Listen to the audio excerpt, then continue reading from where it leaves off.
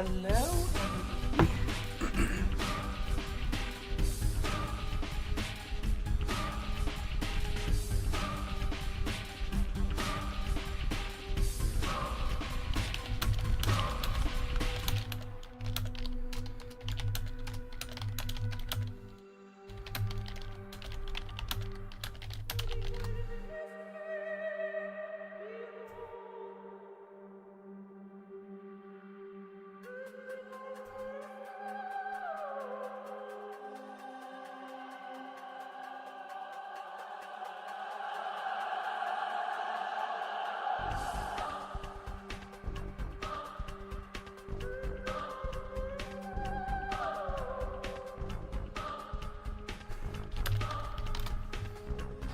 Okay, sorry. I'm actually ready now.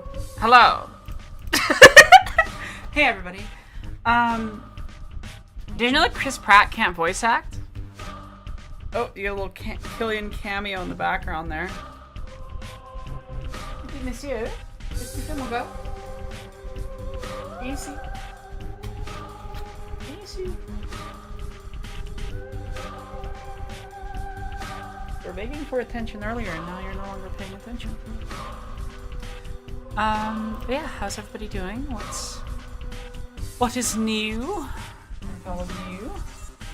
Let me know if the game is too loud when I start getting into the actual game, because the opening menu is always like so loud. I think I need to change my DPI thing.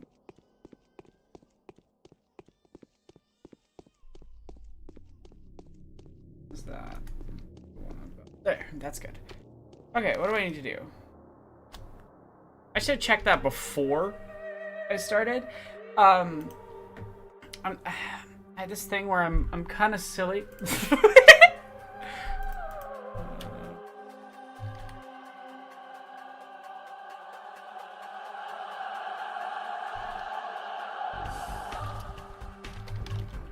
And forget to do basic things like making sure I know what the fuck I'm doing. I'm gonna go check my notes. It's Pathologic's a game where you need notes. Okay, read the passage.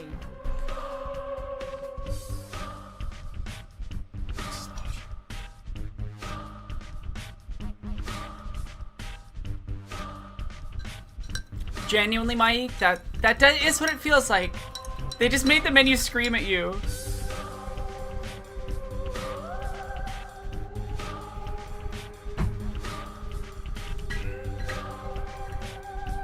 I hope it is Trans Woman Talks. I hope it is. Okay.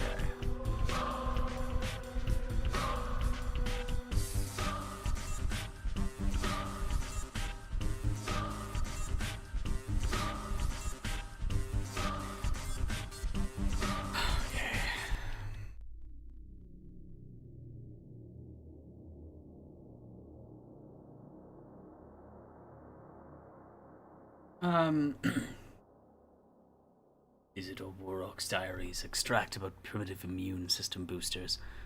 When concocted in the right proportion, Twirine extracts offers some kind of protection. I'm now able to outline the basic logic of how these compounds should be prepared. If only the worms did not obstruct my work. However, here's a few important results I have accomplished. Bunch of things. The earth gives birth to both herbs and plague. Beneath the ground, roots bind what is then released by sunlight seeds. Whenever nature enforces its will upon us, we must take heed to seek the will. Whoever says we should submit is unwise. I need to go check what Daniel's voice is right now. I'm really unprepared. I should have had these things prepped. Here we go. Oh.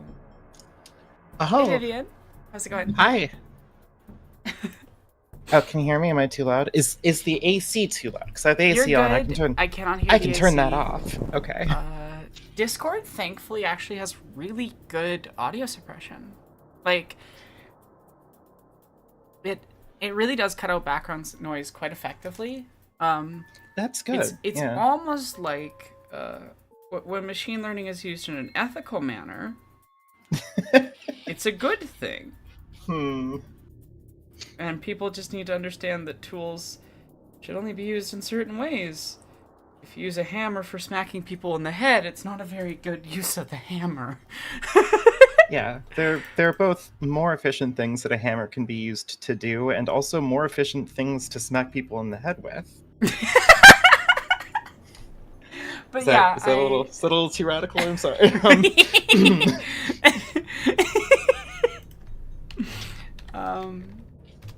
I don't condone violence.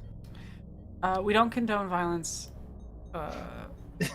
but neither do we pretend like it isn't made necessary by ruling classes at times. Yeah. I'm, what's that one quote? A famous person once said, what is it? I hate deception, but if we ourselves are deceived, then our hands are no longer tied. Something like that. It's been a while. I think it might have been Clara Pathologic that said that.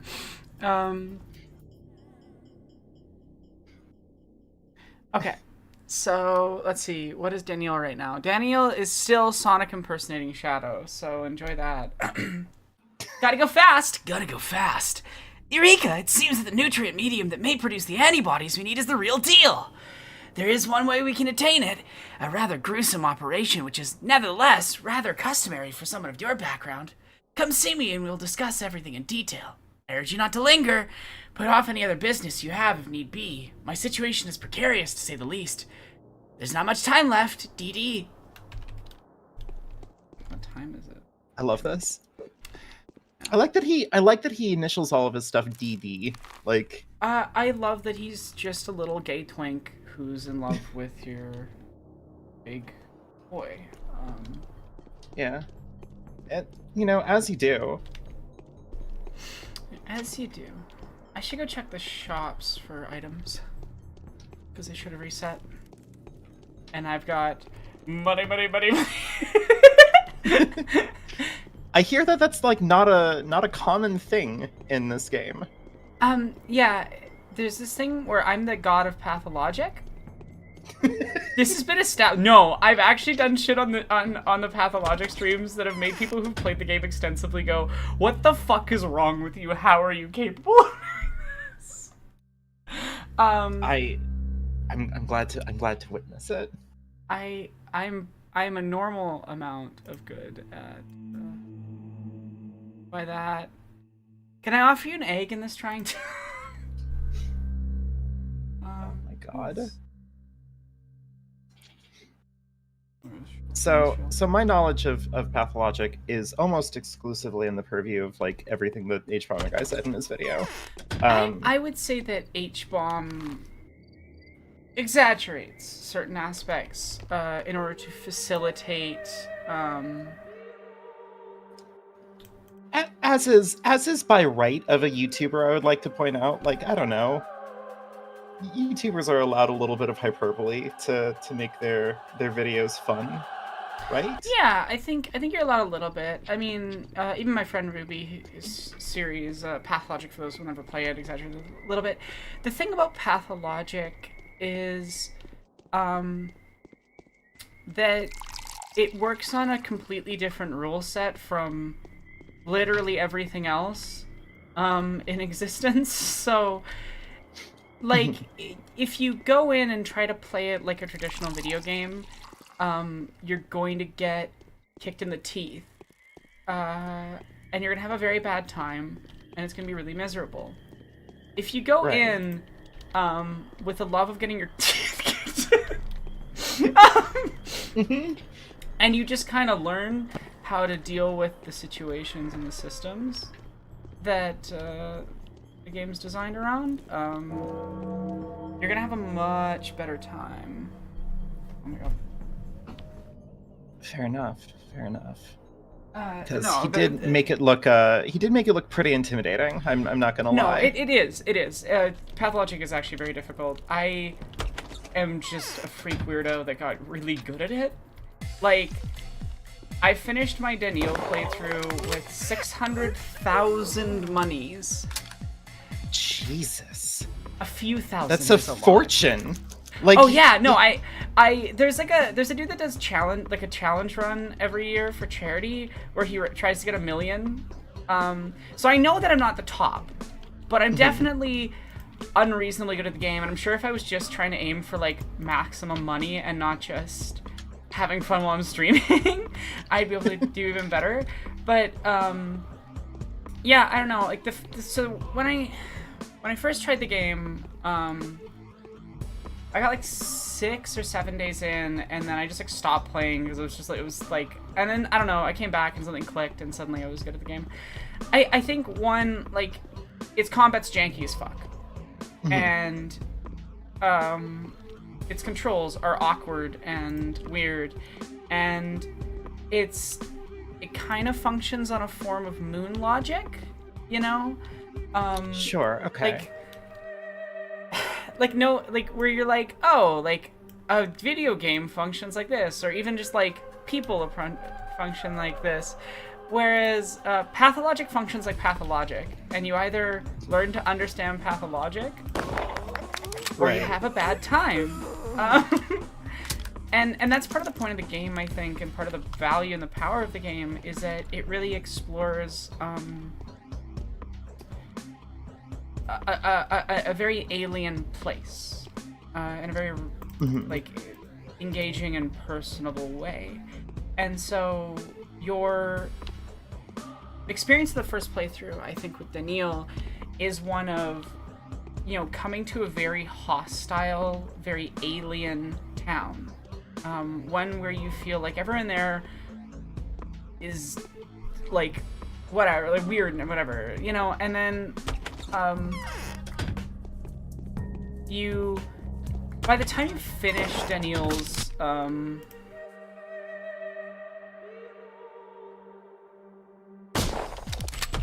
oops, I messed up.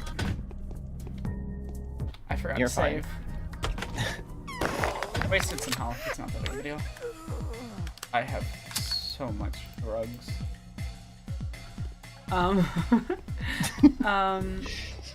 I love video games that just kind of make you say without wild thinking, shit say out just loud. some of the weirdest things. Oh Yeah. no! Me running down the streets in Pathologic being like, "Small child, do you have bullets? I need drugs from you." So I'll give you these nuts for some drugs, please. yes, literally. The power of the nut compels you. I'm not even kidding. Marble Nest nuts become like really plot relevant as mystical objects. This is I'm dead serious. I believe it. At this point in time, I believe it. Like, there's come on. there's some line deliveries in Ruby's video about the nuts in Marble Nest that are so funny. I really loved getting to perform in that video as tragedians. I played 2 different tragedians. One was the Clockworker, who had a very weird sort of slow, fast, like, because they manipulate time, sort of cadence to them. It was very I'm glad with like how I kind of worked out a character for them. And then the other one was the, like, you should just face death like directly and stop running away from it tragedian. And I would describe my line delivery for that one as Soldier Boy from The Boys. Huh. And it wasn't intentional. It wasn't something where I was like, I sat down and I was like, oh, I'm gonna make this. It just sort of happened. How much bullets do I have? Yeah, That's incredible. 2. Oh, come on. I didn't say I was gonna. I was gonna say that, like, so one thing that I've noticed from like, so H1's video talks a little bit about the polyhedron being kind of like an impossible geometry thing, but I'm also noticing that, like, there's a deliberate, I don't actually know how to, like, say this very well. There's like a deliberate flimsiness to in like the geometry of everything, like everything in this game. It's just a little bit too like deliberately video gamey. You know what I mean? Like, I can see that argument. I think that comes more from technical limitations at the time, considering Pathologic 2, right? I think yeah, I guess one should always consider when interpreting Pathologic 1, like what Pathologic 2 is in relation to 1, because it's a meta commentary on 1 as much as it is its own separate game. I'm just looking at like the floor on the second floor, the stairs. It all just feels a little bit like this is just what we needed to like get across the impression that this is what we're like what you're working with. But the other thing I find that really compelling. The other thing that's important. Why isn't my gun firing, game? Maybe not. Right now, I'm not in the mood for this. Thank you. I wasted more healing than I should have. Whatever. That's fine. So when we look at like Pathologic 1 and Pathologic in general is you are doing a stage performance, and so I think it's less that it's too video gamey. It's that it's literally like set dressing in a stage play. It's as you say, like it's the bare minimum to evoke a space rather than like literally being a space. And Pathologic is very much about like representational connection and things. There's a lot there that you could read into for sure, but I do think that with Patho 1 in particular, well, some of that I think is intentional design in terms of engaging with that.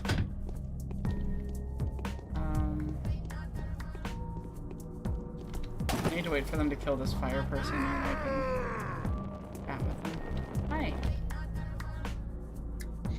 Give me shit. As you do. Give me a bullet.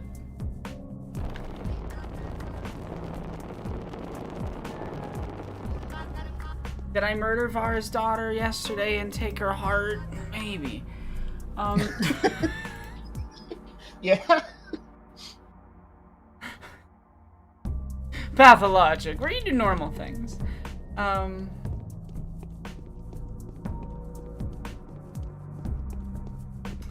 goody. This district's infected. Daniel, goth twink boyfriend. Your district's infected, buddy. Have you busted him out of prison yet, or is that later? No. That's fuck. I'm dead. That's fucked. That's not good. Okay, so for context, red. I forgot that the red ones start appearing on day 6. The red ones you can't move, but I need to run from the rat. So I just need to switch off my gun and punch the rat. Yeah. And then I obviously should be fine. it's so elegant solution. normal sentences. I need to punch the rat in order to avoid the death cloud. Yeah. Come here, baby. I didn't know that they come in like as early as day 6. How many days are there? I thought it was 12. 12 days, so it's functionally at the halfway point. Because day 12 isn't a real day. Leave me alone. Leave me alone. Let me go.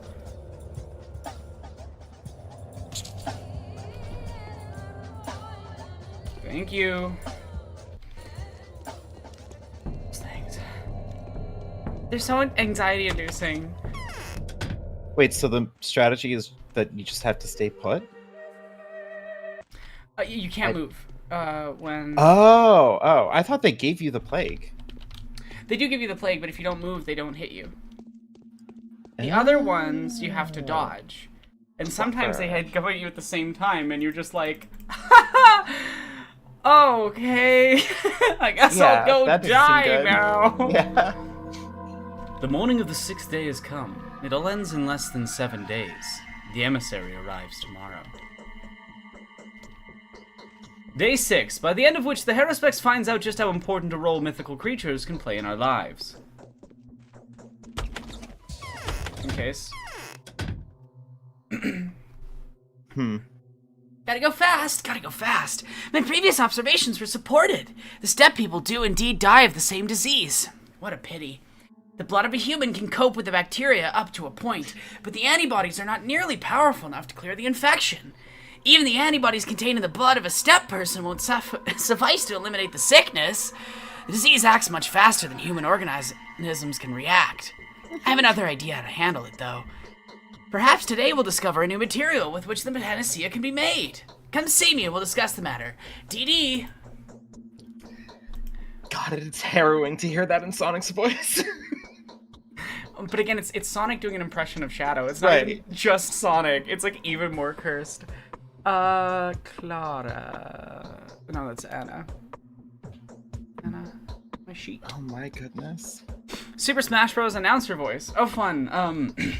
Super Smash Brothers! You must be very angry with the poor singer. So unfair. Regardless of what libel the bachelor's spreading about me, I'm simply too afraid to plot any manner of mischief. There's a lot going on right now. This terrifying child, this angel of death has descended my humble abode. She won't leave. I think she's hiding somewhere in the house at this very moment. The healing saint doesn't look as saintly as she used to. Mario, not a supreme judge, but rather the opposite. She's exhausted, ragged, and worn out. Her clothes are soaking wet as though she's been crying for a week. If this is you she's trying to hide from, then come and take her. I'll hold her at least until the evening. Yours as may be, Anna Angel. That's so cursed. Where's this version of Super Smash Brothers? Super Smash Brothers. I love how it's always like Mario, Kirby, Ganondorf. Link? This is like furtive Link. a little bit. Like, it's a little fruity on the Link for sure. yeah. Which I feel like is adequate for our resident twink. Yeah. Oh, Link. Yesterday's experiments. Also, for context, if you've never been to the Pathologic streams before and you're just getting here, the audience gets to choose the voices I use. There's info. Oh, that makes more sense. Okay, That's why I do weird voices. There's a list. You can select voices. A lot of them are very cursed. We've had all sorts of weird combinations of characters. At some point, I might go through all of the VODs of all of the Patho streams and just put up, like, the Patho story here, as like, voiced by me. I was sitting here like, what visionary am I, like, streaming with right now? What is going on? Yeah, no, I don't just, like, magically pull those things out of nowhere. I definitely, yeah. Incredible. Yeah, it is selected by the audience. So yeah, if you want to select voices, God, that's beautiful. If you want to support the Patreon, the $3 tier, you get all the videos and scripts and everything, and then the $5 one is you get access to the Discord. Yeah. Everyone in chat, go and support Aranok. And do it now. Any tier you get put in the credits for whichever tier you're in. So yeah, support's greatly appreciated because it lets me keep making videos. I decided to stream because I just like literally could not focus on editing anymore for some reason today. I don't know. This video has been tough because I'm taking an editing break. It's so like I just need to imagine anything. You know what I mean? Because it's not like I'm not like it's not like I'm like talking about like this is a piece of media I'm talking about. I'm like talking about concepts. And so it's like think of any piece of media where this occurred. And if your brain isn't like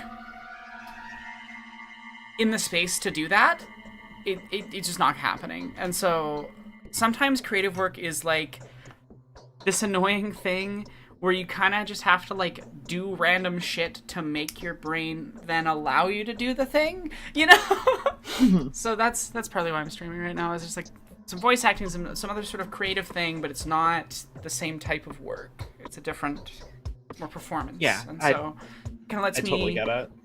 Get my brain into a state where it's going to think about things in that way. Gotta go fast! Yesterday's experiment produced mixed results.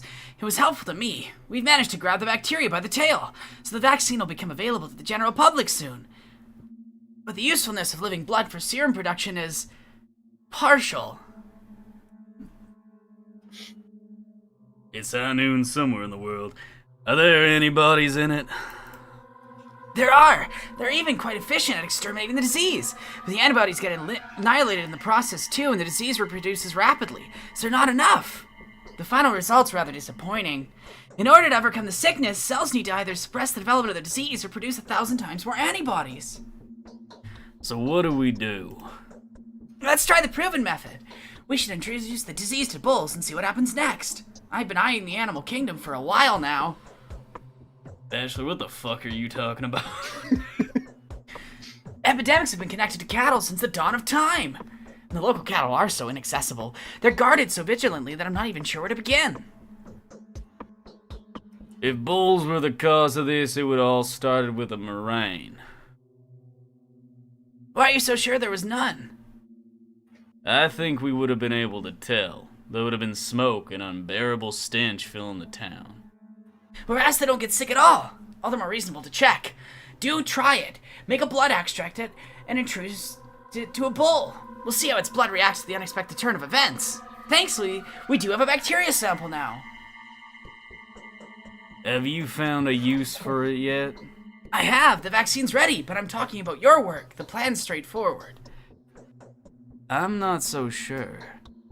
Oh yeah, you can always share my streams, videos, whatever. You're always welcome to share things.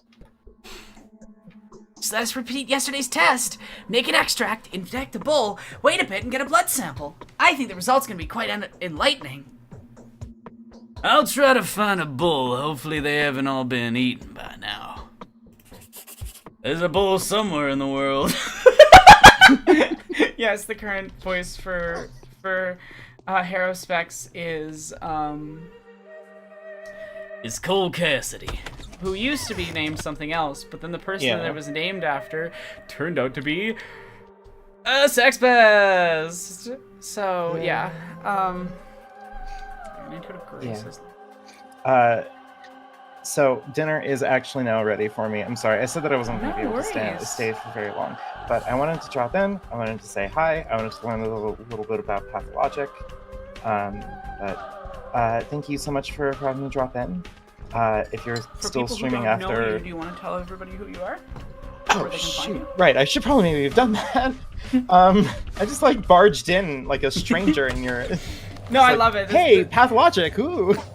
That's not even like that uncommon of a thing with these streams. People just like show up, and it's just like, yes, they're here now. Yeah. Anyway, I'm Vivian Aladrin. I do video essays on YouTube. I stream occasionally on YouTube and Twitch. I mostly do videos about like video games, art criticism. I have one that I'm like avoiding editing right now about the indie band Bright Eyes. And I did a voice for it. And I'm very curious which cursed voice you choose. You've given me like 4 different cursed voices, and like you're testing my faith here. Like I'm trying to figure out like, can I resist the siren call of Jordan Peterson complaining about a Bright Eyes album? Oh my god, I don't know if I can resist that. Like, oh, god damn it. All right. But I love having this effect on people. You also did a voice for one of my videos that was like a couple months ago that has actually become my most watched video of all that's time. Awesome. Yeah. That was the Final Fantasy one, right? Yeah. Okay, good. I'm not misremembering. I really like the Final Fantasy one. Everyone should go watch it. Thank you. It's Thank you so much. It's so funny. I've never played through all of Final Fantasy VII, and I haven't played any of Remake or Rebirth. But I love video essays about them, like very specifically. That interests me, and I just find it kind of funny. Yeah, I totally get that. I hate that the instant I say something like I find it kind of funny, my brain immediately is like, I find it kind of sad. Yeah, of course. Obviously, you gotta sing it like right away. Yeah.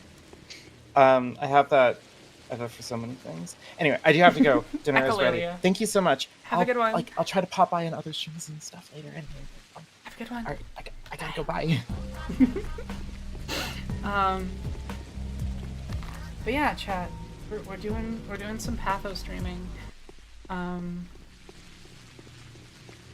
We're on day 6. Things are just going swimmingly. Most of the town's infected. Everyone's dying.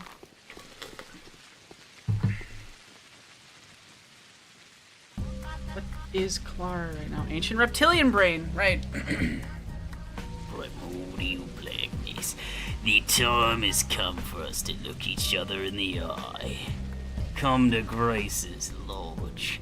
I'll be waiting for you there. It came to my attention that you intend to open up a ball. Curious as to what's inside? Clara. Ancient reptilian voice is a fun one. It's so funny voicing like literal child Clara with the ancient reptilian voice, but I think it kind of works considering she's sort of unnerving. Bite me, rat.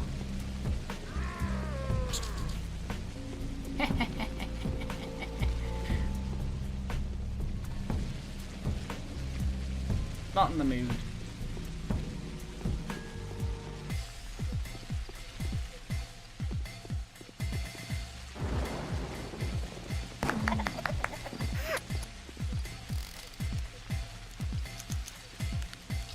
Boom, headshot.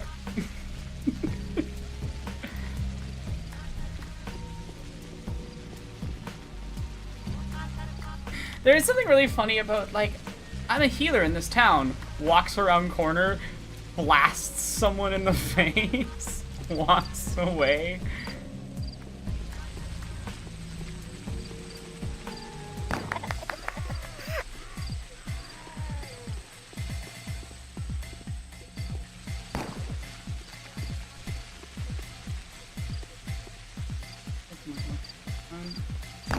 Gotcha.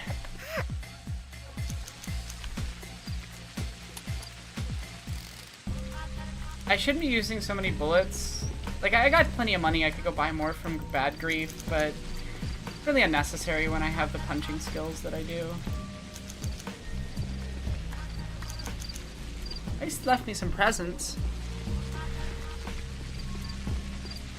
True, Maik, true.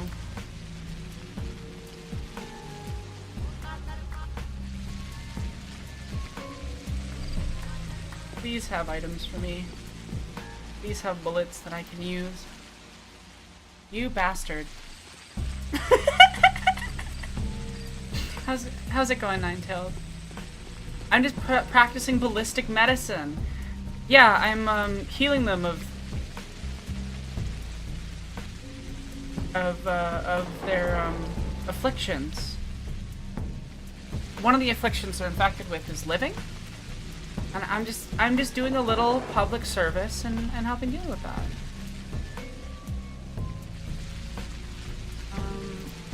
There's no ethical consumption under Pathologic. It's fine. Bad Grief's my friend. He's also currently Alan Rickman voice, so that's fine.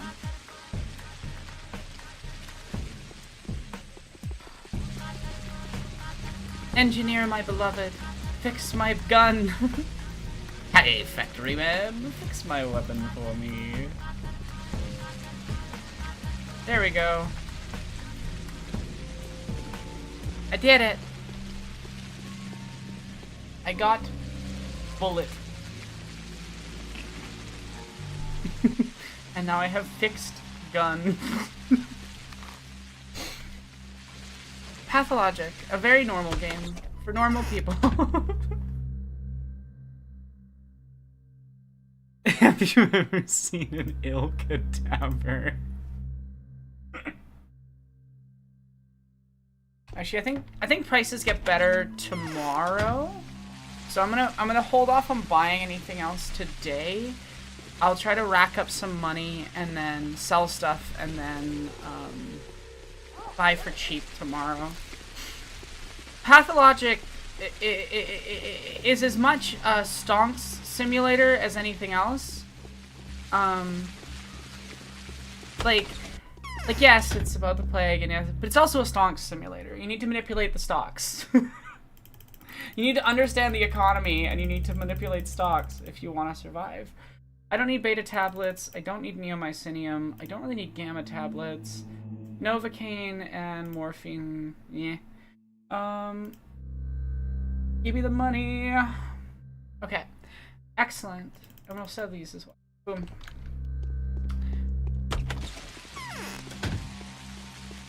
Alan Fickman.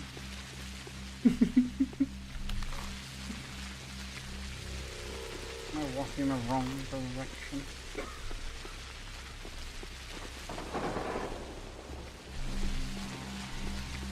Yeah, it's... I love Pathologic. Like, I know it has its issues. It very much has its issues, especially in how it handles certain groups. And, hi, Clara. Why are you standing like that? Are you the changeling? What? Who are you? I'm Artemis Burok. Oh, I know. You're that terrible killer everyone's been after these days. Mario, the Ripper. That's who you are, right? No, I'm not a Ripper. I have this flush. My cheeks are burning, aren't they? Super Smash Brothers, I'm as scared of you after all. And what's this girl doing here? Shh. See how shabby she is? So it wasn't you who made her so anxious, was it? She deserves it, though. She deserves nothing but gloating. Why is that? That's because the girl must have given someone a hard time recently. She has a funny talent. She can look into people's souls and turn them inside out. Seems like someone did the same to her. Hey, could it be there's two of them, and one of them's found the other, or maybe she's just looked into a mirror? Into a mirror? No, of course she hasn't even come close to a mirror. Otherwise, she'd have seen what she looks like and tidied herself up. Should I get her some mascara, maybe? She looks ugly as sin. Way to say this like Super Smash Brothers announcer voice is so weird. Someone pay for Anna Angel to be something else, please.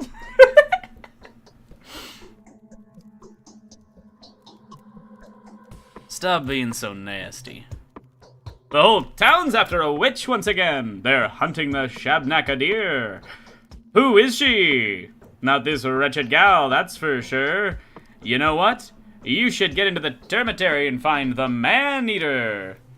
He's a man-eater. For your love.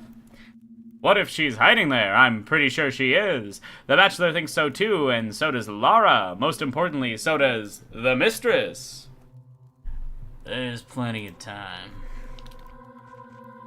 However astute, you are unable to fathom the extent of the evil you're doing. You blackness, oh whoa, oh whoa. Woe is me. Is it possible that even the deceitful creatures, the evil darksiders, those who are always seeking to provide a disservice to a man, is it possible that even they've turned their backs on me?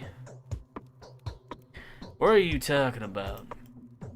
I've had a disagreement with the Rat Prophet, and so he's hiding from me now, telling me nothing, and I need to hear a few words from him about me. Now that I'm persecuted and hated, I need it more than ever. What is my fortune? What's to become of me? Why have I come to this world?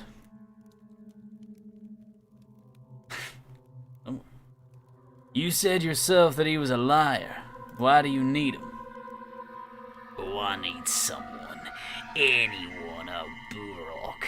I've helped you, haven't I? You've made another step towards making your panacea, haven't you? Could you help me out too? Do me a favor in return. What do you want? Let's outsmart him. Go see him as though on your own. He won't say no to you. Pretend to hate me and ask him about my fortune. What happens to me tomorrow? But most importantly, who am I? Why have I come to this world? Got that? Will you help me? I don't even know where to find them. He lives in the theater, or even inside it. Brock, Haruspex, sir. Please be kind. Please get to him. Oh, if only you knew how I suffer. I'm lonely and in pain. Alright, I'll ask him. Weird. Weird conversation that was.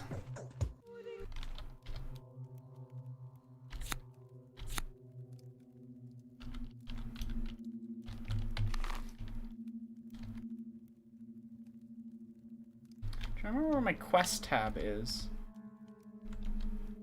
Q, okay, Clara's desperate, cool. So we get that quest started properly.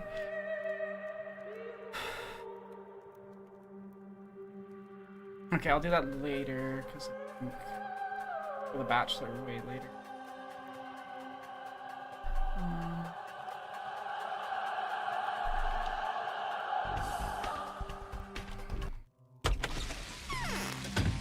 Patho is like 90% pathfinding, 10% getting your ass kicked and figuring out stonks. How's it going, Digital Leaf? Good afternoon. And also, hello, Chandler, and I think there's a few other people that I missed coming in chat, but I hope you're all doing well. And, yeah, welcome back to Pathologic streams. My goal is to hopefully get Haruspex done before my birthday, because I want to do a big Changeling Route birthday stream. Probably over a couple of days, maybe 3 days, maybe 8 hours.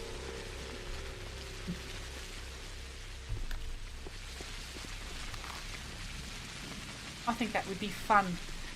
Just a little way of trying to raise up some funds so I can focus on creating a bit. Be nice.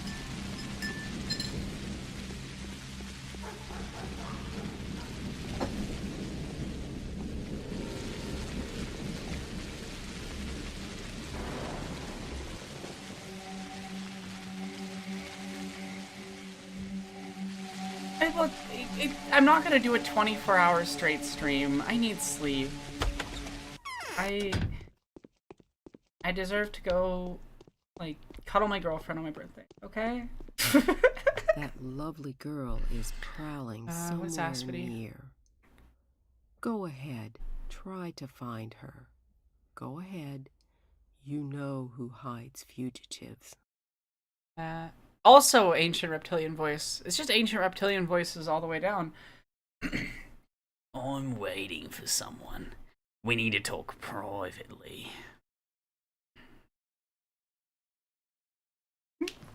Content creators are personalized? Preposterous! You must exist for the audience now. I think I know who the visitor is. Pins are sticking out. Oh, I'm doing the wrong.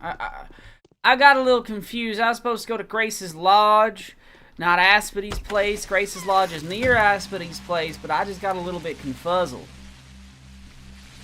I love the word confuzzled. It's so fun. I want to specify I'm not trying to make fun of that accent. I just like genuinely like how it sounds. I want to be clear about that.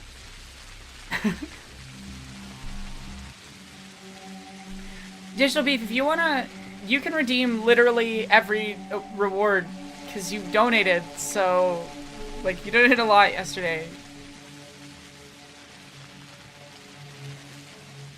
How have I been? I'm good.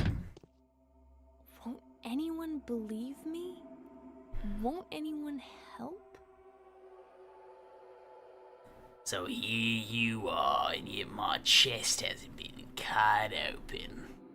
Would you rather just turn me in?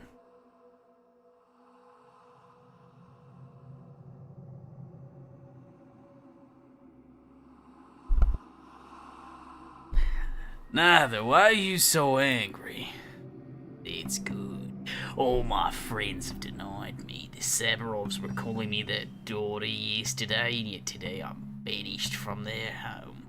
So what do you say? What are you selling? What are you buying? It's kind of turned into that voice unless, like... Ancient, primordial blackness. Is this why you wanted to see me?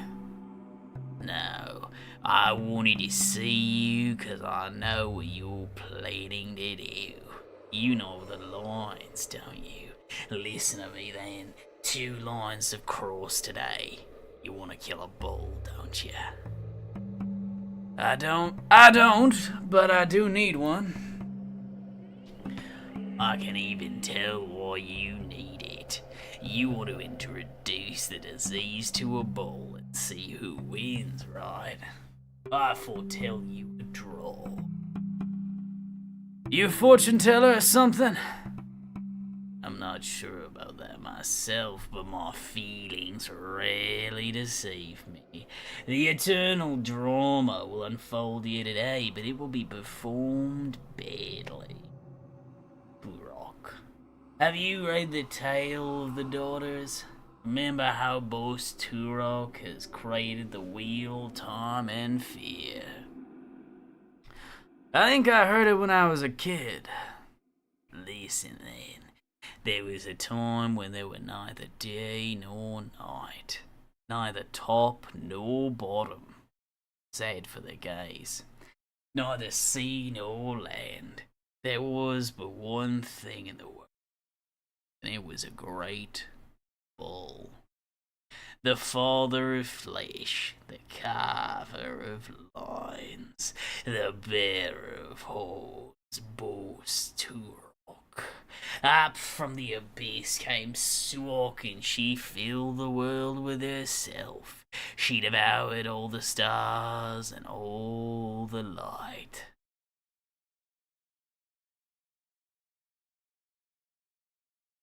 And who was she, this Suok? Oh, don't interrupt. And she devoured the sunlight. Neither fire nor water could harm Suok. Neither old age, nor the abyss itself. It was darkness then, primordial darkness. Boss Turok, the great bull, had frozen in the darkness, his cry strong enough to pierce it, but it couldn't pierce Suok. She spread herself further, and there was darkness once again. Well, that's uncannily familiar. And so Boss Turok, in his despair, opened his mouth horizon to horizon, started devouring Suok. Oh, how she struggled trying to flee back to the abyss, and yet she came to be devoured by Boss Turok, bit by bit. To this day, she's inside of him, trying in vain to consume him from within his tight embrace. That's some story. Intriguing, huh? There's more to it. Oh, please, no beef, please. Okay. I will change it.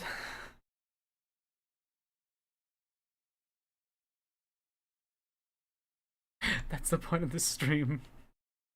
Hurting me with voices.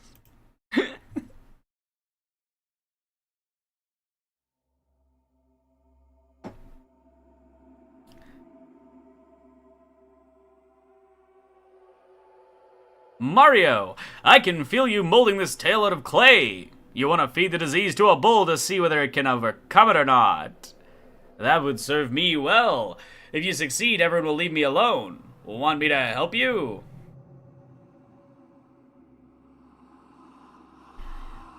Fine. Cold case today, fine. Then your way lies to the short block of the termitary. A very important person will be waiting for you there. She's the Mother Superior, the focus of the kin's life and will. It's only she and no one else who's in charge of the termitary these days. If you two manage to get along, she'll give you a bull. So you had the shore block. That's the wrong accent. See you at the shore block then. John Mulaney is vetoed for the day. 6.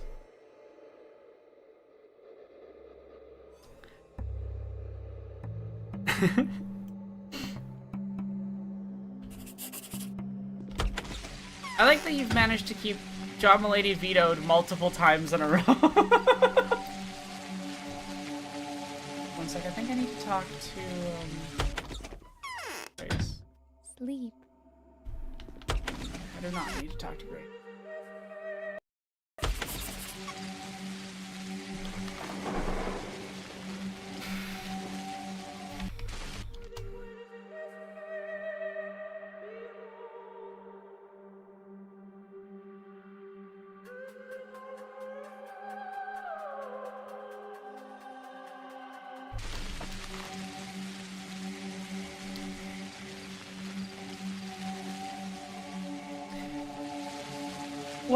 What Fallout New Vegas achievements a Mad Max reference?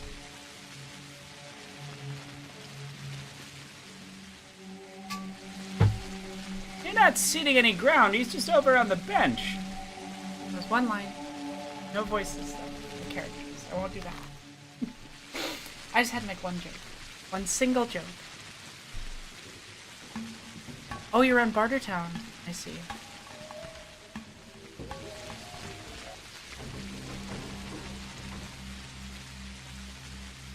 That makes sense. I don't remember the early Mad Max movies very well, because I saw them when I was like a teenager with my dad.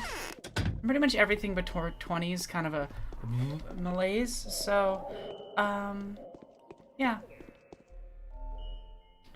Dumping my Twirino.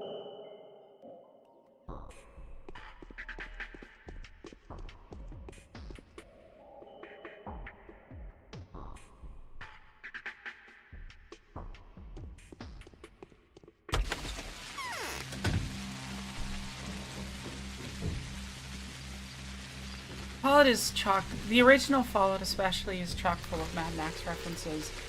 Like dog meat is a Mad Max reference, right? And it's interesting how all of these things that have become iconic, quote unquote, symbols of Fallout are so heavily pulled from like past works of art that were less popular.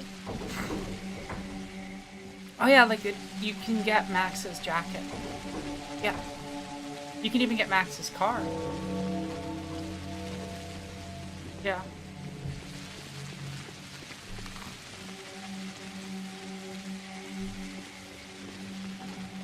And to be clear, I don't think that's a bad thing. It's influence, and influence is good. I think wearing influences on your sleeve and showing love for the art that has affected you, inspired you, and guided how you developed as an artist is a good thing. I think a lot of people are very hesitant to engage with discussing, you know, what art influenced them and what art they connect to.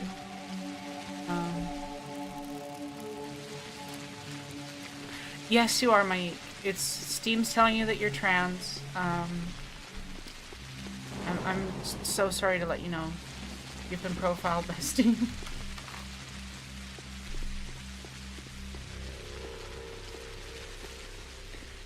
I do find it really funny that Fallout New Vegas became like a meme symbol of trans people.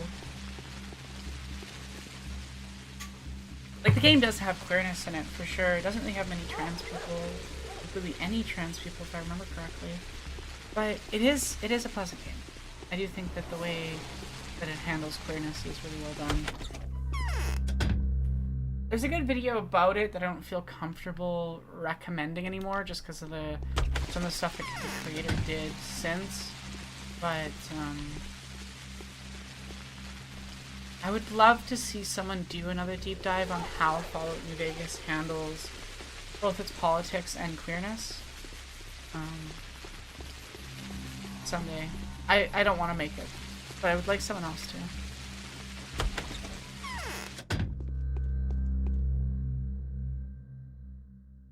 Fallout New Vegas is alright. it's better than the rest of the first-person Fallouts by a large margin, writing-wise. Most of its big problems are just a result of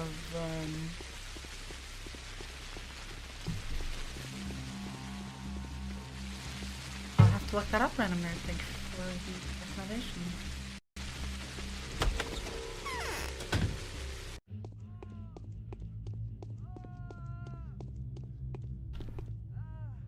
This isn't the correct block.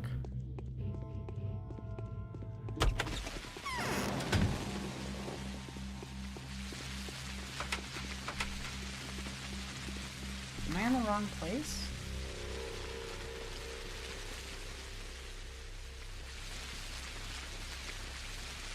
Do I have to go? Oh. It's like I'm having a moment where I'm like forgetting if it was a basic element of.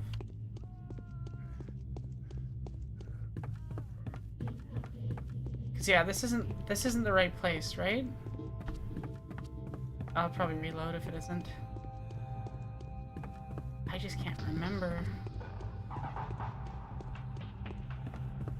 Because this doesn't look right to me.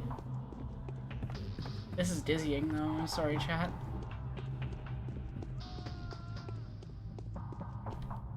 Oh! This is the right place. Does Taya have a voice? Taya does not have a voice. So chat, if you want to donate to get a voice for the character, that would be cool. Oh, I forgot to say earlier, if we hit 60%, I will show you a little bit of the preliminary edit of the intro to the new video. It's very much incomplete. Like, the green screen isn't done pretty much at all.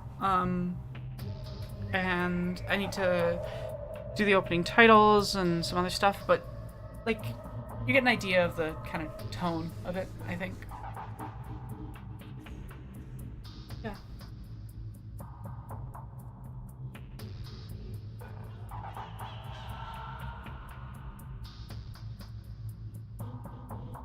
Like I'm thinking of the other block, because the other block is where you go as Daniil to talk to Taya, right? She's in that one room, like you have the big wide block. It's the one where people were selling fake panacea out of.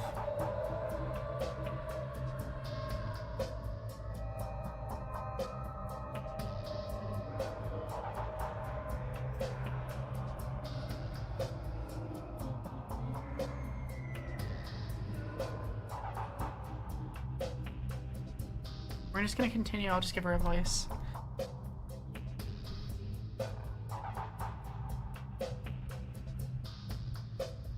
It's so nice of you to come at this hour, Warden. Got any vitamins? Vitamins? The yellow pills, they burn your liver but protect from the disease. Haven't you heard? You can go away to start these smart things. I've heard of them. I need 50 vitamin pills. Precisely 50. 5 times 10. If so, that's that those who are planning to go inside don't get infected. Then you shall fall into my graces. I need a bowl, Mother. I don't have a bowl right now. They've taken all my lovely cows away from me. The white, the silver, the red-eared, the black-eyed, the tender. They've taken all my bowls away from me. The steel-horn, the copper, and stone, and jasper hooved. But I can tell you where to get another bowl. If I get you vitamins, you'll grant me a bowl then, yeah? Right. I'll show you where this bowl's bellowing. Just the kind you need. His side step. His forehead marked with a star. His coat plated. Its horns so far apart that 4 O'Donnells could walk between them. A lovely little bowl. Fine, even 100 pills would be a good deal for such a bowl. I'll never fall ill. Here are your vitamins, precisely 50 pills. Then let's go, all of you. Come quick. Just look how much time we've lost. As for you, Warden, listen to me. When you come out of here, go past the long block straight to the abattoir, cut through the town, then walk in the step, then along the abattoir wall to the left. Do you know where the Raggy Barrow is? I think I've seen it. The O'Donnell will bring a bull there. I'll tell the worms to obey you. Prove to them that you are who you, and the bulls are yours. Do with him what you will. How do I prove to them that I'm me? I'll ask you simple questions. Who knows? What if you don't know how to handle bulls at all? What if you upset him or hurt him? No, a test is required. Wouldn't they believe me with unnecessary questions? Tell me that you've tested me already. No way. Nobody believes you. Perhaps not.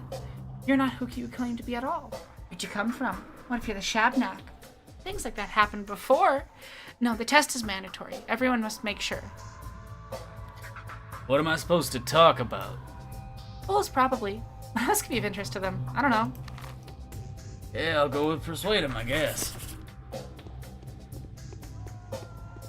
Here, child.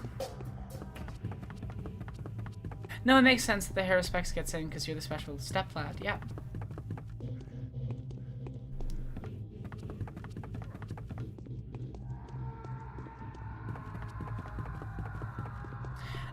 Today's stream's definitely gonna be shorter than yesterday because I'm feeling a little busy.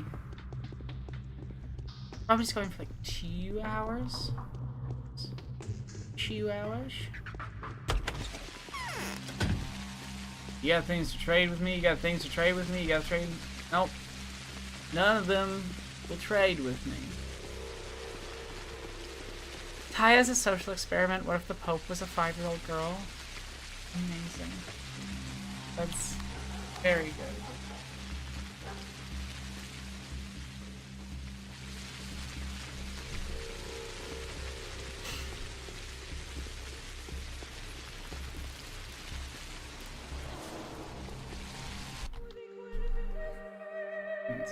Miss some.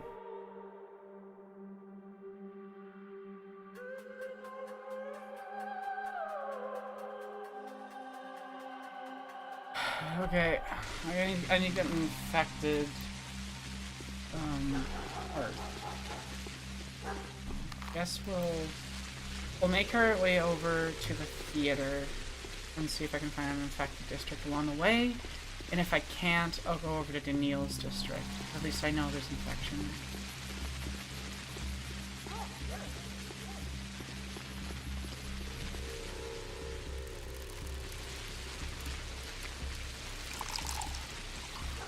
I do have to say, the Haruspex has way more inventory management shit.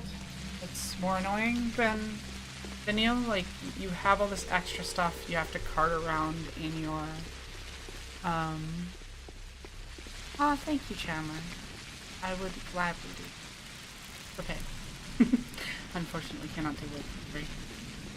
Not at this time, anyway. Probably not anytime soon.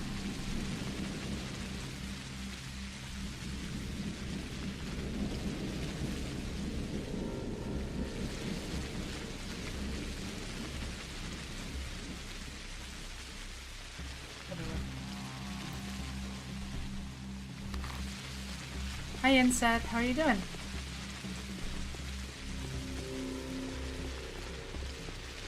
Yeah, I think... I've completely lost... Well, I was saying something and now I'm just like... blank. I'm gonna go shoot an infected person in the head for organs. A normal thing to say. It's Pathologic. It's a normal game.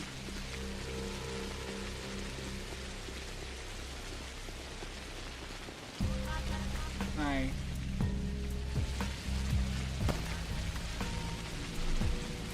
How am I? I'm alright.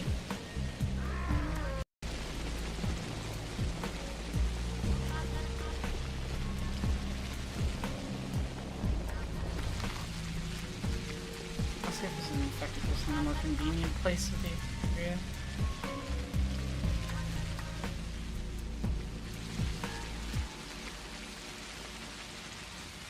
I missed it.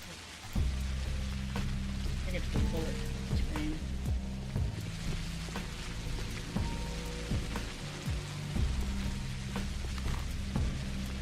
Genuinely, if you want to break this game's economy, the instant that there's not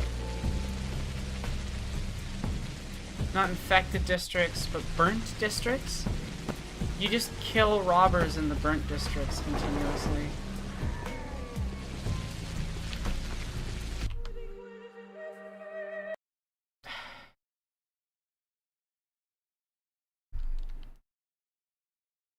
That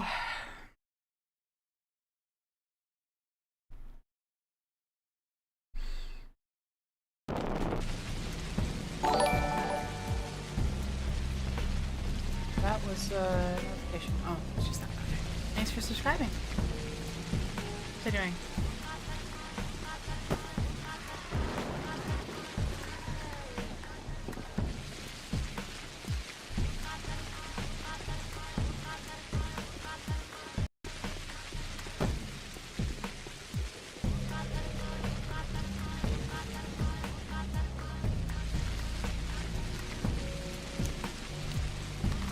I feel like it's more thematically resonant to use the infected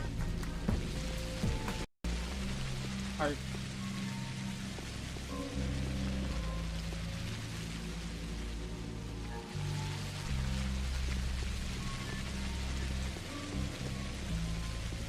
Small child, come back. I want to see if you have bullets. I don't want to use a bullet on you. I don't want to use a bullet on you. Oh, let's see if I can dodge into attack. Click it. God, I'm so good at this game. Stop running away! I need your bullets. Please. Oh, you can't talk to me because you're running away. I love how the guards are like, don't kill infected people. Meanwhile, runs around murdering every infected person they can see. That's good to know, Mike. I like that they changed that. Okay, what was I doing?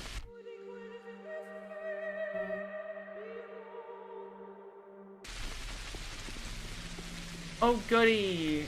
I'm about to enter an area that is, full of infection clowns. What fun! I'm guessing this is the sewers right here. Okay.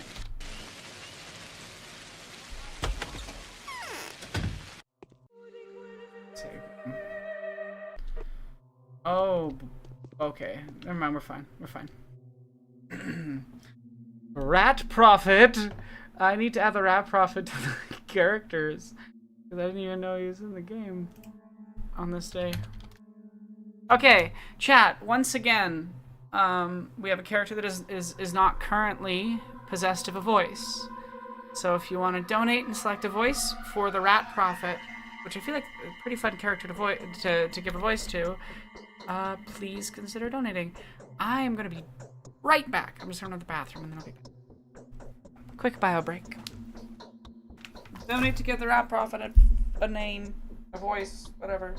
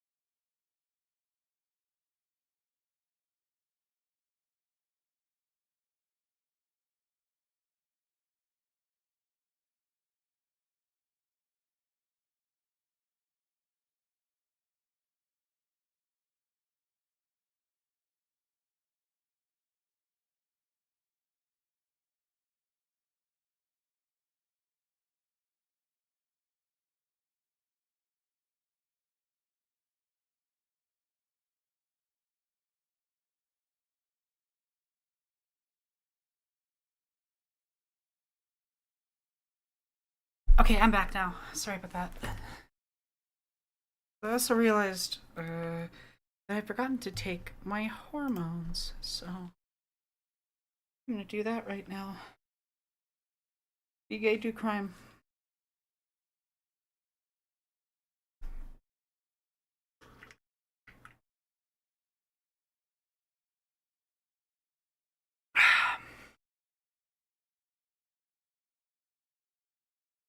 We love HRT in this house.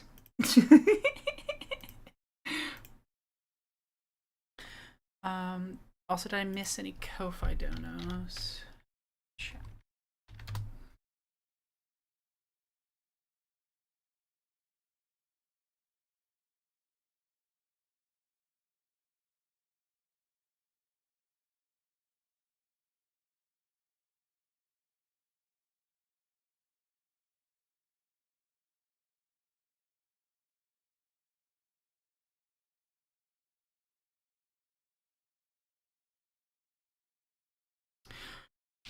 Oh, totally defocused for a second there. Okay.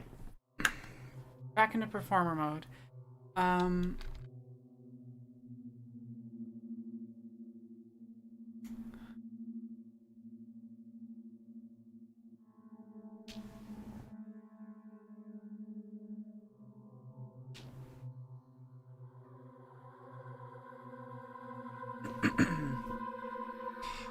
Did you come to listen to your father? He won't talk to you. You've displeased him. And I cannot summon him. That's not within my power. I've come to ask you about someone else's fortune. Well, go ahead. There's no harm in asking. There's a girl in this town, Clara. Tell me, who is she? Why'd she come to this world? What's to become of her? Oh, I see. So she who sent you here. Her fault. She should have known it's no good trying to force the development of the plot. I'll tell you who she is. She is, as a matter of fact, the disease. A sand plague personified. I don't believe you. Ha! What heads up? She doesn't know it. And so she performs miracles, branding herself a miracle maker, because believes that she is one. She's got great power in her. Everything she believes in comes true. And so she'll forget how to do it as soon as she learns the truth. That's why I'm doing my best to avoid her. You lie, you schemer. Whatever. I'm not the one coming here and asking questions. You've asked, and so I've answered. Like I'm some kind of fortune teller. Whoever has eyes, let them see. Whoever has ears, let them hear. Whoever has the heart, let them make a choice. Leave me alone. Farewell.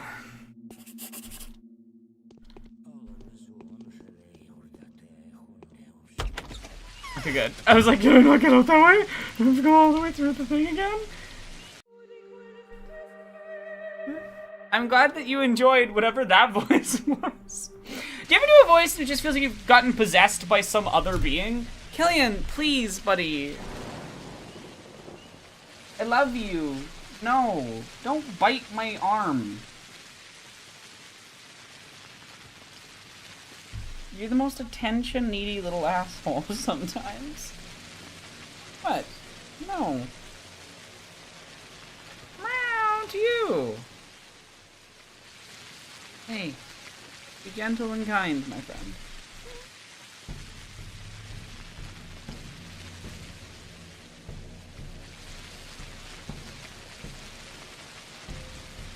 Yes, you do.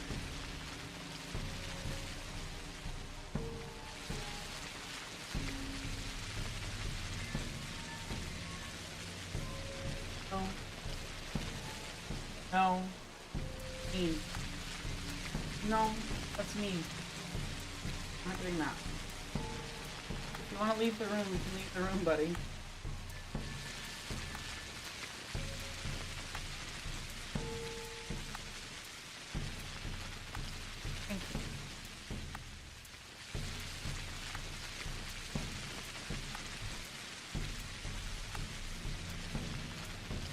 Killian.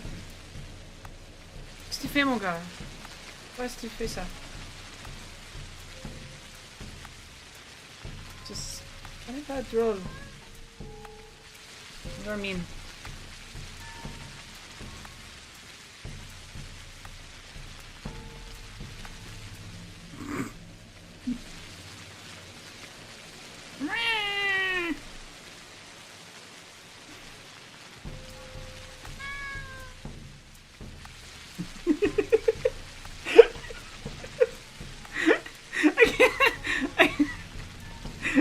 He's like, those hands are for playing with me, mother, not for playing game.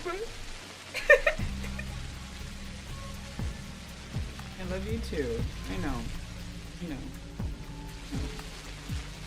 Hey, bean bites, dental only. Hey, dental only.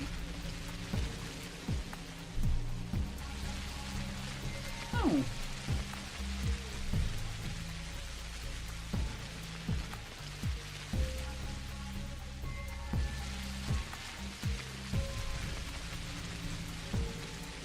Hi.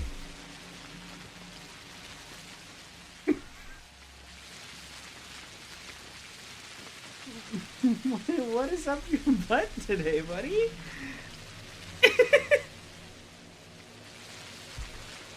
Oh, cool, Lewis.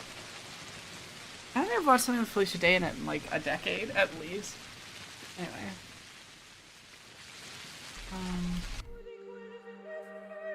Killian, je t'aime beaucoup, mais pas ça. Je t'aime pas ça. Ennuyant. I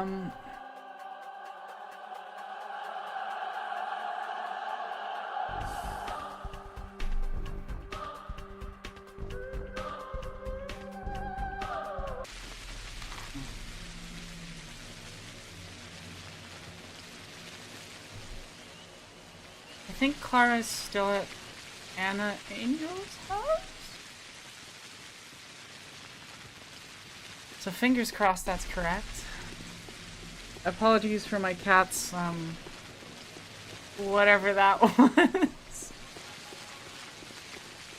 I just feel bad if I'm doing work or whatever and I can't give him the attention he wants, but also, like, I can't literally be giving him attention the majority of the day. That's what he would like, and it's, you know, it's a nice thought, Killian, but, oh, man.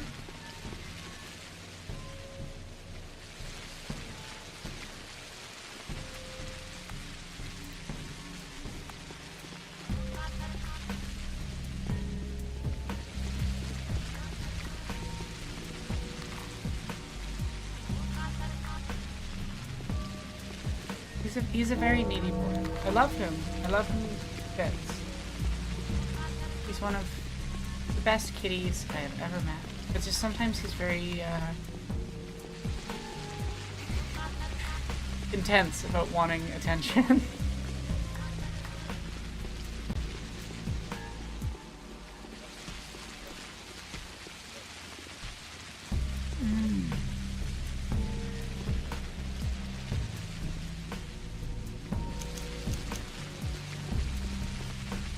Cops stole my cow.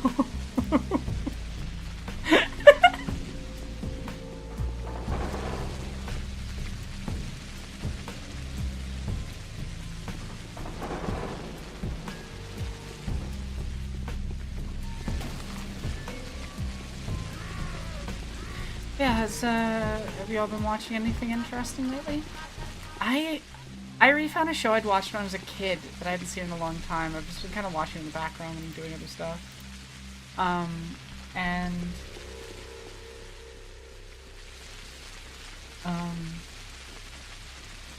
It's called Sanctuary. It's got Amanda Tapping, who was in Stargate SG-1. And it's just so weird and Canadian. I love, it's like cheesy, weird green screen sets and stuff. It's such a strange show.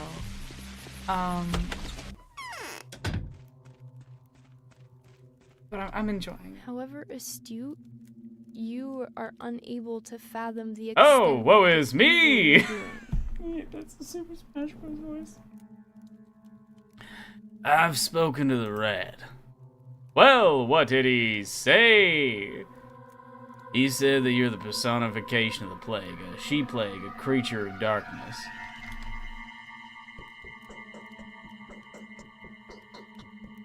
You're a supernatural being, Clara. You serve the forces of good.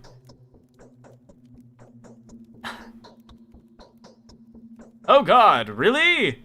Are you telling the truth? Could he have lied to you? I've told you everything I plan to.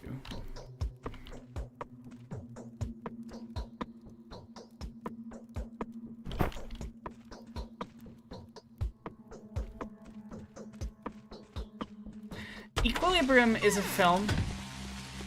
Equilibrium's what happens if cisheads don't understand the Matrix but want to remake it. That's how I would describe Equilibrium. It is a fascinatingly weird film. But it does have some really fun action sequences in it.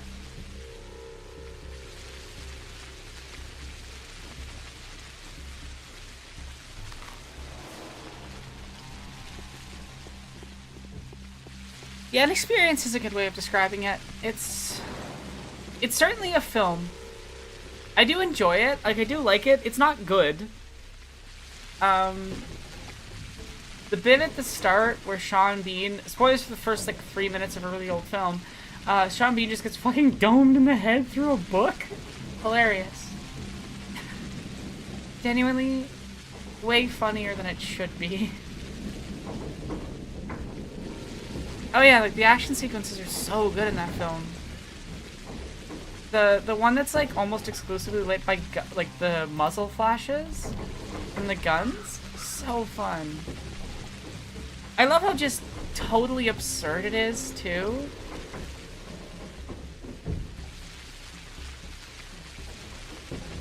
Yeah.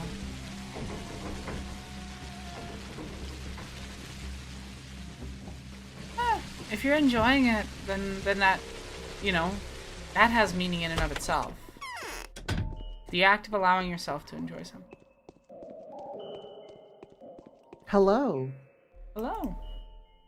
How are you? I just booked my flight and hotel for LA. Hey. Yeah. Bit more than I was I was bargaining for, but you know, in for a penny, in for a pound, as they say. Mm-hmm. That's okay. It'll be a fun time. It'll be worth it. It'll be worth it. These streams are interesting to nap to, I bet, Parvati. I bet. Wow. Parvati, sorry, I mispronounced that. I have a little bit dyslexic. Sometimes the letters jumble. I apologize. I fully saw an R that was not there.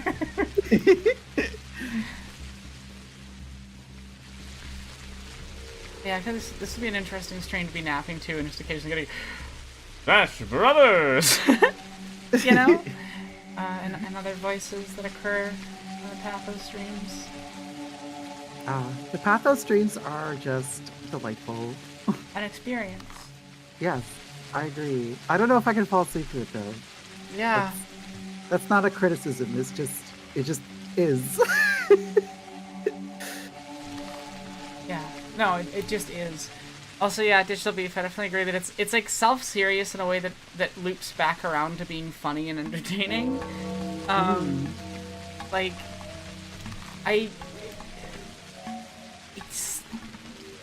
Equilibrium is just such a strange film. Oh, I haven't even heard of that one.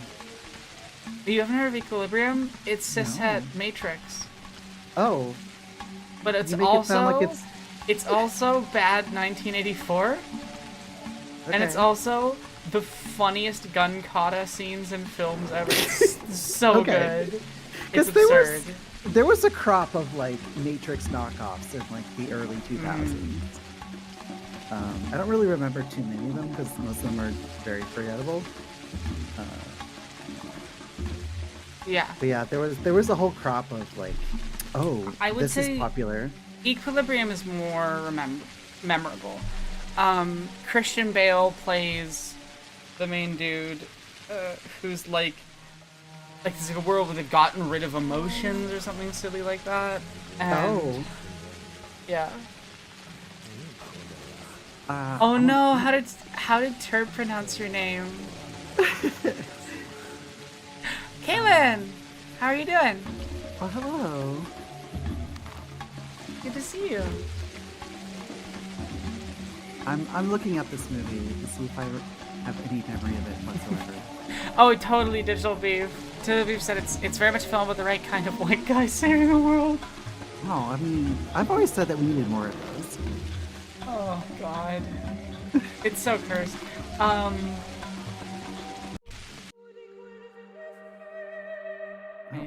Wow, I'm looking at the poster, and it's just, it really is a Matrix knockoff. No, like it is like if a cishet person poorly understood the Matrix and 1984, lobbed them together, missed the community aspect. Total Recall is not cishet Matrix. Total Recall is homoerotic. I will hear no disparagement of Total Recall. And one it of the wasn't greatest films ever made. And Total Recall is not the Matrix before the Matrix. Total Recall is its own thing. It's its own category. Yes. My hair looks. Oh, thank you. I'm glad you like it. Kaylin, you're welcome to come hang on Voice if you want. Message me on Discord if you want to. Really cool if you're busy though. But thank you for stopping by, and I'm glad you like the hair. I like the hair. I think it looks good. I agree. Yeah, actually, I'll show it off a little better.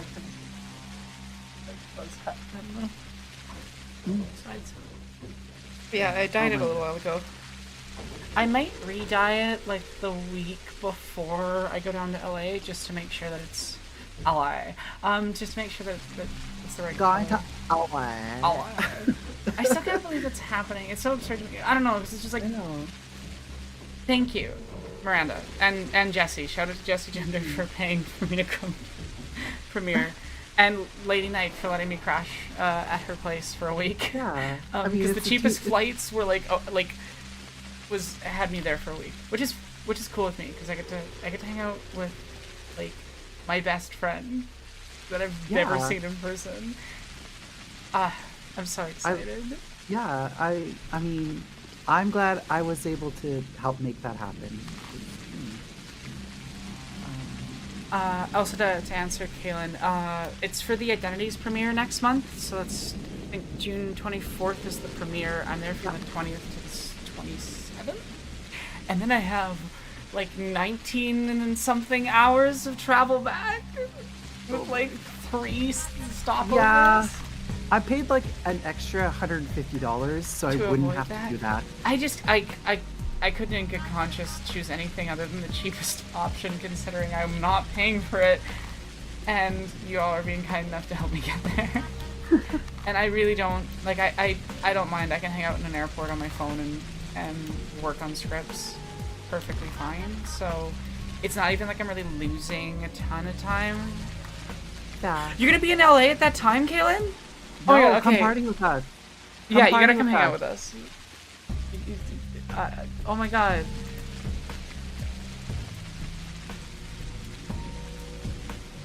Hi, Lady Knights. Yes, everyone give Aranok money. Also, yes, I love Total Recall so much. I think it's easily, I don't know if easily, but it's definitely like my favorite Arnold Schwarzenegger film. I think it's his best performance. I actually think I would agree that I think Arnold Schwarzenegger's performance in Total Recall is a demonstration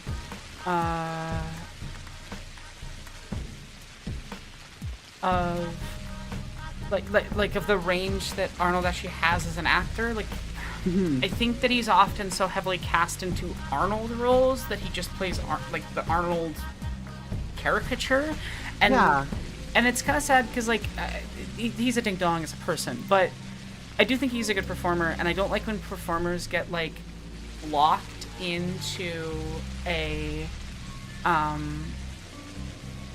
hey, okay,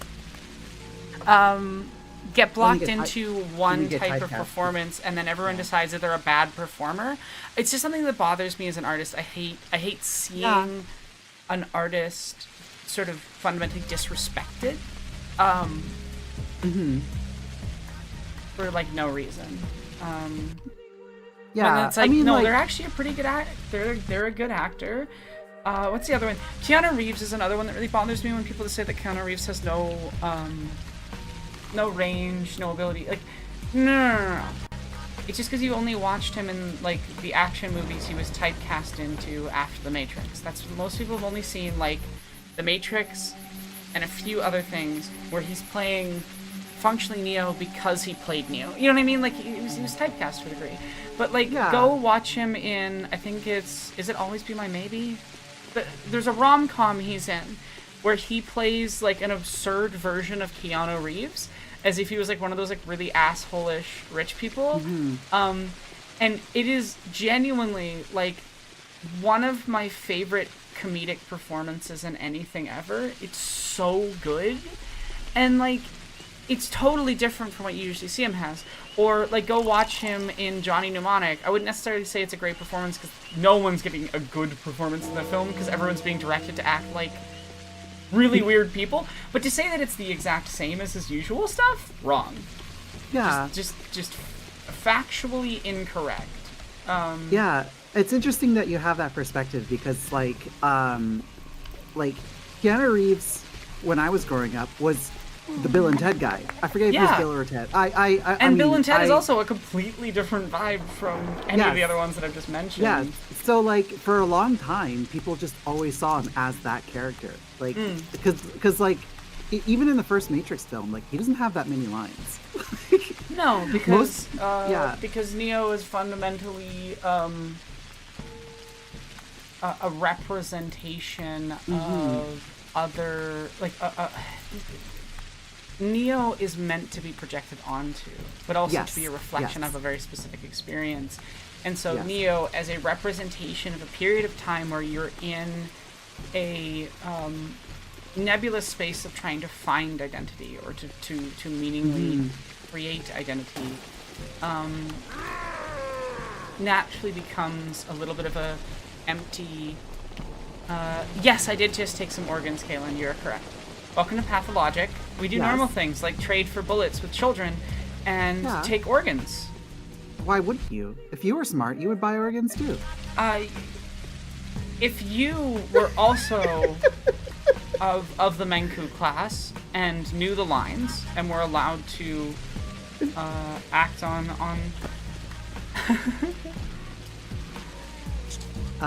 but yeah, I think like people just like they just remember all of Keanu's like bad performances. Not even bad performances, just performances where he doesn't do something more dynamic. Yeah, you know. Yeah. Because like I always think of like Bram Stoker's Dracula, and he's really bad in that movie, but it's not even his fault. I do think he was like, directed to act a certain way, and it did not work. Like, yeah, well, I think he was doing an accent in that film, a really, really horrible accent. But like whenever you see that in a film, the vast majority of the time, it's because the actor isn't given enough time to prepare. Yeah, and they weren't given a good acting coach. And considering what we know of like how much Keanu, like anytime Keanu's doing a new role, like the amount of research that he puts in, the amount of training he puts in, like he's well known for being one of the hardest working actors in Hollywood. Like the stories of like how much he put into getting prepped for The Matrix, like he basically like ingrained himself in enough stuff to, you know, pass off as like having a master's or PhD in philosophy just because of how much research he read all the books. He actually understood simulation and simulacra. He was the only one on the cast that the Wachowskis said like understood the philosophy in depth because he bothered to research it.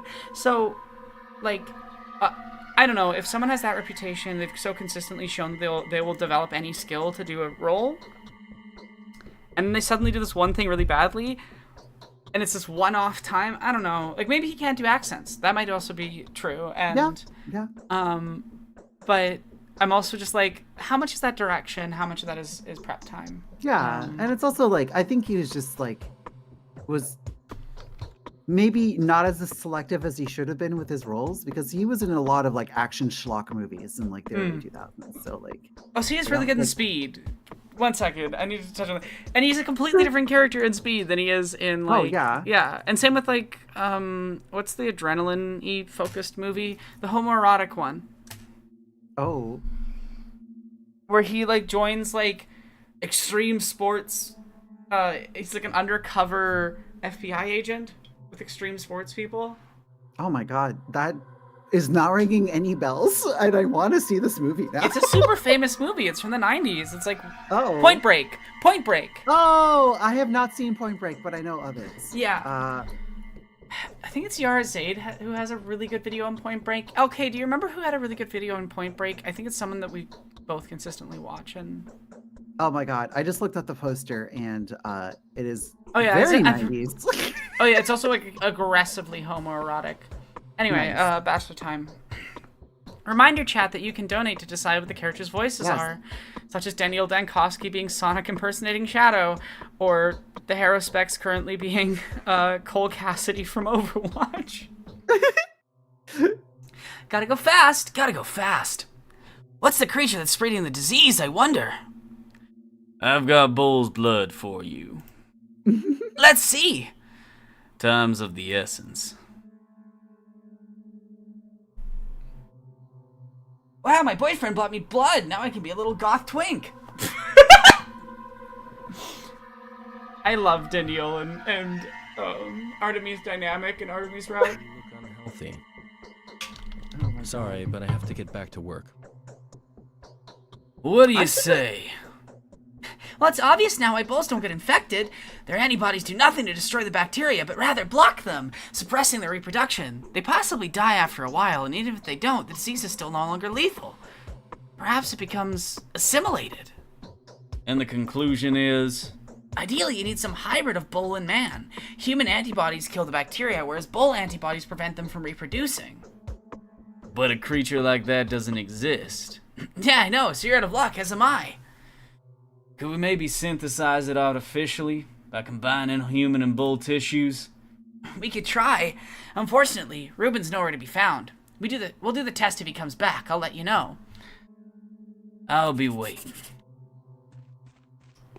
Boom. Day 6, done. It's 2 p.m. and I didn't even start the quests until 7 a.m. God, I'm good at this game. I get to brag about that. It's a really fucking hard game. I mean, most people consider it one of the hardest games of all time, and I'm really good at Wow. it. So I'm gonna toot my horn on that one because I earned it. My only exposure to this game is watching you play. So to me, it looks like an easy game. I'm not a representative. You know that thing that's like the statistic for the average human being, this amount of spiders eaten is inaccurate.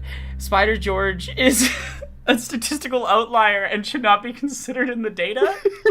I'm Spider's Georg, but for pathologic players. I need to go find Spider's Georg. For context, Spider's Georg is like actually misspelt, like Georg. Okay. I found it. That is an alternate spelling of George. That's like a Russian spelling, I think. Yeah, but it's more funny to call it Georg. Yeah, Georg. Average person eats 3 spiders a year. Factoid, actually just statistical error. Average person eats 0 spiders per year. Spider's Georg, who lives in a cave and eats over 10,000 each day, is an outlier and should not have been counted. Yeah, it's like whenever I see statistics like that, it's like, I want to see the distribution.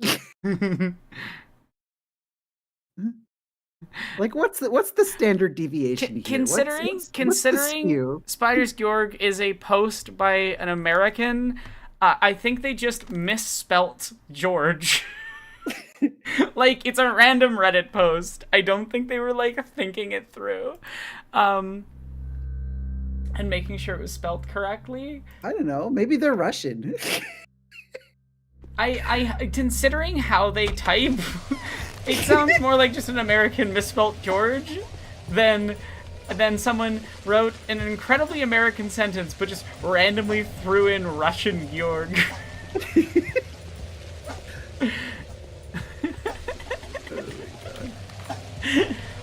I think there's a bonus quest I can do over at Victor's place.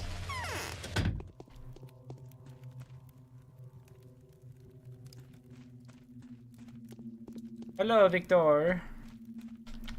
Yes? Victor Kane. Has Artemy Burrock's voice. Go, Oinon. I need to collect the tools. We're alarmed by rumors of an impending act of provocation. Is that perchance what you've come to see me about? No. A procession of the infected was supposed to come to the Cape sometime during the day to pay their respects to the sacred graves. But we've received news that some murderous blackguards, or was probably what they meant to put there, are planning to attack the pilgrims. Have you heard anything about it? No, I haven't heard anything. Hopefully those are merely asinine rumors, Oinon.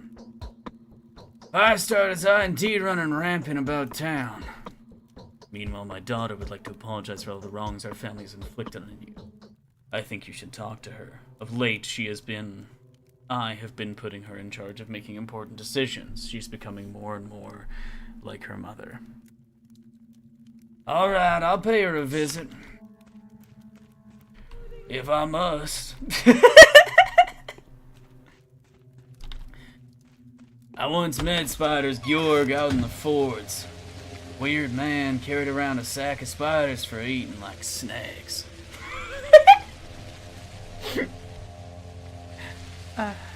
Spider's Georg. Spider's Jorge. Not Spider's Jorge. And then Hello, Maria Catalina Kaina has in your embarrassed me weird more. titty dress. Why did she have a weird titty dress? It's so weird. Oh. It's once you see it, you can't unsee it. It's something that someone else seeing pointed it out to me a now. while ago, Oh and I my was like, God. I can't unsee it. Why does your dress have nipples? Is it like a bat suit? Like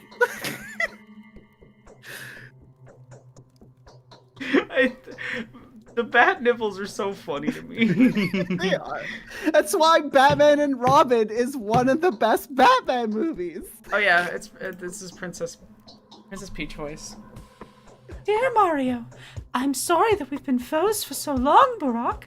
The quiet temper of our family must have been great discomfort to you. I'm happy to hear you admit that. I apologize wholeheartedly. I would much rather prefer peace. I've heard that you've done so many worthy deeds that even the feats of ancient warriors pale in comparison. Are you truly so heroic? In spite of the obstacles you erect in my way. I think I'm having fever heat. Dear Mario, you couldn't have come at a better time. Would you do me a favor? I'm all ears. I've heard an enraged mob was planning to desecrate the mistress's tombs. And, well, you see, I disobeyed Dr. Dankovsky's orders recently and went outside to speak to my mother. The tomb is the one that's closer to the Cape. You must have seen it. I don't get it.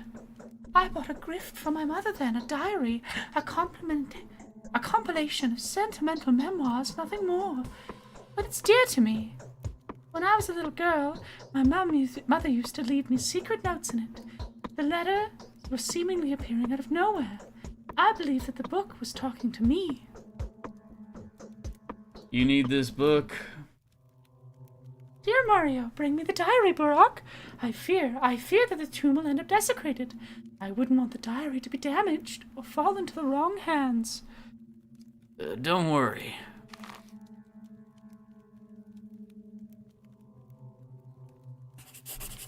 It's Burak. Not Barack. Different names. Though it does sound a little bit like you're saying Barack Obama in Russian accent, so you can understand the confusion. Yeah, I can understand the confusion. the whole time you've been screaming Patho, I hear it as Barak every time. It's Burak. I know it's Barak. Like, I know. Fast enough, I know. It sounds like, yeah. No, it's funny. Also, I want to shout out to Chandler, who's talking about Total Recall, and like I get info dump about Total Recall for a very long time. But they're mentioning that Hank from Breaking Bad is in it. And my favorite scene with him is when like, so he's got like a fucked up face where like half of his face is like, weird. And he goes to Arnold. He's like, "You got a lot of nerve showing your face around here." And Arnold's just like, "Look who's talking." Hey, who's talking? You sounded more like Stallone or something. I'm doing a big fight. Oh boy. You know, I've never seen Lost Boys. The fun thing about playing Pathologic a lot is that you learn tricks like if you enter and exit residences, it despawns enemies. They were gonna come torch me and I would have had to fight a really hard fight and probably died. But I know the lines. Oh. You can't catch me. She can see the Matrix. No, genuinely, me playing Pathologic is comparable to Neo in the Matrix. I am just like, I can see the code. I don't even see the code anymore. I just see despawn zone. I see organs. Also, Lewis, you should play you should watch The Lost Boys. It's a phenomenal film about Did you see gayness anything and weird on your being closeted and shame, and it's Joel Schumacher exploring things at a very specific time in his life in the 80s. It's a lot of like it's metaphor. But it's so there. It's so there, and it's so interesting. It's not necessarily good metaphor, but it is it's compelling. It's also just good film. I should watch that one sometime. Cake at the castle. This better a lean piece than a fat victory. Don't you agree, Barak? This is what I found on the gravestone. Oh, thank you, Barak. You've done me a priceless favor. I can hear what you were talking about earlier. Let me reward you for your work, and for the dangers that you've undoubtedly faced for my sake. Thank you. You pay money. It'd actually be more efficient for me to just go kill a bunch of robbers with my bare hands, but that's more tedious and irritating at times. Mr. Stinky Man, what do you want? Are you gonna come back and scream at me again? He's like, Mother, I want attention. I want to walk by and just show that I'm a little baby. Get the little kiss on your stinky little butt. Kissy in your butt. Well, no, like not actually, but just on his back. It's a little more just like pressing your chin, just a little kitty. No. He's just my little baby boy, a little stinky baby boy. Mm, Why don't you have schmouters? I haven't gotten a single schmouter, and I'm mad about it. No, the cat wants me to give him extra food, despite the fact that he doesn't need extra food. Cats always want food. Mother, you haven't fed me, so you're starving me, Mother. I've never eaten my entire life. Ignore that I've literally gotten a little bigger. It's fine. I've never eaten, ever. Never.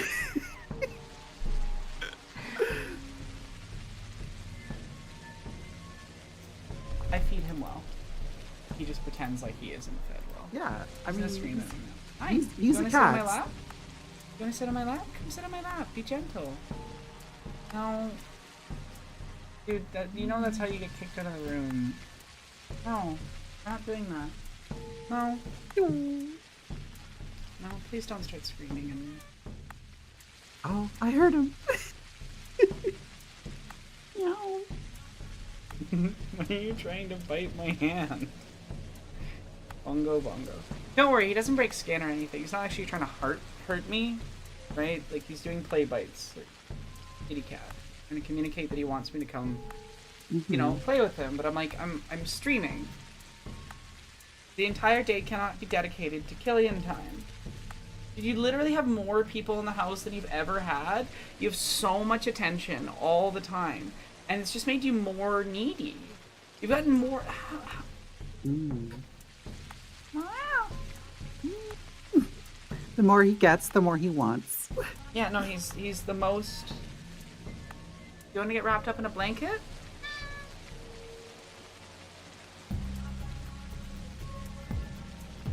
What are you doing, buddy?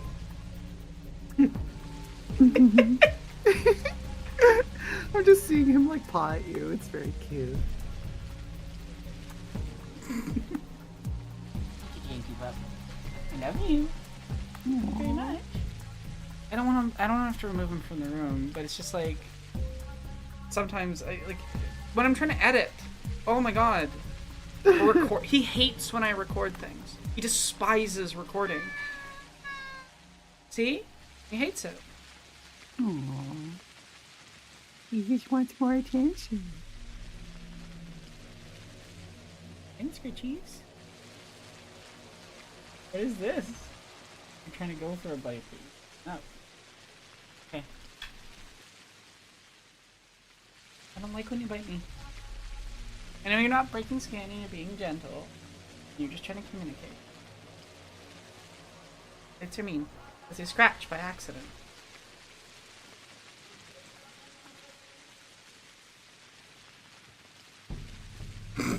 The one paw grab and then the attempt to bite. Like, perhaps this will communicate to Mother the urgency of my desires.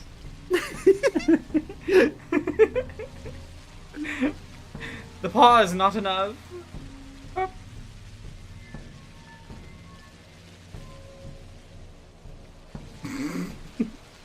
You're such a goof. Oh my god. What a lovely little goober.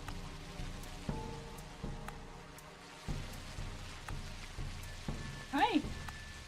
You need a meow meow? Put it on big camera just so you can all see his little face. Hi. No. Not biting Mom's hand. You need to go wash yourself, buddy. Aww. No. No.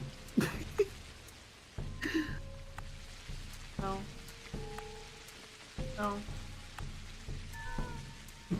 No. No.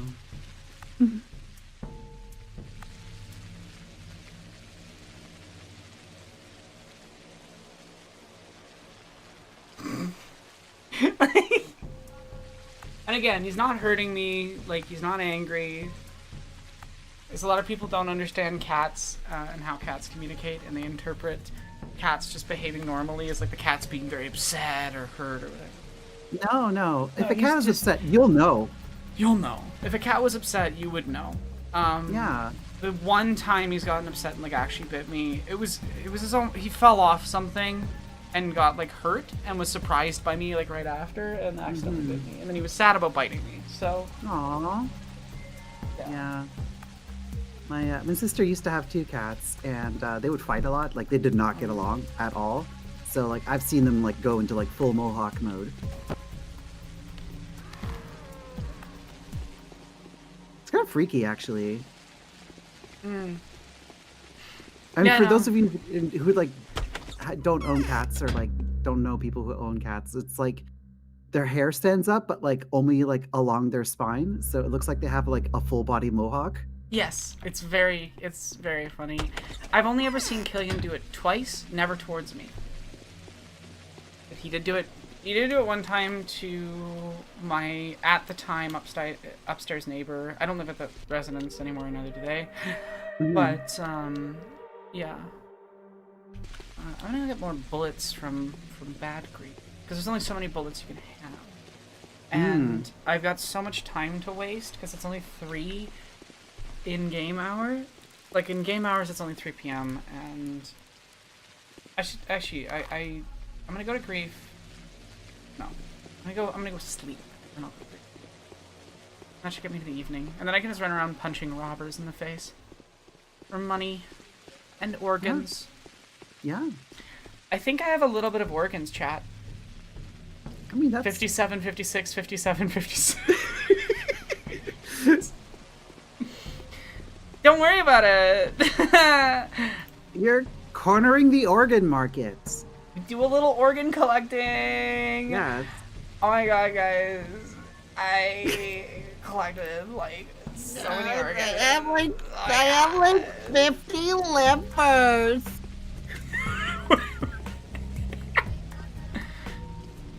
We're very normal on this stream, especially when playing Pathologic. But I do think that the worst things I've said on a stream weren't on a Patho stream. It was on a, it was on the Dead Space stream for sure. Because I kept getting freaked out by the undead babies that are scary.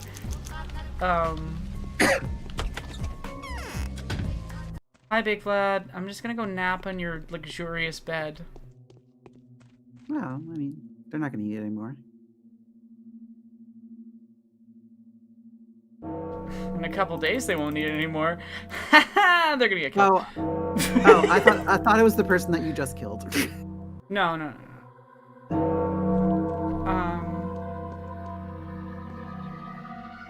That was a nameless robber. Big Vlad's an actual character. Okay. I mean, they had a name. They had a family. They had a mother and a father. In this game, actually, no, they don't have a name. They don't really have a name because they're literally background actors. Oh, that's right. There's like a framing device where it's like your Pathologic is like it is both literally happening but also metaphorically. It's not happening. Patho is a weird game. It's kind of unique. No one does it quite like Patho. So. No. I mean, Super Mario 3 did do it. I mean, Super no Mario one does 3 it was like Patho. Like Super Mario is doing a theater performance. Pathologic is not a theater performance, but also isn't. It is the theater performance is a metaphor for the things that are literally happening, but also it is a theater performance. But it's also not. And it's real to them, the performers in it. But it's also kids playing inside of a sandbox that's magical and makes their dolls come to life. But also, it is a video game that is aware that it's a video game in which you can directly talk to the creators of the video game. Pathologic is a... It's high art. I mean, it's a Matryoshka doll. It's a Matryoshka doll of framing devices, which is appropriate because it's Russian. Well, it's appropriate because of the thematics around that, right? Of layered truths inside of each other, you know. And part of the point of Pathologic is just because something isn't literally real doesn't make it less real in terms of the lessons and feelings and emotions we experience from it. And that's the value of art. Because Pathologic is as much a story about systems and a story about how systemic failure occurs as it is a story about the what I'm looking for about art, right? It's like so every element of it is kind of doing double duty of being both of those things simultaneously. Patho is so interesting and also silly and also absurd, and it's such an interesting game to explore because of that, because it has these sort of very contradictory tones that are interrelated. Okay, I genuinely can't remember if I can even get around this way. Nope.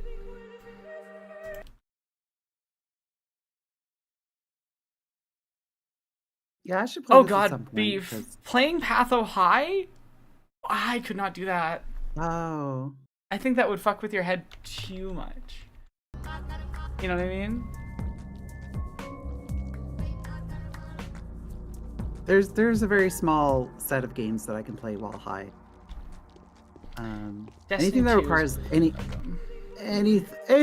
sort of like attention. No.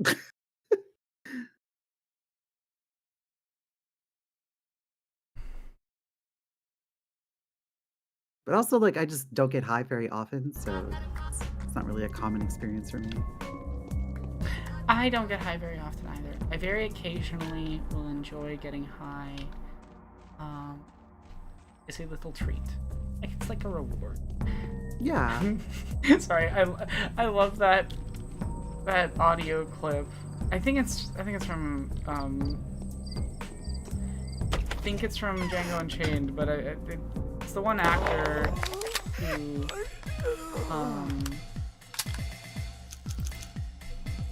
has the little German accent and him just going, it's like the reward. It's something that my girlfriend and I say to each other a lot. One of the many shared echolalia sounds that we have. Christoph Waltz, yeah. The Christoph Waltz bit where he's like, it's like a reward. He really just like exploded and then disappeared. He's still in things, I think.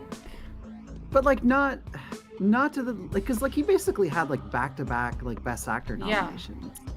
And like I'm sure he's still working. Yeah, I'm sure he's still working, but he just like came out of nowhere. Can someone tell me what Christoph Waltz is still up to? I will Google it. I'm curious. I have browser tabs. Cause yeah, I can't remember the last time I saw him in something. And it might be one of those situations where an actor has life stuff occur. Oh yeah, or they're just all right, you know, I'm good, I'm done. He was in the last Bond movie. I haven't seen it, so he was also in the. I mean, are any of the Bond films good films? Yes. Okay. I mean, I wasn't being. Maybe not good, but yes.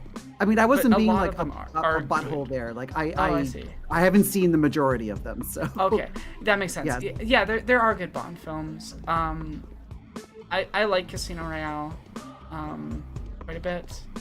I like the opening scene of Casino Royale, and then I kind of, I don't know, spaced out. Fair. I like the parkour was cool. Politically, Bond is terrible. All of them, even the ones I enjoy. There was one of the Sean Connery ones that I did like. I don't remember what it was called. Anyways, to answer your earlier question, Sorry. to answer your anytime I think about Sean Connery, my first thought is just him doing his weird accent, going. I usually just. I go right Alex to the Trebek. Celebrity Jeopardy. Yes, okay, I'm glad I'm not the only one that like... began with a bloody ash! I genuinely think about that impression more than I do the original one. When I'm doing an impression, I'm not actually doing an impression of Sean Connery. I'm doing a bad impression of an impression of Sean Connery. Shucks was your mother, Trebek. To answer your earlier question, recently he was in the newest Bond film. He was in the Guillermo del Toro Pinocchio film. Oh, that makes sense. Yeah, voice role. So. And his most recent credit is a film called The Portable Door, which is an Australian fantasy adventure comedy film. Oh, cool. So he's doing like smaller art stuff too. That's nice. Yeah. I do actually recognize some of the actors in this. So Sam Neill, Miranda Otto. I don't recognize that. That's a pretty good cast. Yeah. I like Sam Neill's. This might be a Ren Fair Cheese film, just based entirely on the poster. Oh my god! Okay, send like the IMDb link to me on Discord. I'll open it in IMDb.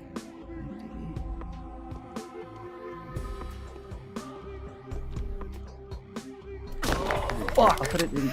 I'll put it in the. I walked around the corner and there was a robber right there. That hurt. I put it in the voice chat. Agony. Oh, sorry. I'll go check in a second. Yeah, no, it's for later reference. Oh, well. The prices tomorrow drops drastically. I'll go restock my healing supplies. At least the healing supplies I use for myself, anyway.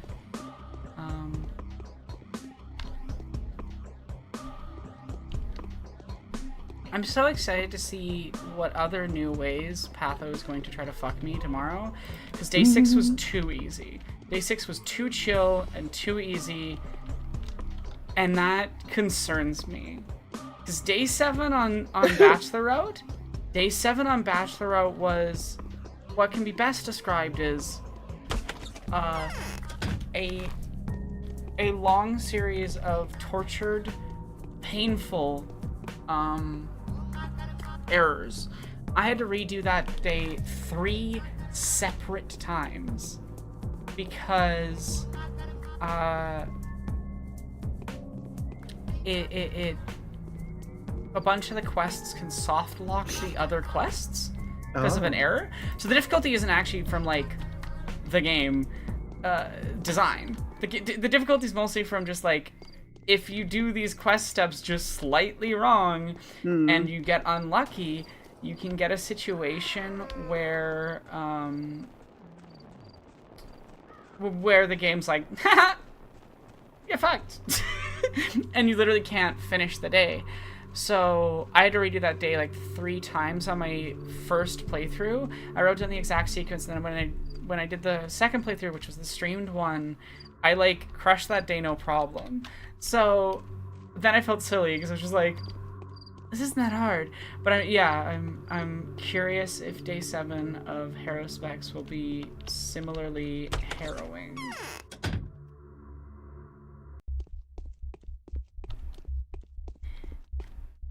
The arsonists have attacked the dormitory. All Basil's doing, of course. Today we're gonna beat the shit out of the carrier. Mama's got the river ready. Are you in for some hunting? Tell me what you got for sale, Grief, and stop with the chin wagging. Give me that bullets. Tasty, tasty, tasty. Now I can loot more houses. A normal Loot thing goblin! to want. I mean, if you're playing an RPG and you're not looting houses, I don't know what you're doing with your life. I mean, they're dead, so it's not like they're gonna miss it. Yeah, I mean, them being alive has never stopped me, but, you know, if they're dead, then we're really not gonna stop you. That's the innocent civilians in the town I'm trying to save. The robbers, on the other hand, like, they're basically just like free reputation. They also, so a hack for the one day where you lose all your reputation again. Just kill a bunch of robbers and you'll be okay. Run from the guards and kill robbers. I think that one on stream was so funny because it was just a section of the day where I'm like, run, get in house. Because I didn't want to kill the guards, because if I killed the guards it would lower my reputation, and I was trying to redeem my reputation so I could be able to like talk to shops again. Yeah.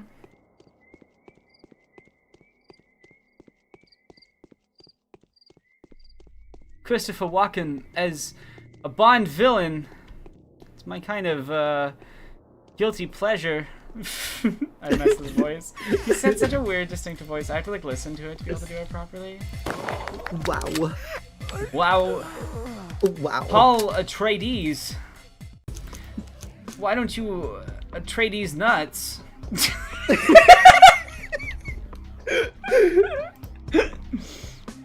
I am a mature adult. I worked as a...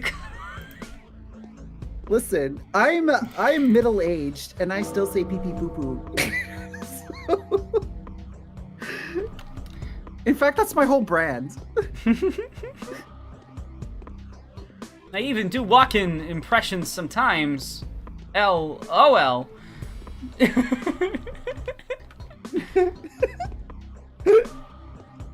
You cannot supplant me as the Emperor. Paul Atreides. You're gonna marry my daughter, Paul Atreides. You're gonna end my bloodline. Oh no.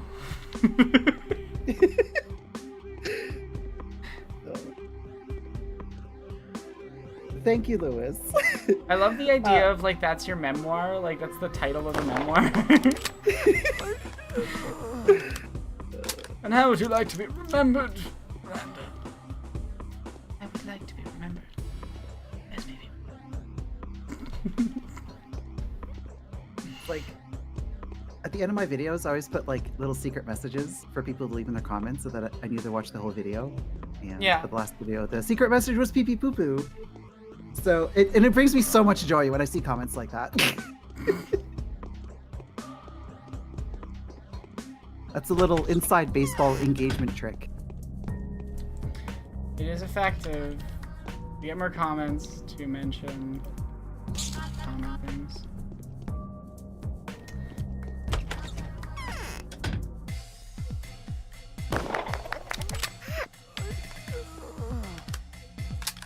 Take that, you rat. Oh, you're like behind in the stream. You said that literally right as I shot a robber, and I was like, okay, damn. That's a little. That's a little harsh. Listen, I got a fever, and my doctor's prescription says more spice melange. You're just gonna have to give me some of that spice. Oh wow, so tasty. You know, it's a cursed thing. That my brain just thinks of is just, I think it's an impression of Donald Trump. I don't think it's actually Donald Trump, but it's someone doing an impression of them going, freaky little guys. They're just weird little guys. They're freaky guys. And I often have the urge to do that to Killian. Just a freaky little guy. They're just a little freaky little guy. I'm a doctor, and my prescriptions for you is these hands. Oh, wow. Wow. You know what's the funniest thing that I realized the other day? Jennifer Coolidge and Owen Wilson are two sides of the same voice. See, I don't know who Jennifer is. Oh, wow. It's Jennifer Coolidge. She talks like this. She's an actress. Oh, I mean, I see it. Or rather, I hear it. And then Owen Wilson's like, wow. Wow. He's like really wow. similar. She's got that little tight, like, lips close together. Wow. Wow. Wow. You just... I had homoerotic tension with Ben Stiller back in the 2000s. It was glorious. And then I also did it with, like, Jackie Chan. Oh, I was a little cowboy guy. Cowboy, I ran around. Just a little cowboy guy. Cowboy guy. And then when I was done with those films, you know, I ran around as a little cowboy guy, and in New Zealand, I was like literally a little cowboy guy. You know, wow. Just a little guy that's a cowboy. And he was gay for Roman. Love it. Oh my god. Owen Wilson is such a delight. This book signing's been really hard, and you know, I've kind of just learned to, you know, go with the flow. You know? I have an Owen Wilson WoW GIF saved on my computer, and I sneak it into videos all the time. Wow. Just sneak it in there. Right in there. Yeah, just right in there. Because I say wow all the time. It's like a little catchphrase, you know? Yeah, it's like a little thing. It's just a little saying I say, and like people just like it when I'm in a movie, and I'm just, you know, I'm saying wow, and I'm saying ka-chow. And Lightning McQueen was so fun to play. He's a fast car. He's a fast car, you know. And really, deep down, aren't we all a fast car by Tracy Chapman? Wow. I feel like I'm like, you know when you're like fully sober and yet whatever the last 5 minutes has been. I was just like, you know what? She's in a zone. I'm gonna be quiet and just let her keep going. I'm just like chatting with the audience. Lightning. What the fuck are you I know exactly Insert the Jesse what the fuck are you talking about meme, but it's Lewis to me. I don't know! I don't know, okay? Sometimes the voices just decide for me for a bit.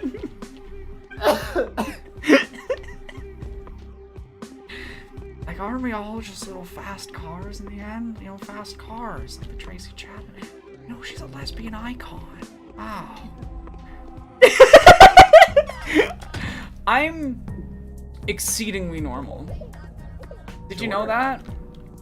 Did you know that, chat, that I'm normal? I mean, if we haven't given you enough evidence that Aronach is normal, then nothing's gonna convince you. Yeah, truly. Like, I don't time even to know throw what to say to you. hands. Yeah. I think I'm not even kidding. time I'm literally throwing hands in game. Haha, you've fallen for my tree-based dodging method.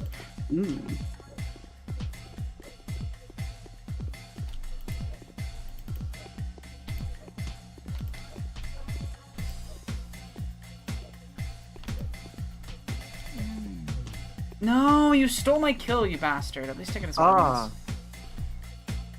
Stupid guard. Come back here and give me bullets, at least. Have any bullets? He doesn't even have any bullets, chat. So much hate. What a jerk. Can't even die right. God. Ugh. Whatever, man.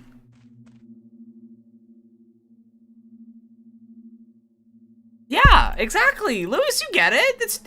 It's normal. Yeah. The day is over. Your timely efforts allowed your supporters to remain unharmed. A new mime performance is being rehearsed at the theater. I love these weird interpretive cutscenes. I love them. They're trippy. Oh, you know, my favorite part of these streams is when the people are just silly little folks. This happens with my girlfriend and I. We'll just like do a voice too much around each other. Like the Jennifer Coolidge one became a problem. We were like we were both doing Russian accents too much at one point. I don't know why. It's probably the autism.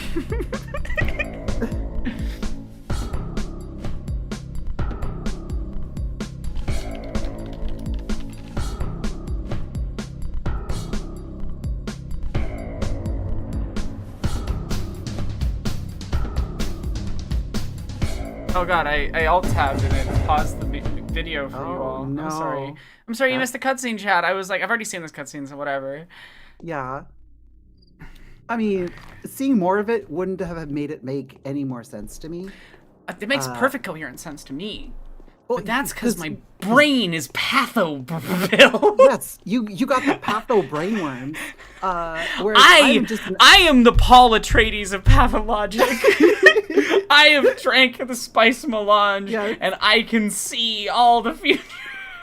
She's the Lisan al-Gaib. Lisan al-Gaib! Okay, the Stilgar memes? The Stilgar memes have been so good since the film release. Oh my god. Oh my god. And like, so I said someone that like, in like Paul Atreides pouring a glass of water. Stilgar. The Lisan al-Gaib! There's this because like I commented on that. So because I did like a little 15-minute like review of Dune Part 2. Yeah. And I was just like, it's weird that they made like Stilgar the comic relief character, but whatever. He was actually fucking hilarious. He was so good though. I think it was also like really funny, and it was a funny way because it made it more tragic. Like it made it more tragic almost than it was comedic. Like that was an interesting layer to it. And I think what it really came down to is I don't think they wrote it that way. I think just Javier Bardem made it a comedy character, and he leaned into it in Part 2, but it was definitely there in Part 1. You know what I mean? Mm-hmm. Like, yeah, I think because he had kind of like a dry like wit humor in the first movie, and also, the second movie Sorry. Steak today. I was lucky to escape execution. Bachelor was noble enough to let me go. Unbelievable. Sanpes is not a person. It's been proven. But who is the source? It's not the girl. That much is obvious. You can escape everyone, even the Inquisitor's vengeful hand. But you can't escape yourself. The Earth Sister is breathing down your neck. What shall we do? It feels like the whole world is against me. I can't get this noose off. Is execution unavoidable? Calm Stop down. moaning. You can remain a tool or become a rebel. The choice is yours. Men struggle in nooses, but puppets walk free.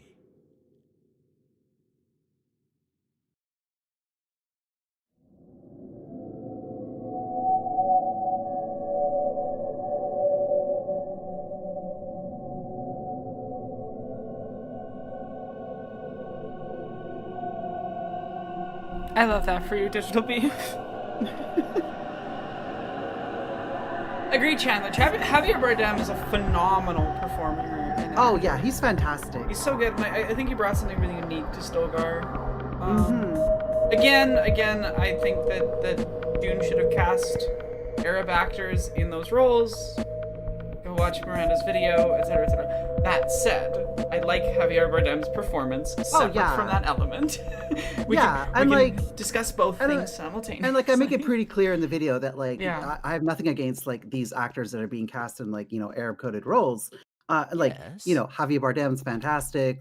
All these other actors, I talk about Morgan Freeman. I talk about, Antonio Banderas sucks. I don't like him, but everyone else I talk about is great. It's not about them. It's about the whole what's system, the issue? What's right? the issue with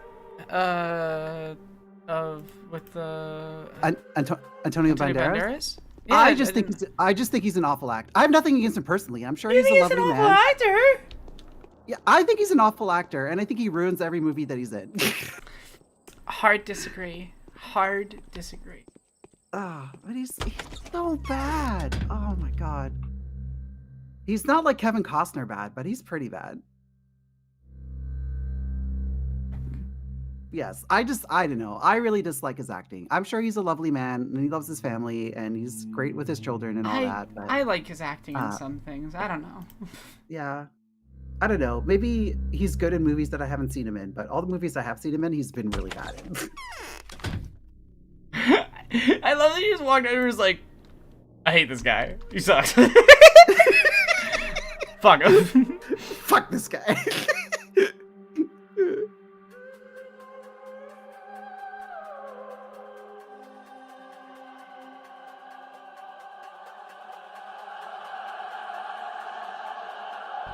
Okay.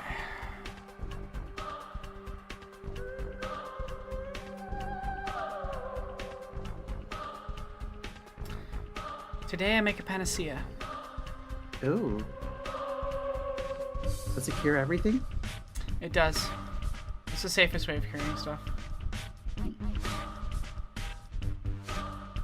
Oh, so I thought of you earlier today, because in one of my other Discord servers, I was talking about wanting to visit Washington, D.C. one day. Yeah. And I also said that I wanted to go boo Joe Biden like the boo lady from Princess Bride.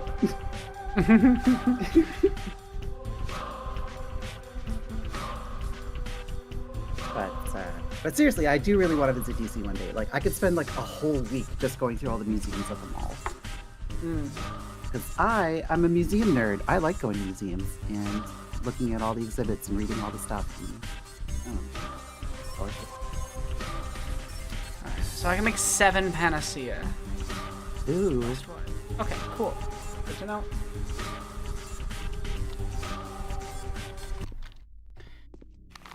You need about 12 to guarantee being safe on the last day, and I haven't found a single Smouter so far, so we'll see if I actually succeed on this run or not. I might just get so unlucky that it doesn't happen. I'm pretty sure you can get enough from quests. I'm pretty sure, but we shall see. Because I don't think I haven't gotten any Schmouters yet, which isn't ideal. You keep saying this word Schmouter, and yes, it's awesome. What does it mean? Schmouters are the weird concoctions. That's not what I asked, but I also want to know what it means. Yeah. No, it felt like you were implying that. No, I was actually making a subtle reference to Always Sunny. Oh. Yeah. But schmouters are the other way of curing the disease, and they're basically just like the kids in the town put a bunch of crushed up drugs together years and years and years ago, and it somehow magically functions because the kids are magic. Yeah. The power of imagination alters reality. So, if you will it enough to be so, it will be. You're a god of pathologic like me, you can beat the marble nest. There's no way to win. Sure. The whole theme is that you have to accept death. No. This is not my way. Sorry, for context, it's an actual line that Daniel says at one point where he says, no. So someone's like, why don't you pick an easier foe? And Daniel goes, no. No. This is not my way. And it's so funny to me. I mean, I prefer winning still lives rent-free in my head. Oh, yeah. I like say it all the time, and it's just a little It's joke so just funny. for me. Just for me, because like winning. Because like if I had to explain it to someone, it would just lose all of its charms. So it's just like it's just a little joke just for me. I love winning. I'm very normal about this game. I mean, hey, we all have our hyperfixations. No. Each of us, we have these, hyperfixations. Mm-hmm. Wow. Wow.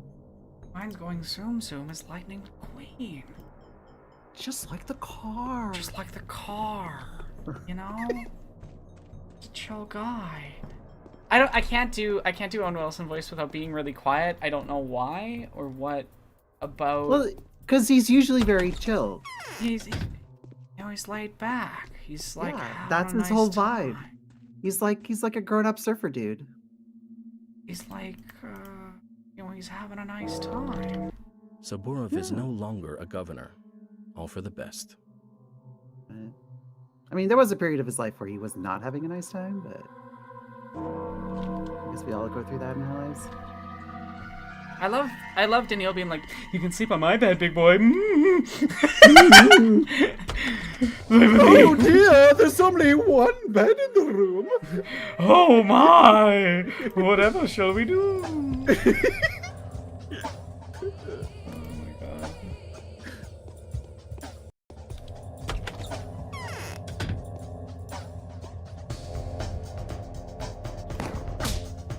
Yes, Chandler, I agree. Antonio Banderas is a better actor than Joe Biden.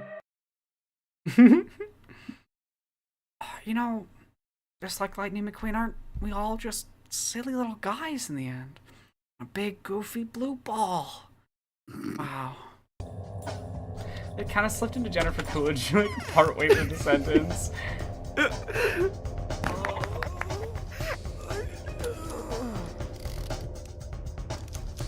Getting kills with the pistol is a lot harder than the rifle. The rifle's a one-shot to the body, the pistol's a one-shot to the head. So you gotta get good. You gotta get really good. I'm the god of Pathologic. I got good! Oh, thank you so much for the dono, the pup.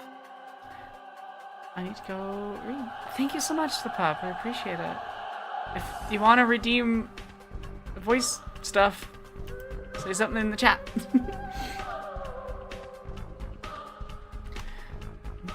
I just noticed that the achievement for day 6 of Haruspex route is Are We Not Men? No. I am not. No.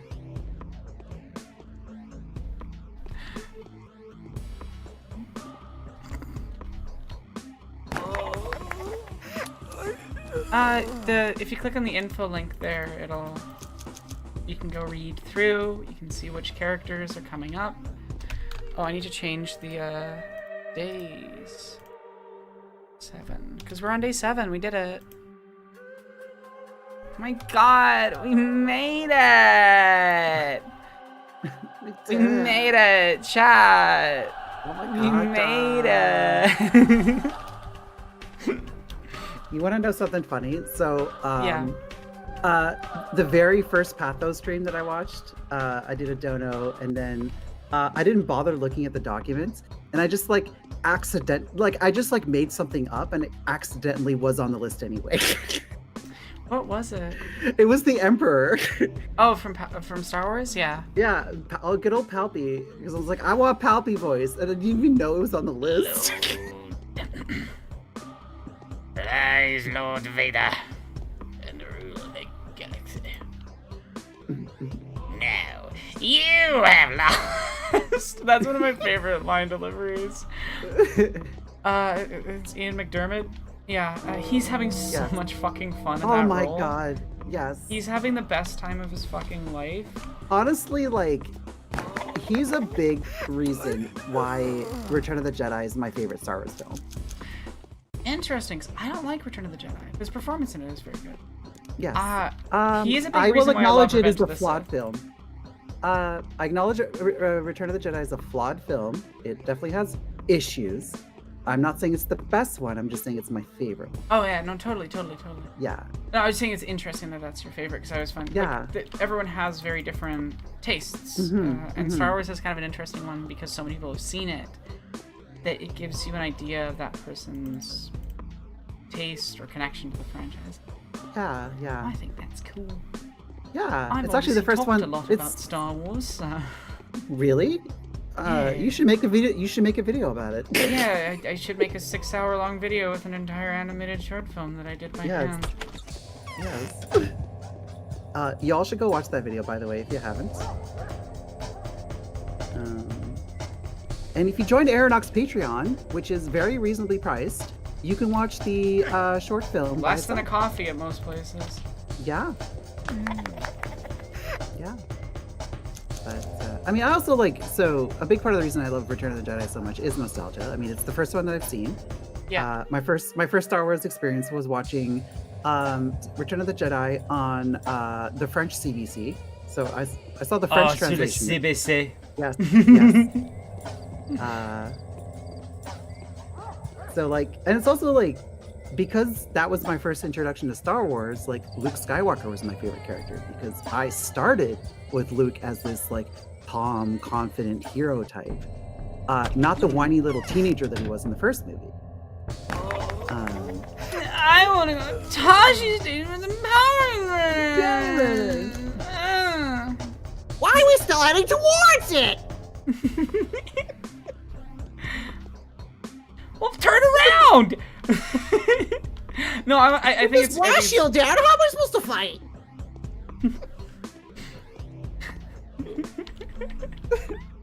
Mark Hamill's a treasure. I love that man.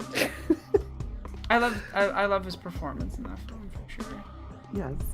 I think he's been saying some questionable stuff lately, which is unfortunate. Oh, I have not been paying attention. I just really love his performances and basically everything that I've ever seen him do. He's such a good performer, though. He's a phenomenal actor. He is.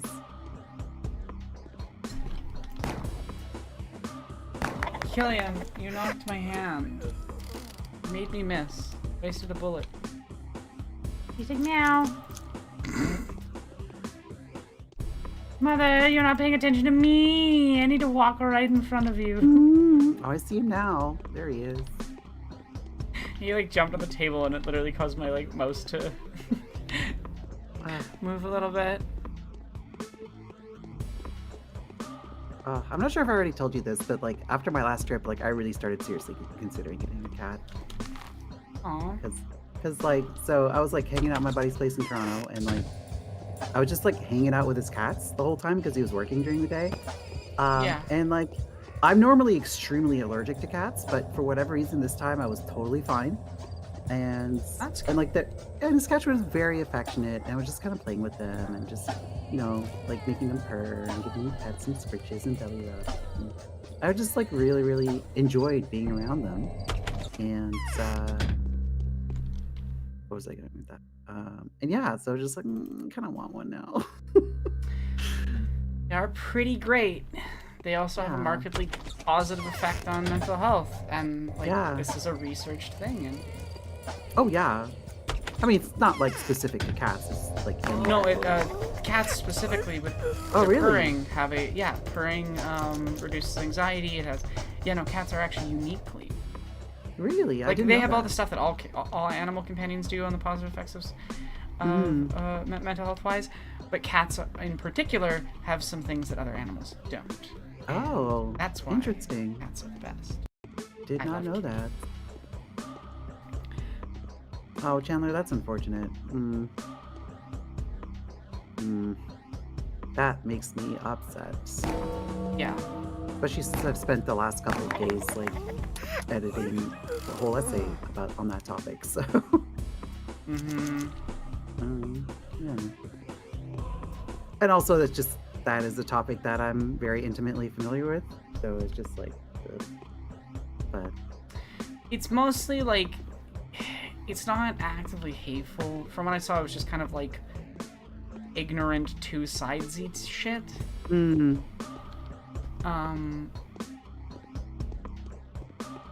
Yeah, I mean, like, yeah. I really want to give him the benefit of the doubt and just say that, like, he's just ill-informed or misinformed. That's what I think it is. Like, that's how it comes across to me. Is mostly because he's always been like a very wholesome dude. Like, he's always like supported like marginalized people and so I think he just so and again, like I'm not someone who like rushes to cancel people. Like, I always want to give people the benefit of the doubt and like try to understand the context behind what they say and especially for people that like I really like and respect, right? Like, I mean, if someone I already dislike goes and says a shitty thing, it's like, I mean, nobody cares if like Trump says something awful. That's just par for the course for him. So anyway, let's not go down the super heavy road, because I know Miranda, you don't want to have to talk about that stuff, which is why I kind of was like, I'm gonna skirt around the specific details. We can talk about it at a better time. Yeah, that's fine. I just wanted to finish my thought, but no, it was good. I am good to move on. I just also know, you probably also want to move on, and I'm telling the chat. I'm telling the chat that. Yes. Oh yeah, Joker from the animated series. Like, I mean, I think that's his career-defining role. Like, even more so than Luke Skywalker. It is, I think, a more defining or more important role than his Skywalker is. Obviously, Luke's like an amazing character, etc., super important. But I don't think that Luke is as interesting of a performer because he has to be this sort of bland everyman. Yes, I mean, he's your going back to Neo. He's the audience. He's the audience surrogate. Right? Yeah. So they are bland and featureless by design. At least at the beginning, like Neo is someone that develops much more of to some degree of personality later on.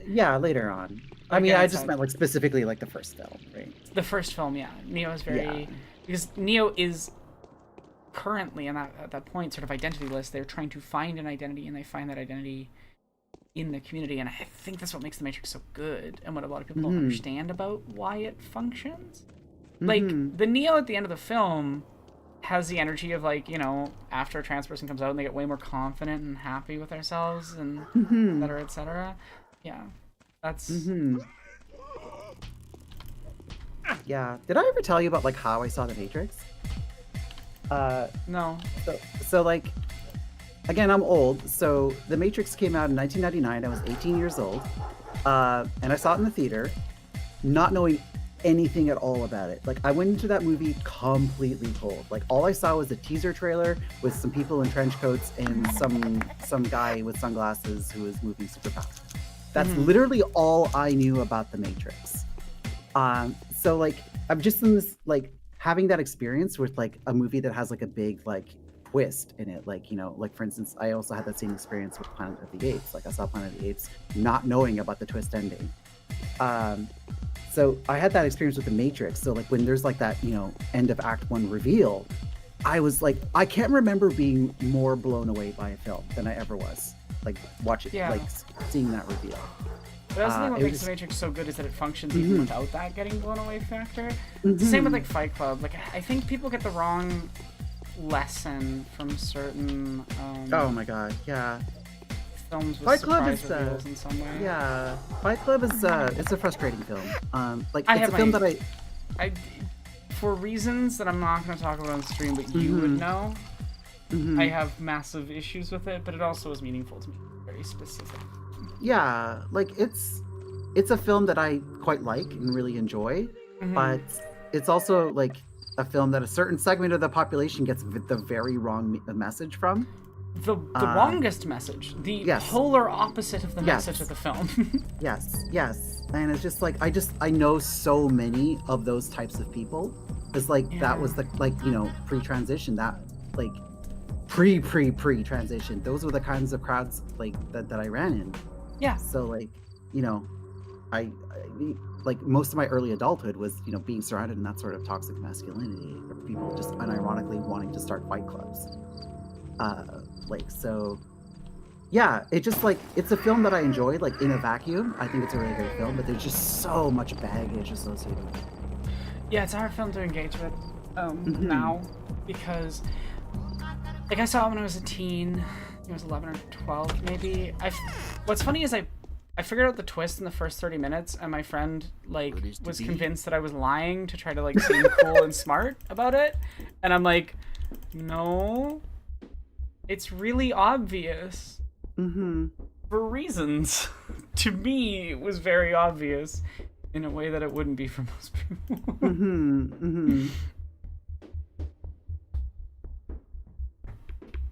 Yeah, it's, I don't know. I'm sitting there like, isn't it super clear? Like, I had that experience recently with, I was forced to watch the, God, what's that movie called? It's I can't remember. Murder on the Nile or something, or it's one of those Poirot movies. Like, there's the most recent adaptation of, like, the one that the Nile one. The Nile one. Yes. Yeah. Yes. I watched that movie not knowing anything about that author's work. I don't know. Like, I've never read or seen. It's a bad adaptation that does drastically change major characters for context. Okay. So, because it felt like a really shitty movie, but I also, like, I literally figured out the entire plot of the movie like half an hour into it. I got a rat.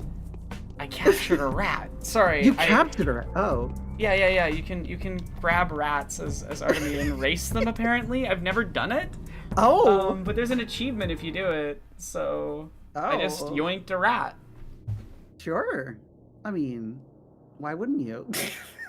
Why not? When you have a rat, you know, when life gives you rats. When life gives you rats, you just have a rat race. You know, you just gotta race them. You just gotta make It's just like Lightning McQueen. Ka-chow.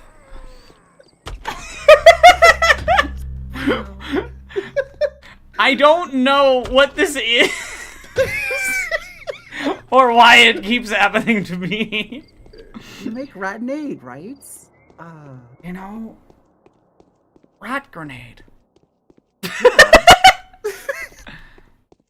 Rat. I'm trying to figure out what a rat grenade is. Is it a grenade that you throw and it explodes into rats? Okay, or is it a it's grenade a rat that's used king. by rats? It's a rat king that when you throw it, the tails fall apart and just dozens of rats. And they're all rabid. They're all starving rats. Yes. And you have to have like a chainmail gauntlet and you just grab it and They're like the rats from A Plague Tale. May I offer you a plague rat in these trying times? Yes. Artemis walking around with a rat that's just like biting his ass. Oh my god. I played that game very early into the pandemic and that was an experience. What game? Pathologic? No, A Plague Tale. Oh yeah, I bet. Yeah. It's a really good game, but like, wow, just like, oh, this is kind of too real right now. Logical, I feel like you're referencing something that I haven't seen. Yes, that does definitely feel like a reference to something.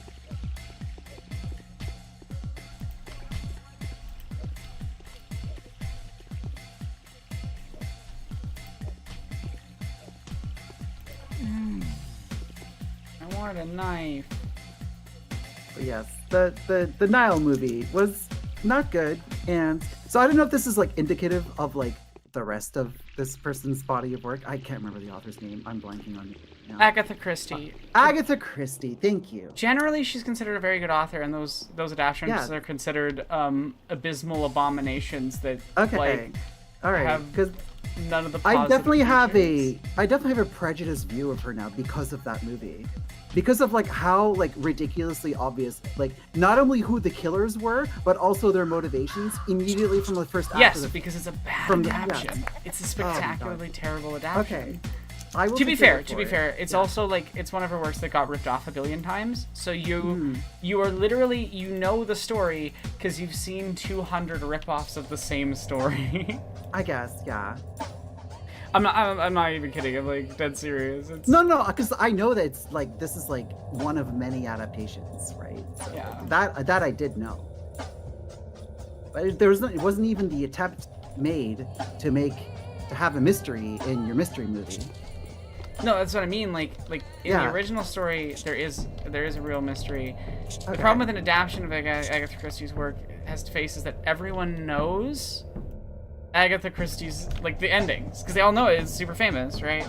It's been referenced and often repeated since it came out, and so I think it's kind of hard to surprise someone. But then when you don't even try, because if they tried, they could have surprised me. I could have maybe enjoyed the experience because I like a mystery movie. I like trying to figure out who. I like a good old whodunit caper. I very much enjoyed the what was the Netflix one? I forgot what it's called. What is there to talk about now? The Ryan Johnson one. Oh yeah, Knives Out and Glass Onion. I haven't seen the sequel, but I very much enjoyed the first one. The first one's phenomenal. I really love the sequel as well. Some people have issues with it. Anyway.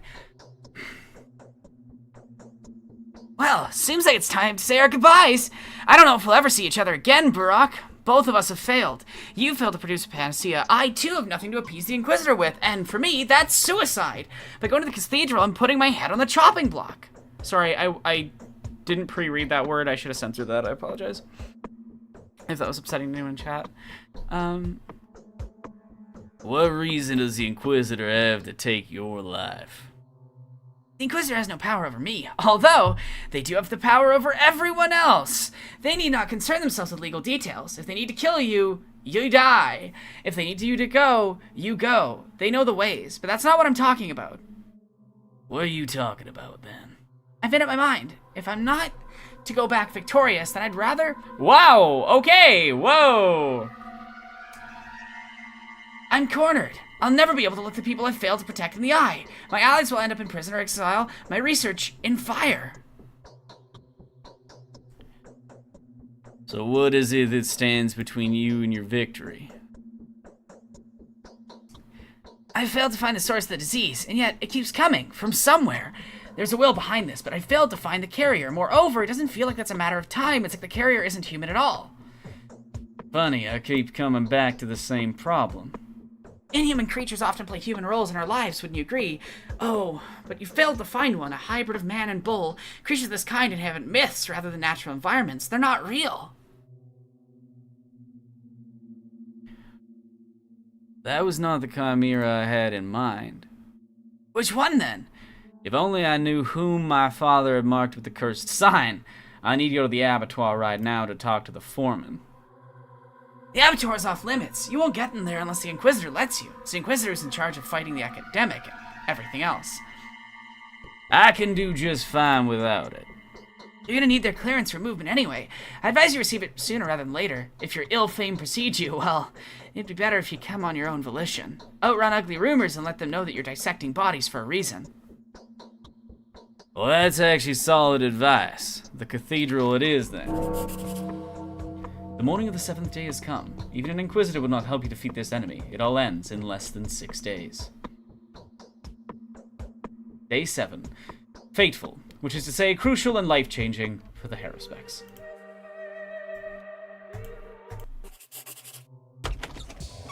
To the cathedral!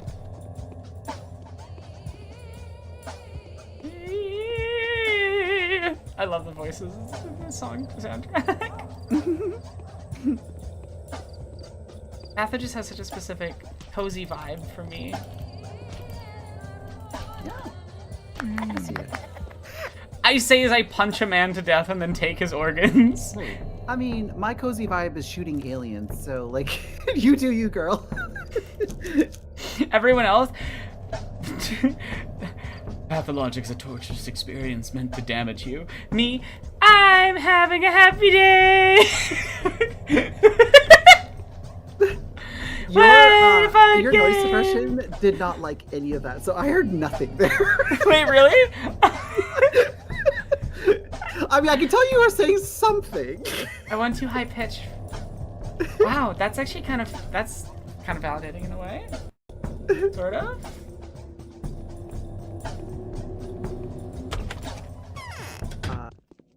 Hey, now Rian Johnson, I think is just a good director. Period. I like The Last Jedi.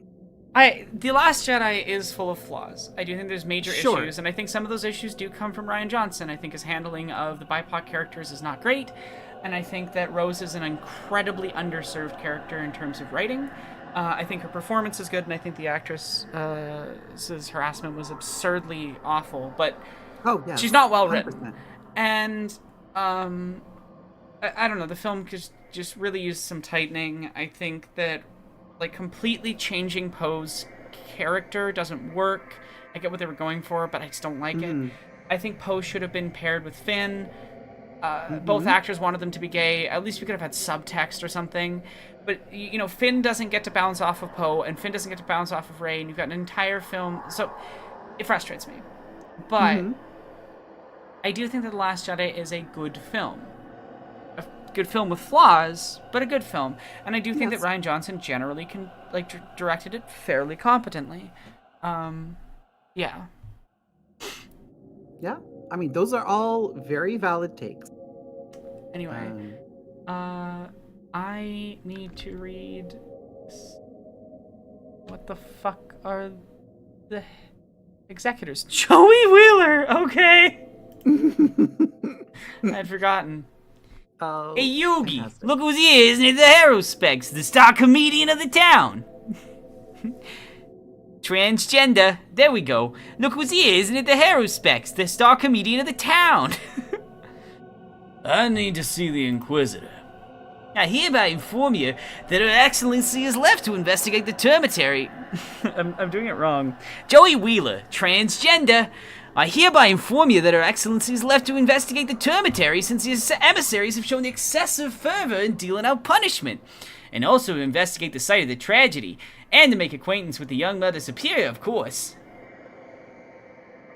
Makes sense. Rogue One is Disney era film, just saying. I don't like Rogue One. You don't like Rogue One? No. There are aspects of it that I like. Fair enough. But overall, I don't think it's good. Hey, don't awaken his Brooklyn rage, eh? Joey Wheeler. Also, sorry. So, I was muted that whole time you were doing that, and you couldn't hear me laughing my ass off. I'm so glad. I'm so glad that I bring entertainment into everyone's lives. Yes. Oh my god. You bring so much joy into my life, Aeronaut. Oh my god, I got the rifle bullet back! Free rifle bullet! For murdering someone with a rifle! To get more bullets, so you can murder more people and get more bullets! So I can get more money and more organs!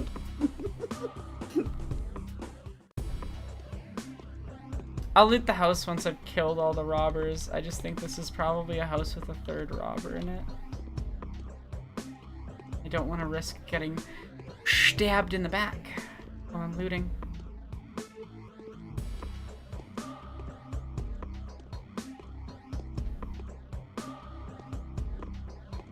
I'm not sure if it shows up on stream. There's a slight like haze just around the gun's like model. Oh.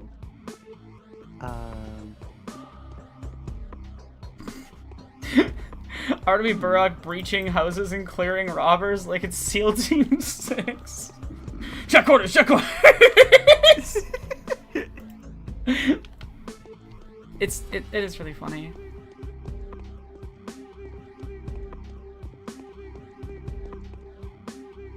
So I definitely appreciate the character of Cassian Andor more now that he has with the show. But I mean, I really like Diego Luna's performance in that movie, but it's just like, I think Rogue One just has really weak characters overall. Yeah.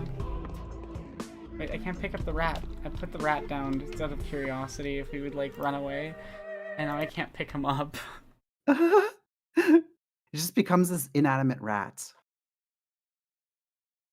We're the rats, we're the rats, we're the rats, we're the rats, we're the rats. It's such a... I don't know what that clip is from, but it does live rent-free in my head to some extent. Okay, I have no idea. So... And now I'm just seeing you do the little dance, the little rat dance. Was I dancing? I genuinely did not register. You were bobbing your head a little. Amazing. I'm glad I can bring entertainment to people's lives. Chat, if you're entertained by this and you have some extra money, there is a Ko-Fi link you can click on. Yeah, if you want to support, and you can change the voices and stuff. Yeah, there's also a lovely Patreon where you can see stuff early. And there's a Patreon Discord server where there's a wonderful little community there. And you get to read all my streams of consciousness that I post. Yeah.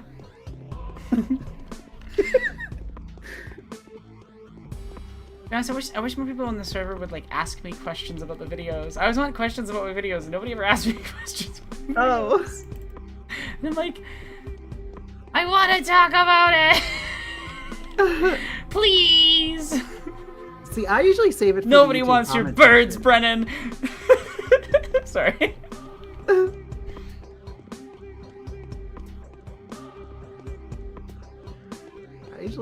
I put it in the Hey YouTube Oz, comments. I'm playing Pathologic. Hello, welcome to My the favorite stream. game of all time. Oz is a good friend of mine. Oh, okay. Well, you're still welcome. In fact, you're more welcome than you were before. Yeah, I'm playing Pathologic right now, and voicing all of the characters based on chat's payment whims. You too can choose awful voices for characters and then make me do them.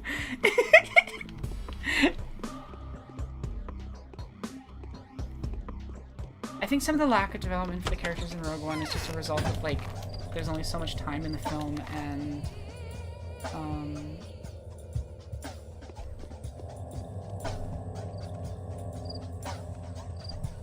my brain fully blanked. I was saying something, and I'm like, huh? I don't know.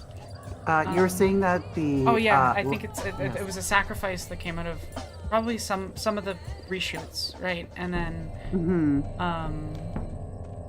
yeah, because probably that also movie just switched... like limited runtime. Like it wasn't. Did that movie switch directors? Yes. Yeah, because I know that happened with the Solo movie, but I couldn't remember if that also happened with Rogue One. It happened with both of them, though. I think Solo was affected far worse.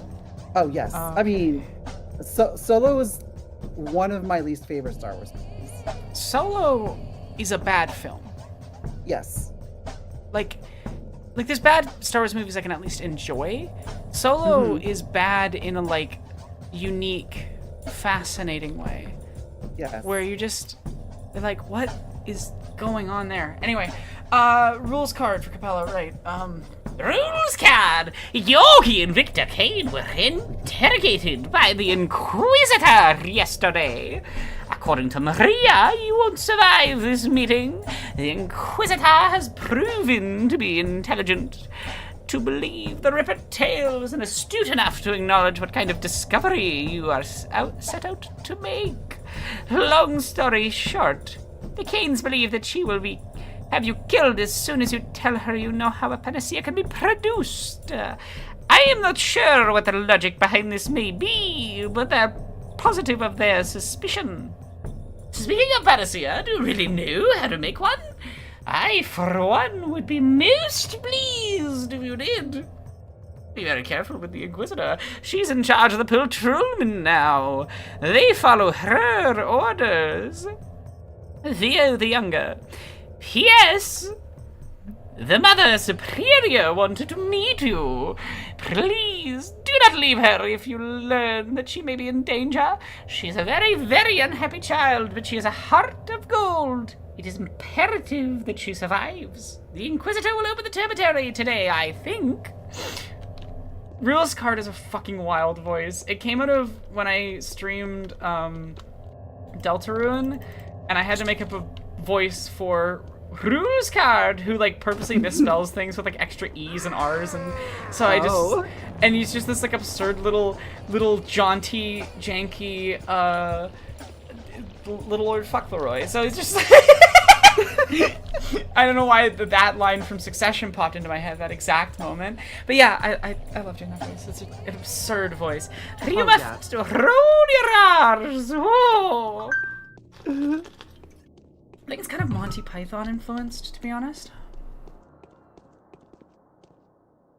Hello, rat. Die. Die, monster. It's What so is a much man? fun coming up with goofy voices. I love doing voice. So do I. I really enjoy it. Okay.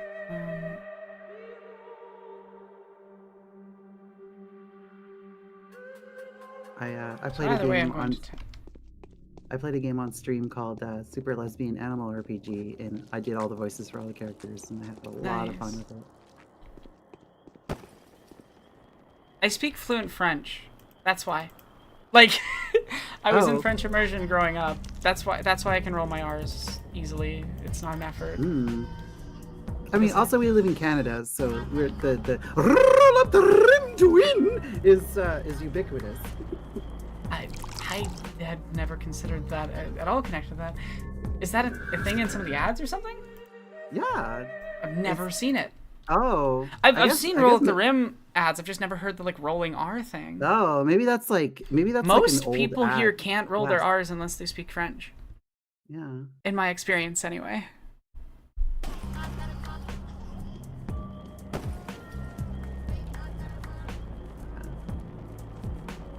I speak like so many different languages that there's a lot of different like vocalizations that I can do. I'm worried that I did get hit by that, so I'm just be careful. Oh yeah, no, like the more languages you speak at the younger of an age, the easier time you're gonna have with different sounds. Yeah. Because like my mother tongue is Arabic, right? So like Arabic has a lot of wild vocalizations like compared to English. So it's just like I think people get freaked out when I speak Arabic.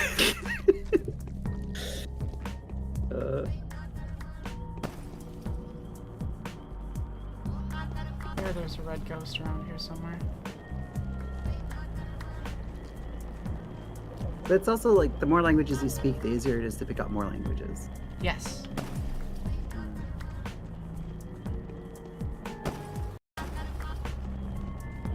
Like it took me like a week to learn Spanish at a basic level. And that was just like me in Cuba just being immersed in the language.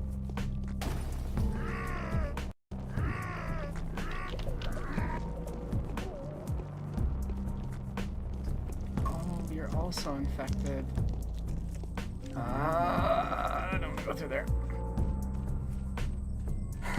Well, at least I can trade with these boys. You don't have any bullets. What good are ya? What good are ya when you don't even have any bullets? You see? Well, what's the point of collecting all these crowbars if I can't trade them for bullets? You see?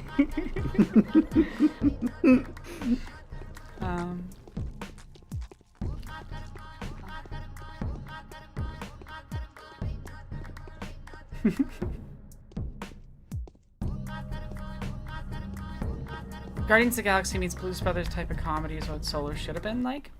That's an interesting take. I think you should have just made a movie about Han Solo with the tone of a movie. You know what I mean? Like Han Solo and Lando already have a dynamic that functions really easily, and same with Chewbacca. And I think you could have done that and been interesting.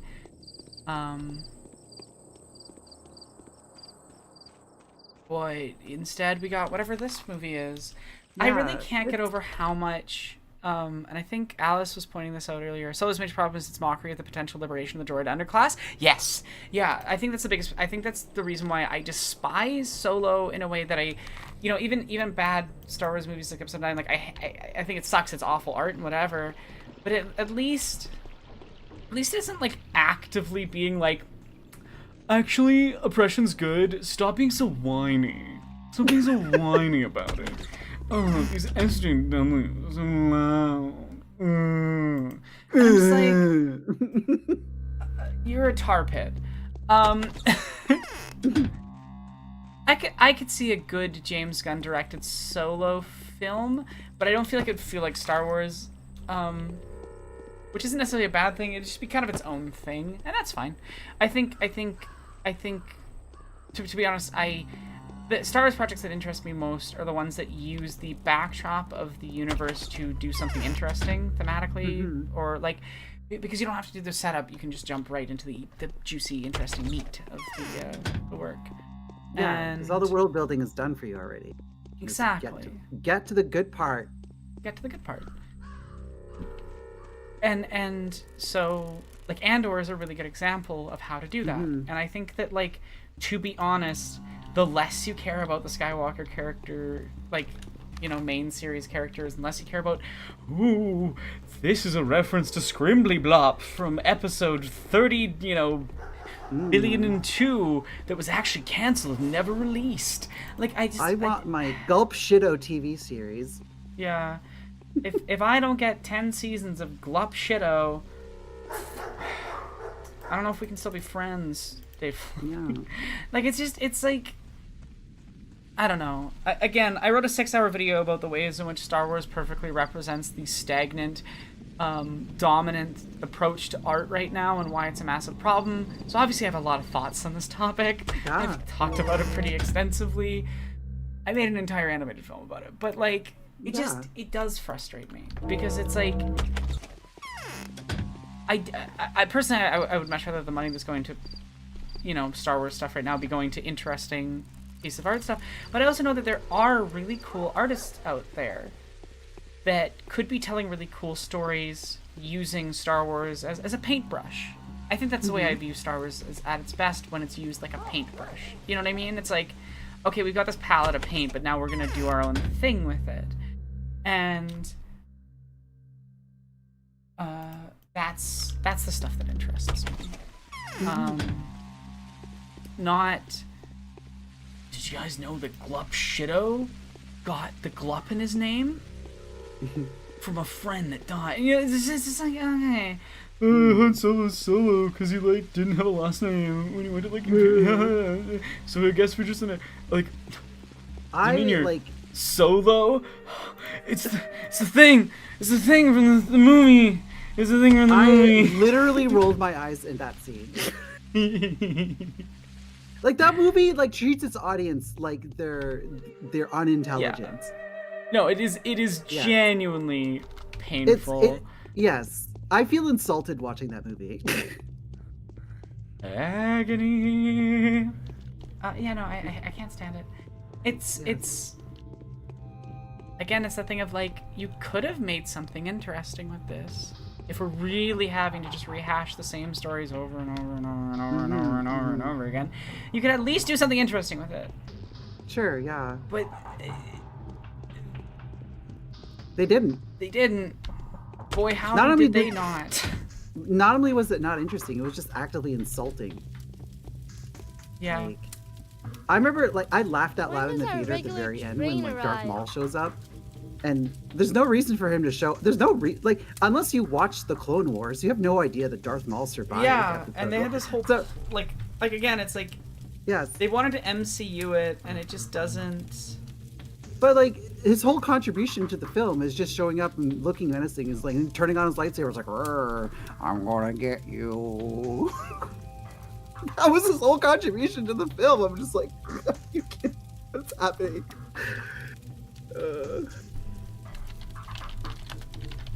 The only reason it's not my least favorite Star Wars film is that Rise of Skywalker and Attack of the Clones exist. Attack Attack of the Clones? I mean, Attack of the Clones has problems, but the worst? The worst? It was my least favorite Star Wars film until Rise of Skywalker came out. Okay, least favorite I'll accept. I'll accept that. But there are scenes in that movie that I like. I guess sorry, because my brain was thinking about all Star Wars movies, not just like the Skywalker main saga stuff. I dislike, in retrospect, I dislike Episode 7 more than. So here's the thing, and this is a point that I made in the video, but I think it's like something a lot of people miss, is that all of the problems with The Last Jedi and not all of them, a lot of the problems with the latter two films directly come out of choices made with Force Awakens. And Force Awakens is, to me, the sort of platonic example of, like, learning the wrong lessons and just doing this, like, repetitive, we're doing the same story, we're doing the same story, we're doing the same story, we're doing the same story over and over and over again, forever and ever and always. And I'm just not here for it. I don't like it. I don't like it. Yeah, I mean, I dislike that movie for the same reason, but, like, at the very least, it feels like a watchable film. Fair. I find Attack of the Clones watchable, but I also grew up with it, so that's fair. I'm like totally I have biased. Yeah, anyway, like pause for a second. I gotta read dialogue. Taya Rychek still doesn't have a voice. The Tai Cheek. How did I mess that up? Maybe it's different names in different runs? I don't know. Anyway, Taya doesn't have a voice yet, so Chad, if you want to give her a voice, I'm gonna give you a minute to donate, perhaps. Donation starts now! Actually, Boba Fett showing up in Solo would have made perfect sense, Chandler. Yeah. He would have made a really interesting antagonist, even. And would have established more of why, like, Solo almost took, like Boba almost took it personal with, like, capturing Solo, you know? And, like, if you want to dig into the EU, like, there's this whole thing with, like, Solo growing up, and he's, like, has a rivalry with this other bounty hunter named Dengar, and he had a rivalry with Dengar? I didn't know that. Yeah. Dengar is such kind a of random character. He is. And like, because like Dengar basically blames Han Solo for everything bad that's ever happened to him, basically. Oh my god, is Dengar Han Solo's cereal corn from Andor?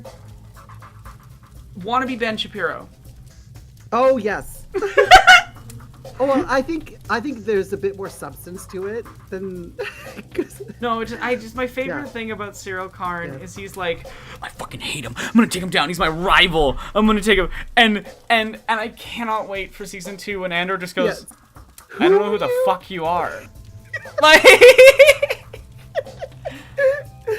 Oh my god. I love the scenes with him just like eating cereal at his mom's apartment and just getting berated by his mother.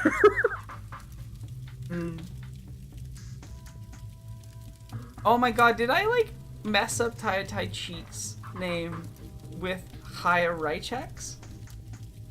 Wow, failure on my part. I also probably brutalized that noise. Anyway, I'm gonna guess there's no donations coming in though. Look, y'all, here comes the warden. I'm gonna test you now. Will you answer? I'll try to do my best. Tell me, how do they call upon the Menku, the faithful of a warden kin? Well... Known by their hands, for they are butchers. Known by their eyes, for they are surgeons. So you do know. Now I'm ready to speak to you. But don't cross me, or I could get very, very angry. Very, very quickly. I'm not gonna tease you. Misfortunes never Uncle come Burak, alone. we've had an extraordinary lady guest come by. Is she still here? Nope. She went to the town jail, and she was so angry. She's ordered to unlock the territory. Said there was no one there to escape anyway. What else did she say? Said she'll punish those who are responsible for this big time. It won't be easy to find out who's to blame. I told her. She'll crack the puzzle, though, I think. I thought everyone knew who issued the order to lock the termitary up. Well, I don't. But the guest said she'd find out. She's so menacing. All I wanted to do was shrink into a very, very tiny little thingy. That's how scared I was. And I'm not one to get scared easily. It's strange she's left you here. But I, weird little magic child that's in charge of everybody but still behaves like a child. As normal towns function, you know? You've got your despot child leader. Sure. Your awful capitalists. Sure. Just some dude named Alexander. He's just a guy. He's there. Yeah, just a guy. His wife is like a bad prophet. Like she's bad at being a mistress. Canonically. Lisan al-Gaib. Lisan al-Gaib. That basically is it though. They're like Lisan al-Gaib, and everyone else is like, no, this is not the Lisan al-Gaib.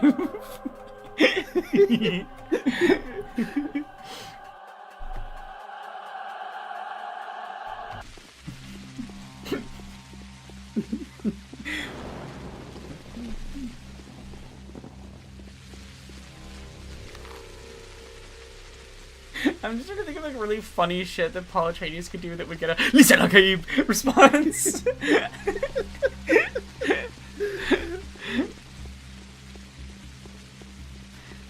I also love that like the actors got so into Shakopsa that they've all started talking to each other like semi-fluently. That is so funny to me. Yeah. I'm picturing, so it's like it's like you're at the cafeteria and like Paul Atreides like goes and like buys a chocolate bar from the vending machine, and he accidentally gets two. Lisan al-Gaib. Lisan al-Gaib.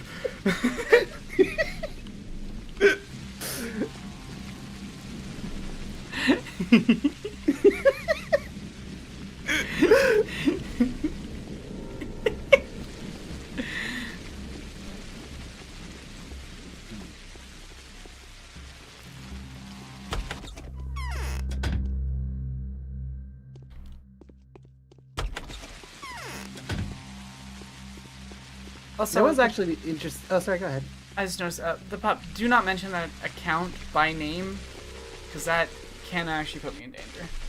Because their followers they have like name tracking type shit. I wish I didn't know that this is a thing that people have, but I've experienced it with people mentioning other figures' names in my chats before, and then suddenly a bunch of those ding-dongs harassing followers showed up, and it's like, I'm not sure how they're scrubbing the internet to be able to do that, but I do think it was a thing. So yeah. Yeah, there's... Avoid mentioning like, them, because I really don't want to deal with that. Yeah. They've harassed enough friends of mine to know, for me to know how bad it can be. Mm-hmm. I need more bullets. Go, Onion. I need to collect the tools.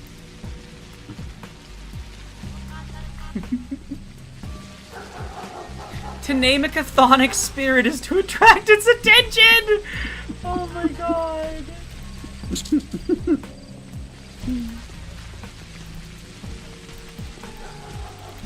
Oh yeah, so I was gonna say that like, so I didn't like clue into this right away. Like someone pointed this out to me later, but like in Dune Part 2, so like there's many groups of Fremen, but like the main two groups are the northern tribes and the southern tribes. Yeah. And the northern tribes are the like quote unquote reasonable ones that like don't buy into the whole Mahdi prophecy, and they all talk like Americans. And then the southern tribe are the ones that are the religious fanatics, and they all have Arabic accents. Ooh. Oh, that's not good. Yeah. I Isn't hadn't that fully registered interesting? that. That's fucked. Yeah, I mean, like, I'm Arab and I didn't register that. Like, because like I watched a few videos, you know, I've watched a few reviews or videos. Yeah, I about it, and wasn't. it's I like, wasn't oh, thinking yeah, consciously enough yeah. about the like who. You know what I mean? Within that group, because it's just not.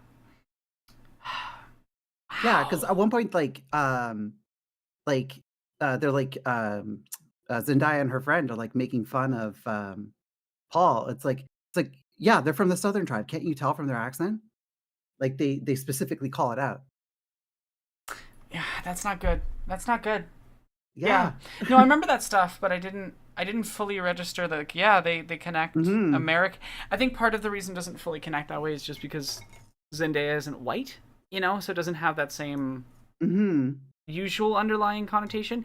But I do think that there is an anti-Arab sentiment that that reflects. God, that's awful. That's awful. I don't like that. Yeah.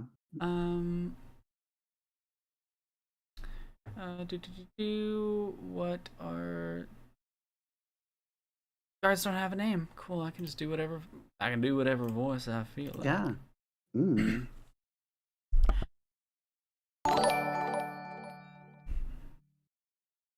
Justice and equity. These are the principles that a lawful emissary of the power that be follows. That was not the voice Are I you was sure? Wasn't the voice I intended. It just kind of happened. Because the way you like led into that, it's like, oh, she's gonna do a Morgan Freeman voice. That was not a Morgan Freeman voice. Basic. Oh my god. The government inquisitors will conduct a swift investigation, find the culprits, and make a public example of them. Rightfully so, if you ask me, sir. Which culprits? Hundreds of crimes have been committed here recently. I mean, this jail, sir, there have been a mass imprisonment of innocent townsfolk, senseless violence, unlawful methods, criminal negligence that led to the contamination of a cell, and numerous deaths. The culprit must be punished. And here I thought you and the likes of you that are guilty of, unlawful violence. Not by choice, sir. No, I'm losing the voice. What the fuck was it? We are acting under direct orders, sir. We're not ordered to think, sir. You're one philosopher, mate. Where's the Inquisitor? I ain't no mate of yours, and stop with the snarling. You ain't my boss. You cooked your own goose, and now you're making fun of an honest patrol person? Calm down, will you? Where's the Inquisitor? Her Excellency's left that for that leech of a user's hideout to interrogate him, the one that was at the root of all that arson mess. Well, they'll fashion themselves with hemp and crabbits now. Arson's bad, mate. Aren't you fierce? Slay! Aren't you a fierce little patrol guard?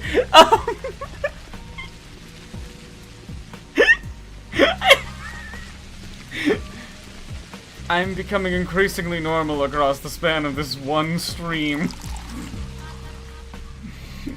This is just how you get when you play this. I do feel like I get weirder when I'm playing Pathologic. It brings something out in me. Yes, yes.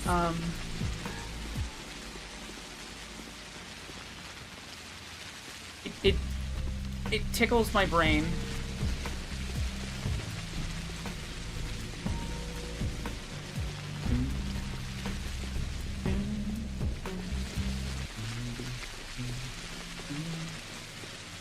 The Rebel Alliance are terrorists, and that's not a bad thing. Yeah, well, I mean, I have a lot of thoughts about that, but I mean, effectively, terrorists are whatever the government. Well, it's just political violence that you don't like. Yeah, no, that's what it is. Like, yeah, and that's why I'm agreeing with that statement. It's just like, yeah. Yeah, it's a word that has a very fluid it just has a very fluid definition that that becomes whatever's convenient for the the ruling class of the day. It is whatever functions for the ruling class of the day, right? And so there's a more strict definition where it's like very specifically doing this type of violence in order to instill fear. But I mean, if you use that definition, then a lot of state actors are by that definition. Yes, most state actions of violence become terrorism if you actually use that definition, but they don't apply that definition themselves. And that's exactly. Which is why, yeah. any violence against the state is going to be deemed terrorism, regardless of the validity of that deeming. Oh, excuse me. Yeah.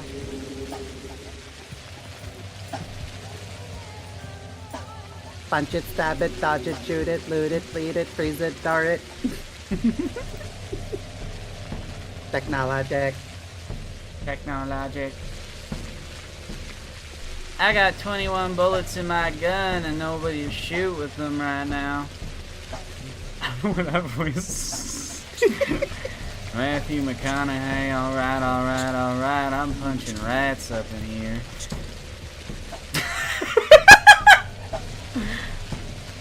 Punch that rat. Sometimes you just gotta punch a rat to consider the ways in which the universe moves, you know?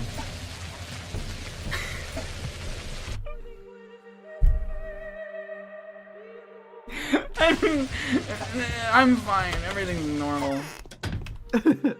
Oh my god.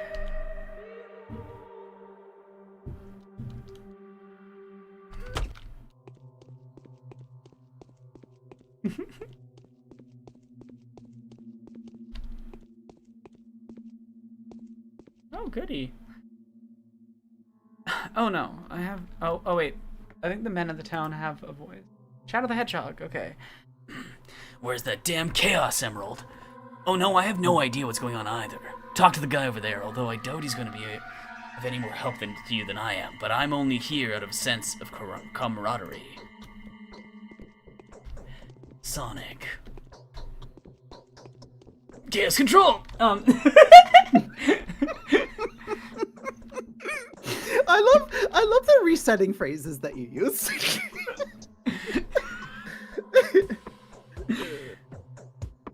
Oh, Chaos Control! Where's that damn Chaos Emerald? You're here for the same reason as we are, aren't you? Seems like we'll have to wait some more for that Chaos Emerald! Hopefully we'll get a chance to neutralize her with a single strike. Sever her spine with a precise scalpel slice, so to speak, undercut her. Now what on earth are you yapping about? Pardon me? No, nothing. Never mind. You just wait. I became like Sonic but Southern for a second. Shadow was Southern for a second. Chaos Emeralds, you just wait. Victor will find a way to cut her claws. He knows whose skeleton lies in her closet. She can dream all she likes about persecuting the creator of the medicine, but her scheme will fall through if her game's exposed. We had no sympathy for Reuben. Yet now, we're on his side. Wait a second, are you telling the truth? She wants to get rid of the creator of the panacea? You need proof? Speak to Victor then. We're only here as a resistance force. To hell with the upcoming tyranny. To hell with hypocritical investigators covering up personal agendas. Such an inquisitor will do nothing for our town. I hope Victor's in. The doctor. Is he? Sorry, I don't know. I felt fitting for that voice.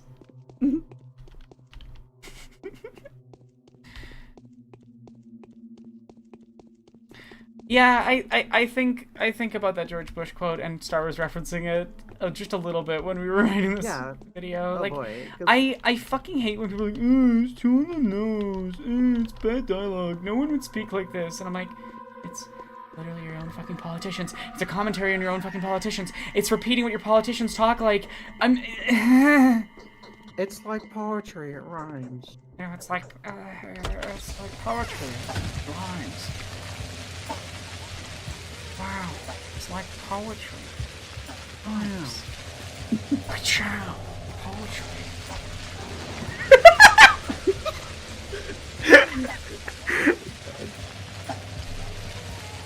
I feel like we have like especially large amounts of chaos gremlin. No, I definitely am on some weird vibe level right now. Leave me alone! No, I think it's great. I'm definitely enabling it. So. No, it's the ghost. The ghost won't leave me alone. I'm trying to walk to Victor's house. Oh, it's a ghost! Retro Reggie.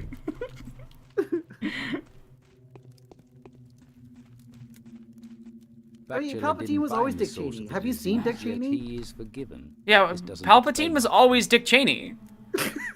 Like, Palpatine is just a Dick Cheney. Like, on purpose. Like, Star Wars is not subtle. No. Again, Jesse and I talked about this extensively in the Star Wars video. Go watch the Star Wars video if you haven't. Yes. I promise you, we are not wasting your time. Like, a chunk of that video is an animated short film. Yes. It's 6 hours for very good reason, because it's really, And like, if you much more only than want to just- watch the animated short film, you can join Aeronox Patreon, and you can watch it on there.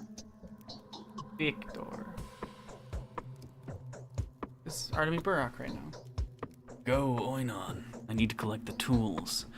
You see, Barak, the Wheel of Fortune takes unexpected turns every now and then.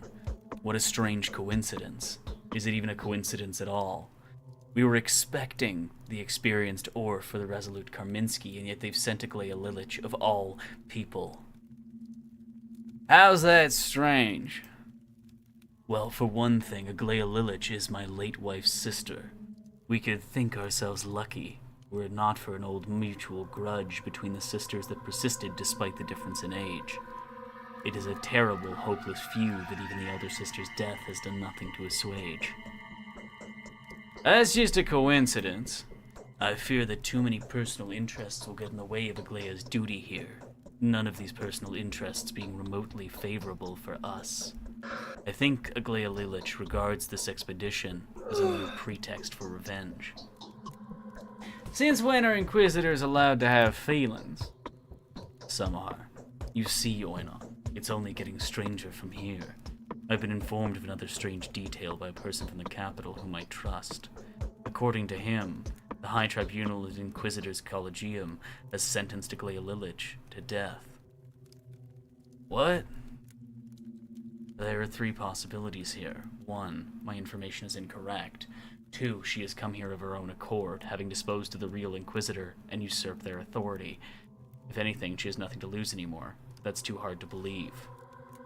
But what about the third possibility?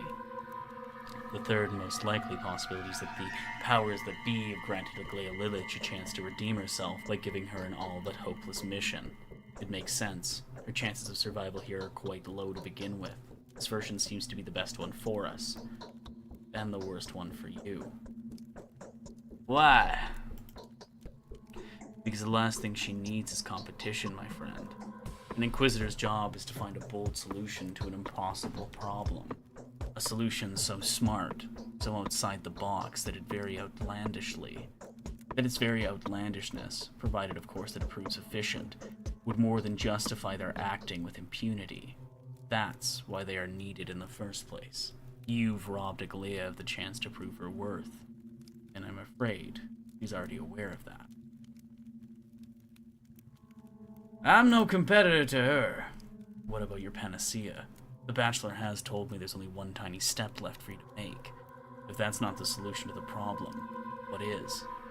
Were it not for these unfortunate tribulations poor Dr. Rubin had to go through because of us, you would have created it already, wouldn't you?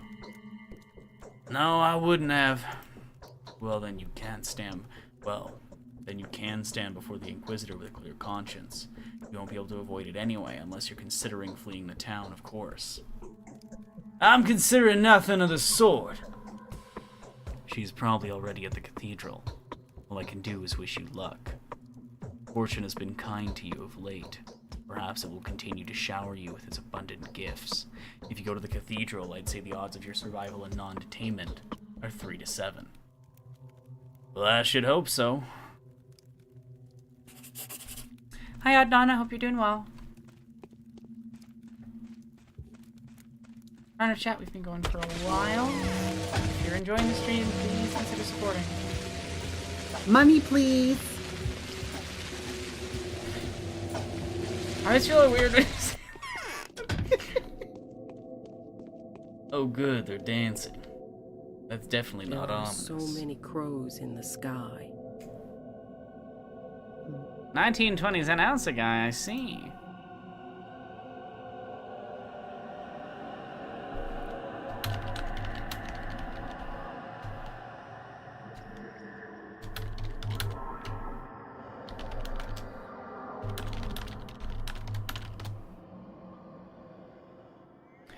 Sorry, responding to a message from...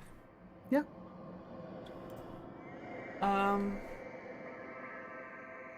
The 1920s announcer guy, the power that makes some of us submit to the will of another is overwhelming, isn't it? Who can call themselves free in our time? Each of us is a mere pawn in someone else's game. Each is blind and deceived. Like who? The proud bachelor, who had just been speaking to me, is absolutely convinced that he's free, but my most misgivings have come true. He was nothing but a puppet in the hands of the powers that be. The target he's chosen at someone else's advice was worthy, but his righteous arrow returned to strike him in the back. I didn't expect to find the Inquisitor. That's wrong voice. Cole Cassidy, I didn't expect to find the Inquisitor so agitated. Abusing someone else's integrity is despicable. Despicable! And I know who's behind all that. Those that have secured my fate will not hesitate to condemn the other envoys. One of them has already entered the stage, the other's making the final preparations. I can already hear the clanking of his battalion guns. And so the Inquisitor finds herself trapped between a learned man and a destroyer. 1920s announcer guy, and what can he who is called the Haruspex award and the Ripper off me? I wanted to explain myself. Explain yourself? Your very self? How curious. Speak. I've found myself rather preoccupied with matters of identity lately. Seems like I've abandoned those matters all too early, seeing what they've done to me. Friends? I thought this was gonna be an interrogation, but this a confession? No, it isn't. Your father had invited you to his own funeral, and so you arrived, only to find him murdered. He then came into an inheritance, saddled with an obligation to save a creature that you know nothing about by making a panacea. It also warned you of a sacrifice it will inevitably require, is that correct? It is. I've made you invent a panacea, an unexpected move. How could anyone make me? You're masterfully led to this conclusion by the circumstances. You consider the creation of panacea your principal goal, and you do really believe it was your idea all along.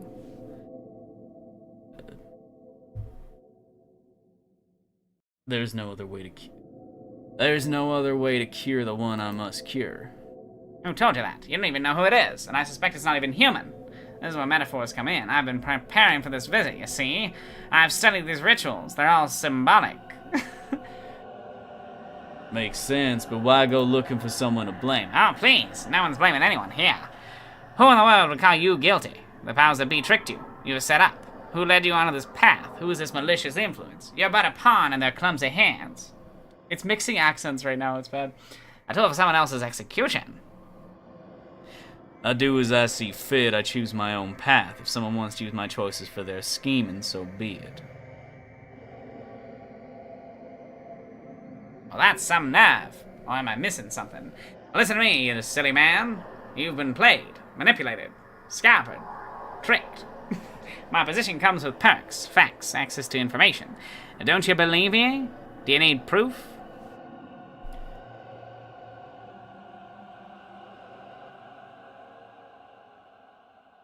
If someone works my part into their play, that's on them. I'm only responsible for my own choices. Or do you expect me to change my decisions just for the pleasure of spoiling someone else's schemes? My choices are driven by familial obligations and love. That's reason enough for me. Well, the answer.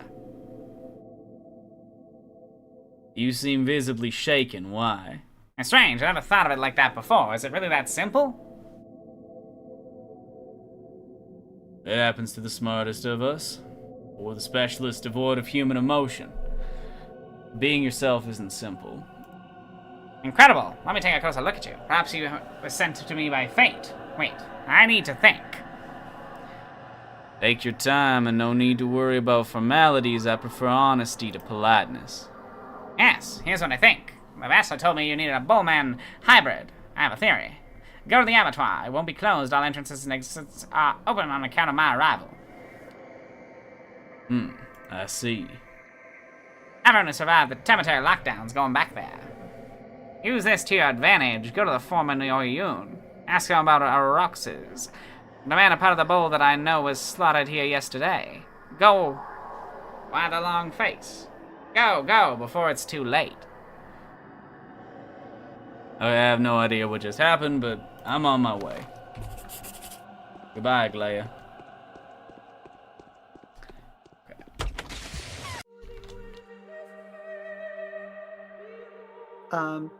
Aranok? Yeah? I would like to direct your attention to the meme channel in the Patreon Discord server.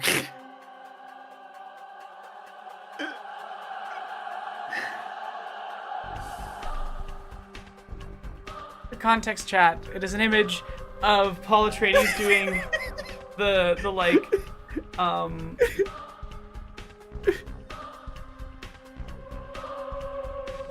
trick, and then listen, I'll keep.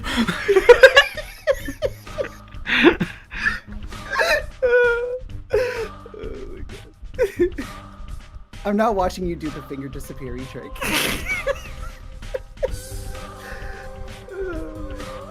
That one got me. I was muted, but I was laughing up to that one. God.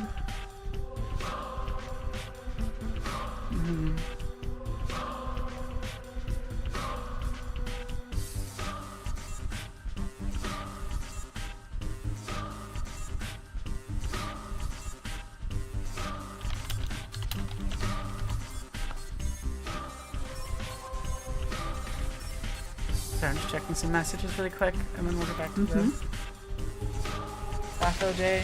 Whoop!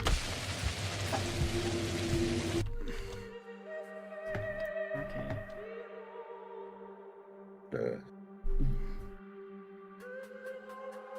Whoa.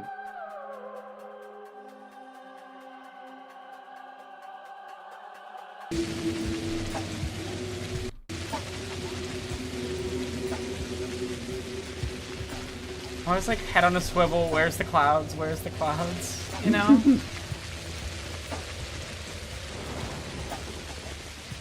Luke, I'm your father. No! There you go, chat. That damned Chaos Emerald. Sonic, Luke. I just want you to make out. Luke, I am your father.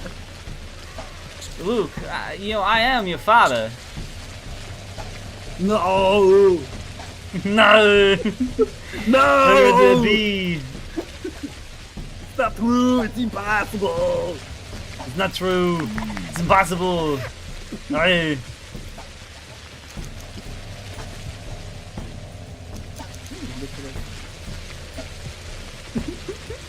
One of my favorite single lines from the Star Wars films is during the first movie, and this like lives like rent free in my head. I love it so much. It's like it's during the climax of A New Hope, and you know Luke is lining up his shot, and Darth Vader is about to shoot down Luke, and I'm sorry.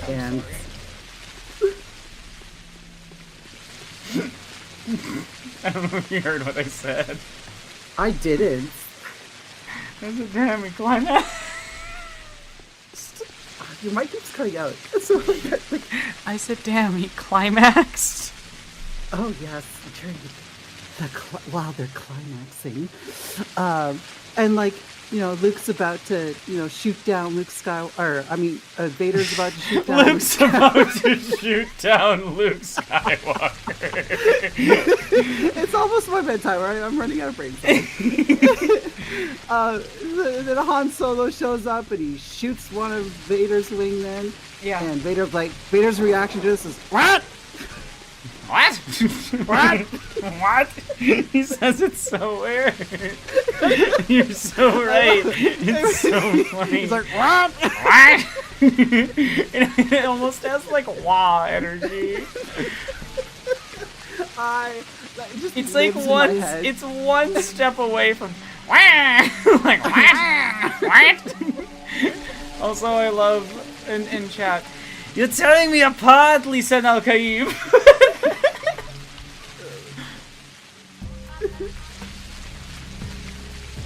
Oopsie. I gaslighted gatekeeping girl boss my way into being emperor. Paul Atreides on the topic of starting a mess.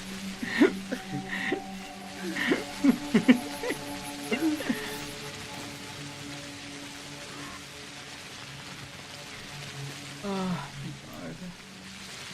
Stilgar's favorite car is the Nissan Alcaide. The Nissan Alcaide. Nissan Alcaide.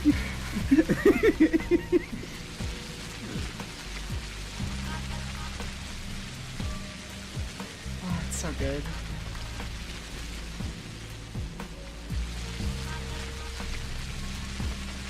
I'm very curious as to what direction they're going to take Doom Aside. Because they've completely changed the ending. Yes. Yes. I'm excited to see what they're gonna do with it, but yeah. How do you do that in children without Chani and Paul together? Mm-hmm. What does that look like? I'm just very curious. Yeah. Because it honestly felt like, well, we're just not going to do a sequel. But that's just how I felt like while watching the movie. But then I found out later that they are doing a sequel. So it's just like, but how? Like, you have to change everything now. It's fascinating, but I do think that I like that Dune 2 is Chani's movie and not Paul's movie. Yeah. And the reveal at the end of the film that, like, yeah, actually, this is Chani's movie. I also think it's important that the film is bookended by the perspectives of the women that are harmed by Paul. Yes. Like, it's hard to adequately explain what that means in the context of, like, what Dune has been for so long, and for Denis to have, like, it's this frustrating thing where I'm like, Denis, why can't you be fucking better about this other aspect? But this aspect, I think he did a really good job, and I think it... Yeah. Yeah. I mean, I like that it wasn't Paul's story, so, like, I mean, I've always argued that, like, the book was, too much of Paul's story. Well, no, I've actually argued that the book is Jessica's story. Interesting. That's an interesting perspective. You want to expand on that? Yeah, absolutely. So, we see a lot of the story from her perspective, and she's the most relatable character because, like, Paul is like this like weirdo that is like part of this is like fanatic religion, and she's the one that kind of suffers the most throughout the story.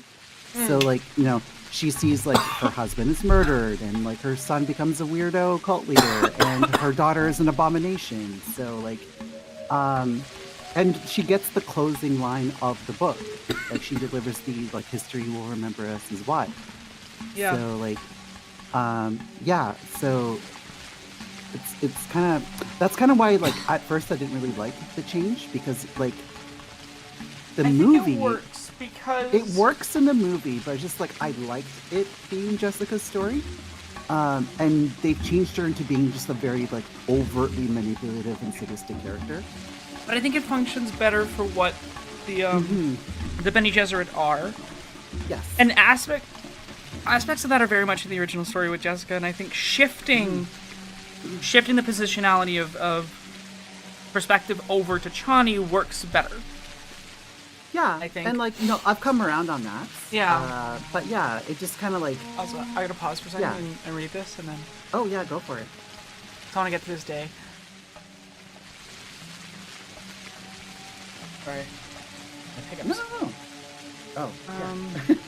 I thought you were apologizing for doing your stream. Oh, wait, no, this is Vlad Ovinsky the Younger, never mind. Funny Sean Connery. Sexism. Father came back from the cathedral. The Inquisitor's methods of investigation are indeed harsh. No omissions or innuendos could survive her questioning. You may want to experience this firsthand. Everyone's done their best to protect themselves. Everyone tries to manipulate the facts in a manner which makes it possible to hang your responsibility under someone else. In light of these self-serving strategies, your role in the recent events looks progressively disagreeable. This is just a British accent, I'm giving fucking up. The best you can do is talk to the Inquisitor yourself and explain yourself to her before one of your detractors does it for you, B.O. Gimsey the Younger. P.S. Tread lightly with her. Fully just, like, changed, like, 5 times. We tired. We messing up voices. And again, to be fair, to be fair, the only reason bad Sean Connery impression is on that list is because a patron really enjoys me doing it poorly. So I was like, for you. It was just like, just halfway through you turned into Michael Caine. Michael Caine. Master Bruce. Master Bruce. Care for you. Like your father before you. Master There's Bruce. this clip of these two British comedians doing competing Michael Caine accents, and it's phenomenal. That's beautiful. That's art. Me being, like I can't get enough bullets, and then today I'm like, oh, I have so many bullets.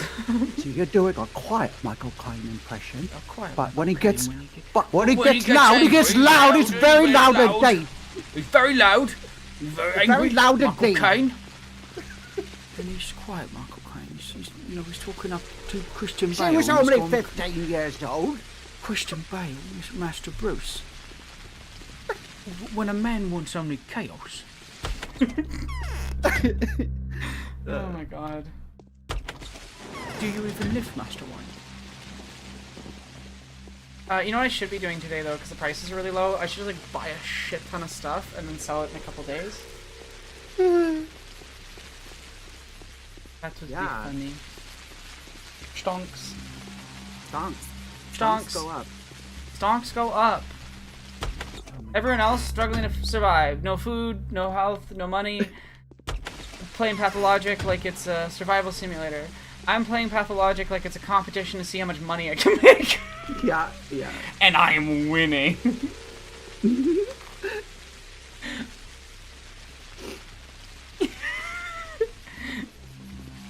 God. I think some of the worst aspects of myself are uncomfortably similar to Dan Ghost. I have come to accept this. This is the truth. This is the cross I must bear.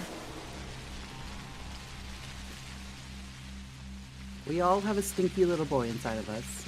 No, I don't have a stinky little boy inside me. It's for so many reasons. No. No. Hard no. The hardest of no's to that sentence.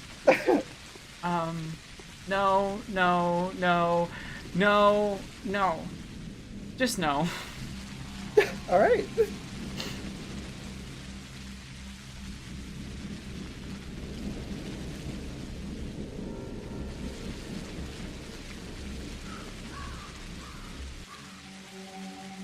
Sorry, dysphoria-inducing sentence. No.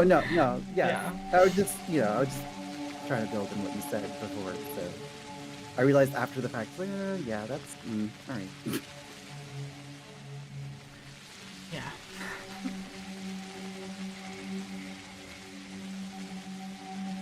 Death Trap is the movie where Alfred had an affair with Superman behind Batman's back. How do I go in? Isn't this the Abattoir entrance? Can someone explain to me why this is not the Abattoir entrance? Am I doing something wrong? Okay. I'm gonna Google how to enter the Abattoir.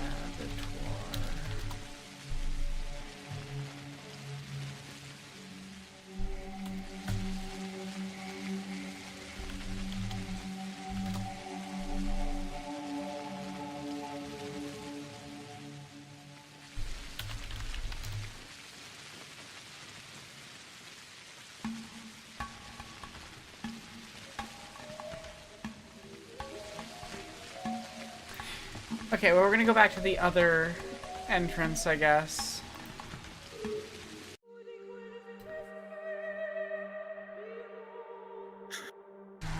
Whatever, I need to waste time in this day anyway.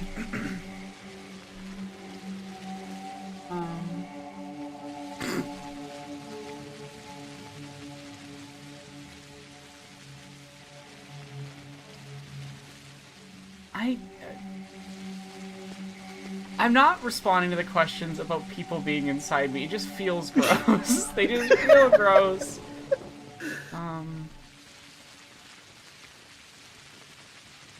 Yeah.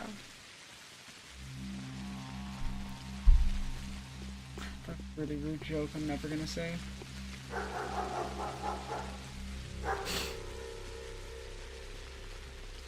I see digital beef, that makes sense.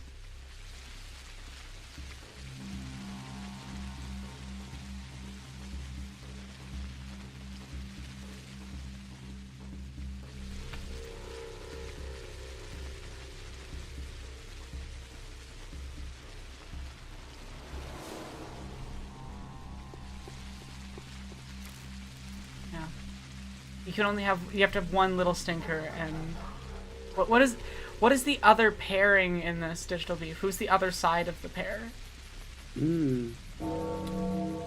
That makes up the dynamic. Little stinker and I don't know what this was, but I'm gonna go with little goober. Just a little goobery guy.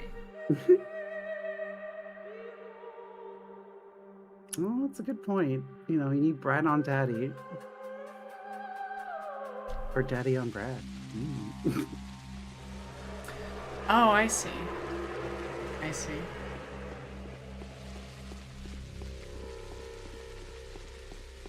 I guess that makes sense. I didn't realize that's what you meant by little stinker.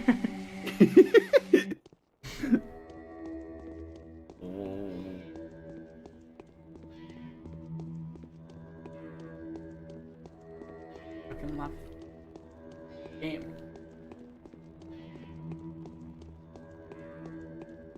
Just ignore that I'm happy stimming to the music. Oh, I can't hear the music, so it's because I have the stream muted. Where the fuck am I supposed to go?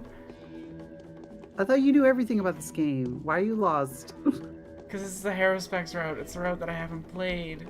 It's the one thing I actually don't know about this. Okay, I don't alright. know that. Oh my God! What was that?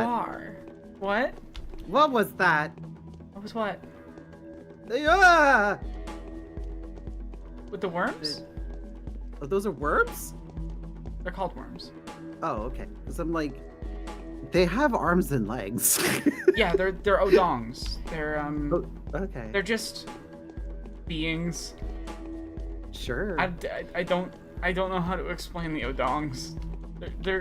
They're here. They're a thing. I mean, it's not the weirdest thing I've seen in this game.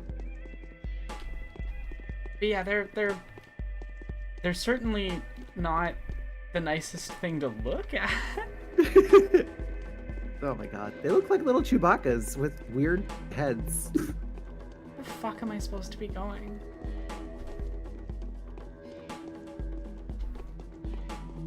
Done something wrong?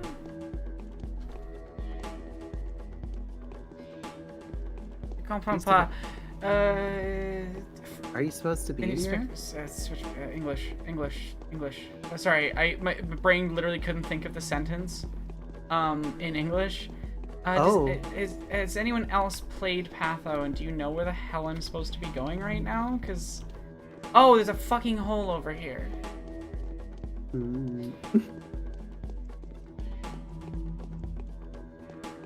thought of another rude joke, I'm not gonna... I mean, I was thinking it. Out of respect for your stream, I didn't say it out all loud. I'll say is, as a lesbian, I don't usually... Yeah, I couldn't find the hole. Oh my God. I'm sorry. No, don't apologize. We like a little fun, dirty humor sometimes. We're all the time in my case. Oh, this is a fucking maze. I love Does this game give you a map? It's Pathologic. I mean, does this game? I don't know. It's Pathologic. I found you. Be brief, Kindred One. Okay. Orman Ayoun. Oh, Orman Ayoun geez. doesn't have a name. Chat. Donate. Money, please. It doesn't have a voice. Why do I keep saying name? Your voice is your name. Your name is the voice.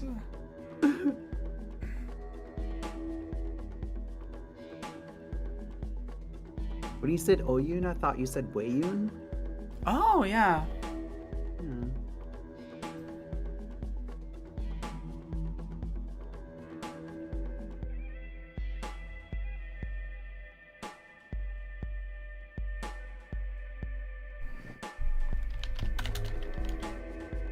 I love Jeffrey Combs. I love him in everything I've seen him in. And I've seen him in a lot of things.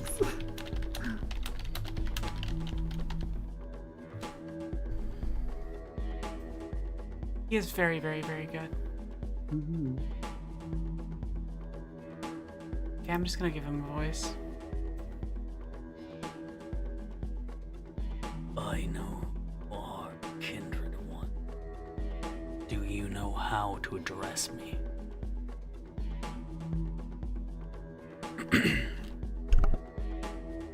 You're Aoun, Omanku and the foreman of the abattoir. Ask. Tell me what an oryx is. Oryx is the name given to a kindred bull by merchants of old. We call him Boss Primigenius to honor the knowledgeable one that had shown him to us. I know of that name. He is Mother Bodo's flesh and blood, his form congruent to the universe, his lines are the lines of the world. There is nothing in the world that is not contained within the body of a supreme. His white flesh tells the march of time. His blue flesh rules waters and rains. His brown flesh keeps the heat. I'm aware of that.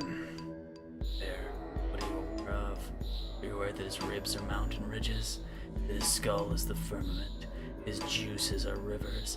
His hair is herbs and his voice is the song of Bodo, his seed the joy of Bodo's vein, his black blood the time and memory of our earth. Are you aware of that? Oh, you've opened up I went into my own voice for a second there. So you've opened up a Supreme not so long ago, haven't you? I have, as was my right. Who else but I, a warden, the foreman of the abattoirs, to open a Supreme's lines up? Give me a gulp of his blood. You were impudent, son of Bodo. Aren't you pushing it? Act in the name of the one who sent me. You know what emissary came to the town last night. I know that all too well. Let it be so then. I will give you as much blood as you can carry away in your cuffed palm. This is the price I am willing to pay to buy us peace and get rid of the emissary. I know neither of you nor of your name, and so you will get not a single drop more. Give me your hand. I am Artemy Burok, son of Isidore Burok. You know both me and my name.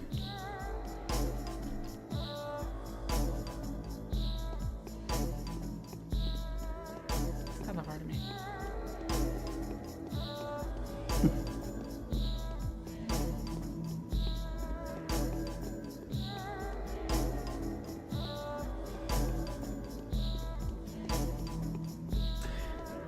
Artemy's Road has a lot of exploration of sort of legacy. I find that an interesting sort of thing. You're sort of connected to and disconnected to at the same time from this place. Yeah. I've kind of like not paying a super huge amount of attention to the dialogue. It's. I kind of want to. It's like a weird Russian philosophy novel punched you in the face. Yes. Yeah. Well, I was just gonna say that I should probably play the game myself on my own time. So yeah, you should take the that time way to cross. Yeah, to actually engage with it and read everything because I do like text heavy games. Yeah, just know that the mechanical side of it is an Oh experience. yeah, I'm expecting it to be super janky. I make it out to look much easier and pleasant than it actually is. I can send you a thing that will help you kind of get through and avoid catastrophic I was just gonna look up like a glitches. walkthrough. Well, no, it's a specific walkthrough. It's called the spoiler-free walkthrough by James, I think it is. Okay. I've mostly used it when I need to avoid an error that would like break my run or break the game. But, I gotcha. or sometimes when I just need to keep the stream moving smoothly. Yeah. Because I'm like, what the fuck am I supposed to be doing? But to be honest, like, if you want to play it legit, it's a bit of a trial and error game. Like, you're gonna try days, you're gonna mess up, and then you're gonna try them again, that sort of thing. The game encourages save scumming. It is an active mechanic in a way that the sequel actively discourages. Interesting. Save scumming. And so they have two very different approaches, and the games are very heavily influenced by the design decision to do one or the other. It's sort of a core element of a lot of the game, in my opinion. Okay.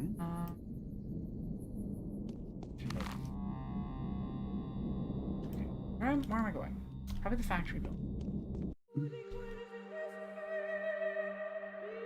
Well, it's getting close to my bedtime, so I think now's a good time to drop off. So lovely to hang out as always. As always. Yeah. And chat, if you have extra money, give it to Aeronock. You can hit that Ko-Fi button or you can hit that Patreon button. They're both reasonably costed. So if you can afford a cup of coffee, you can afford to give some money to That would be very appreciated. A long performance. Yes. Okay, I'm going to bed now. Okay, Have a good good night, sleep. everyone. Bye. Thanks for being here, Miranda. My pleasure. And then there was just one person who's talking to themselves in different accents. Very normal.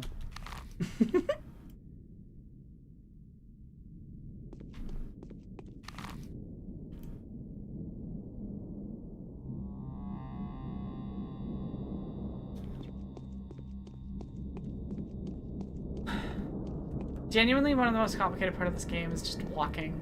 So much walking. And I like it. I like the walking. Very relaxed. Except when it's not relaxed. But most of the time it's relaxed. Most of the time I'm like in my patho music, enjoying the ambiance of the step. You know, hearing combat noises in the distance. Avoiding horrific, dangerous shit.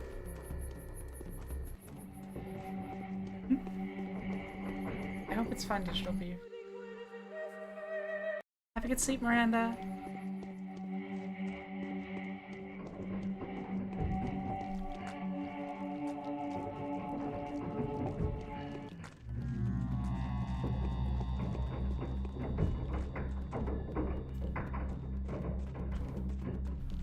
I had a visual glitch there for a second, and I genuinely thought it was a rat that had just like appeared out of nowhere.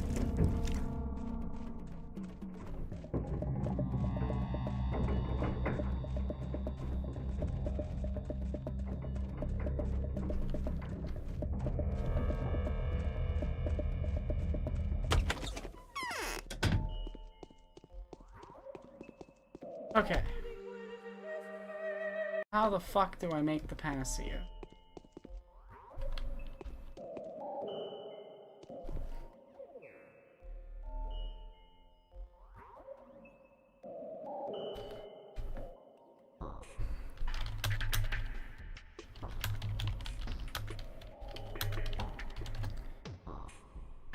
I'd do a bunch of trial and error shit on my own if I wasn't playing on stream, but we're on stream, so.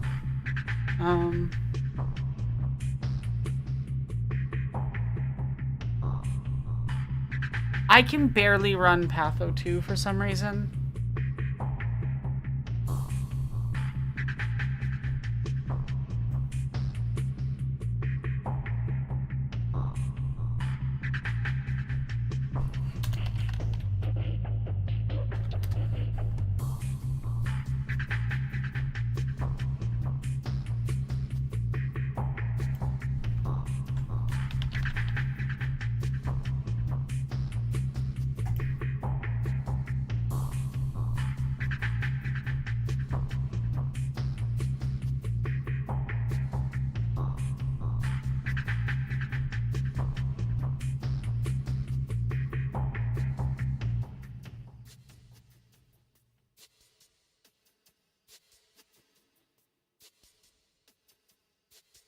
Everything just says prepare panacea, and I'm like, okay. How? How, though?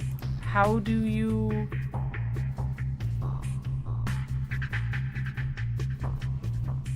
How do you actually mechanically do it?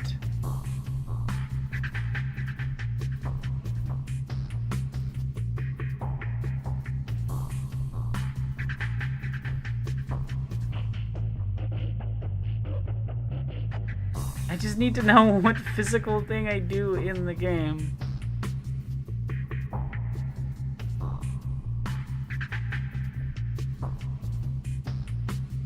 Any twirine extract. Okay, cool.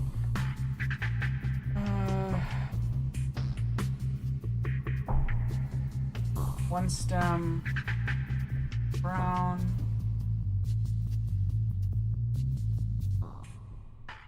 Levery. Okay, 1 second.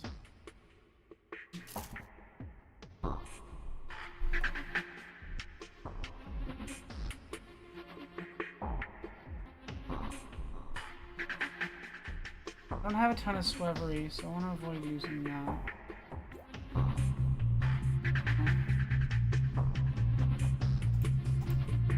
I will store my rat in here for now, in case I want to go rat racing.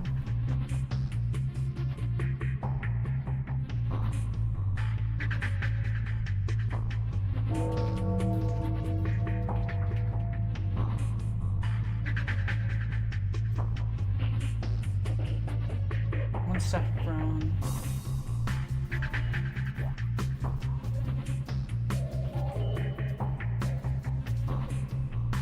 Two black, one brown. Got it.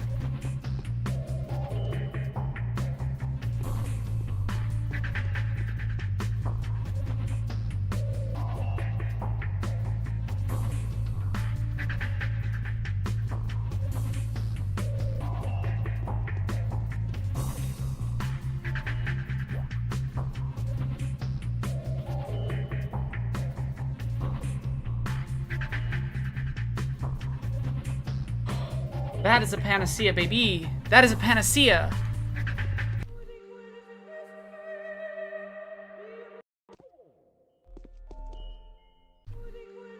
Yeah, okay. Panacea is crafted. I think I'm gonna end the stream there, even though like the day isn't fully over. It's only 3 p.m. We've already finished all the quests for the day. Like,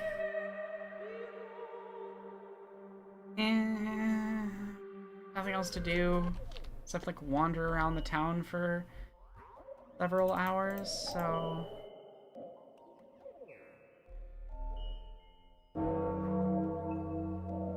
Sleep it off.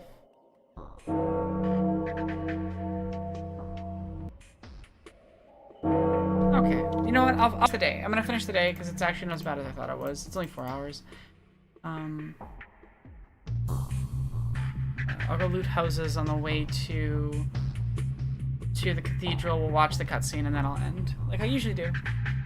I just thought it was gonna be like, you know, like 30 minutes of gameplay or something, and I'm just like, I can't, you know.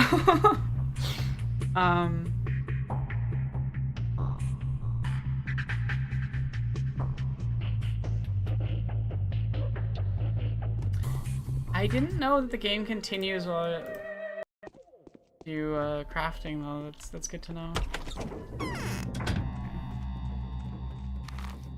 I think there's burnt districts somewhere around here. Have a good night, Chandler. But yeah, I'm not ending the stream just yet. Just yet. We're almost done. Very close. But yeah, that'll mean we're done day 7, which means I've only got 5 days left, and one of those days isn't really a day. So probably, my guess is 2 more streams. We do day 8, day 9, we do day 10, 11, and cutscene on 12.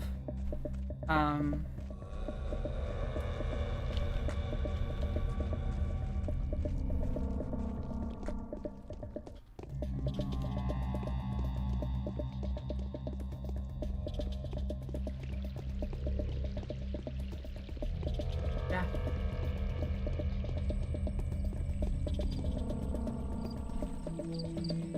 I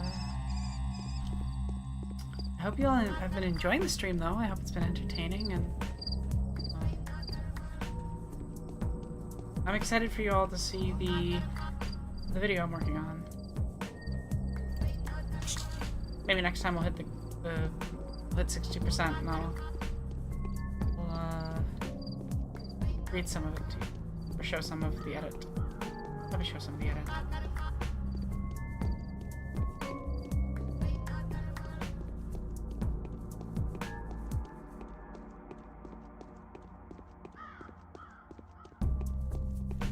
Can you loot these? I don't think you can.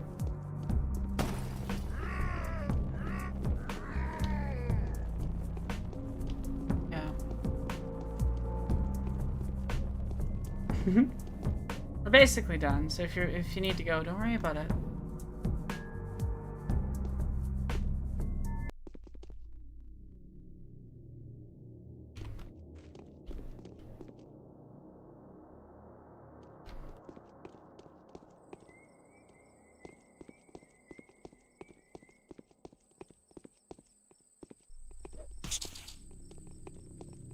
Stop running. I need to chat with you because you might have a smouter.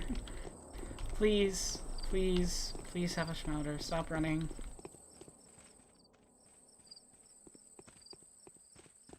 Are you gonna stop? No, no, you're not gonna stop running. Okay, that's fun.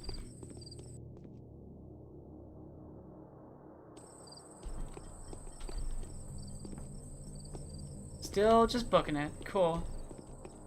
Love when the game does that. It's so fun. It's just so great.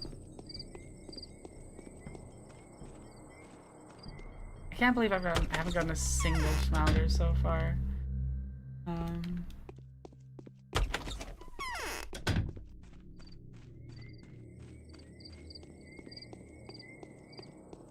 I'm glad you and the rest of chat are having fun chatting.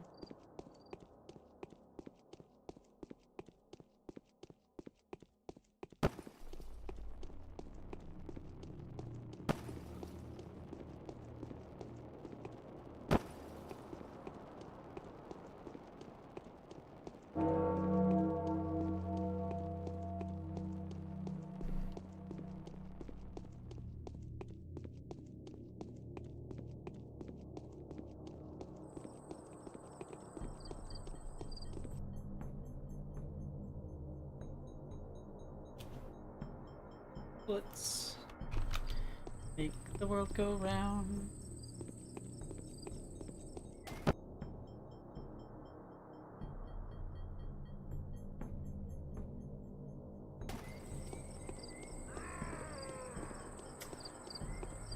It's really annoying. I think there's a burnt district across the way. I guess I could go. Probably do like one house, maybe two, and that should use up the time. That's one of the problems with, like, if you get at Patho, the main annoyance isn't being able to get stuff done.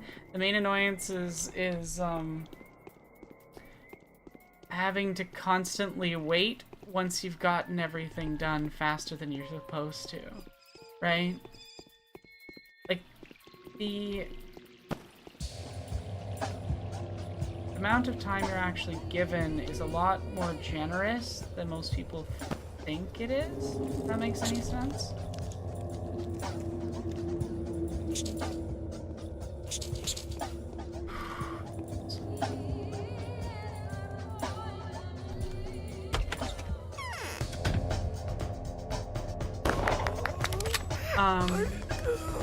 And that's mostly because, like, there are days in the game that I think are, no matter how good you are at the game, stressful a little bit with the time limit because you lose a huge chunk of the day due to story events. The day that that Haruspex gets knocked out and put in the jail, the day that Daniel gets knocked out, going in the abattoir, those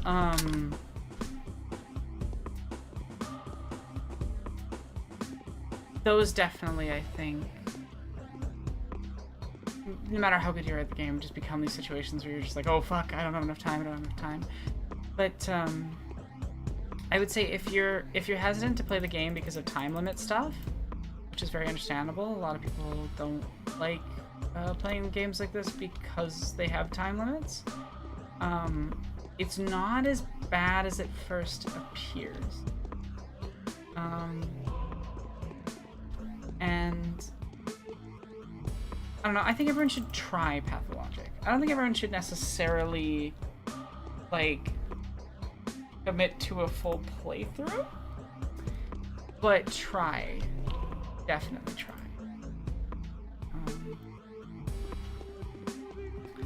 Have the other routes been added to Pathologic 2? No, they have not. Danielle's route is nearing completion from my understanding. But to be honest, I kind of wish they'd focus more on making the game function. and then on the getting more routes in there. Because I'd like to be able to actually play the game.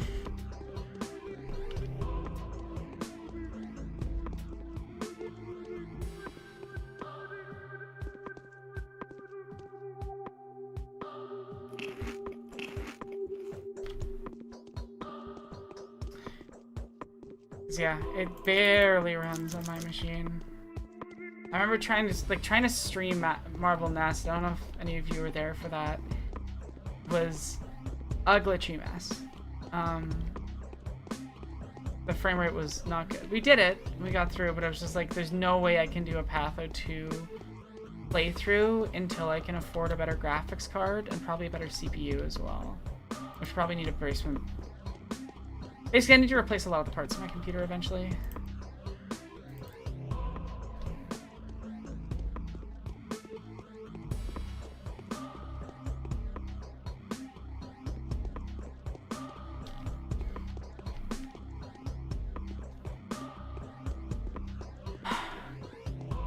I think... Yeah, I forgot to put the, this stuff back in my container thing, so I think I'm gonna have to go do that. Like ASAP at the start of the next day.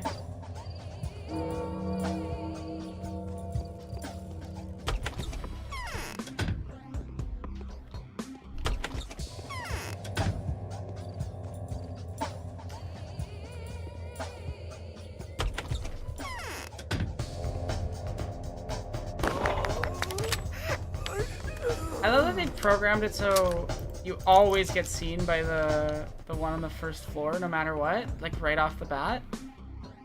And they just fucking charge you.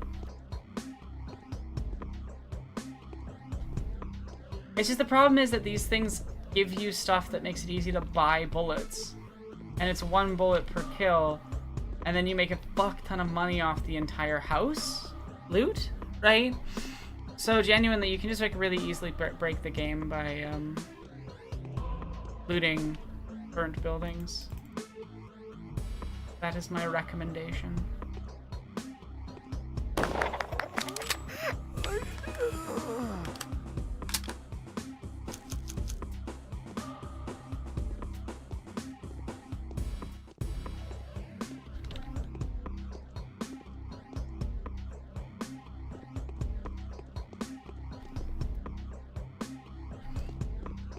So yeah. So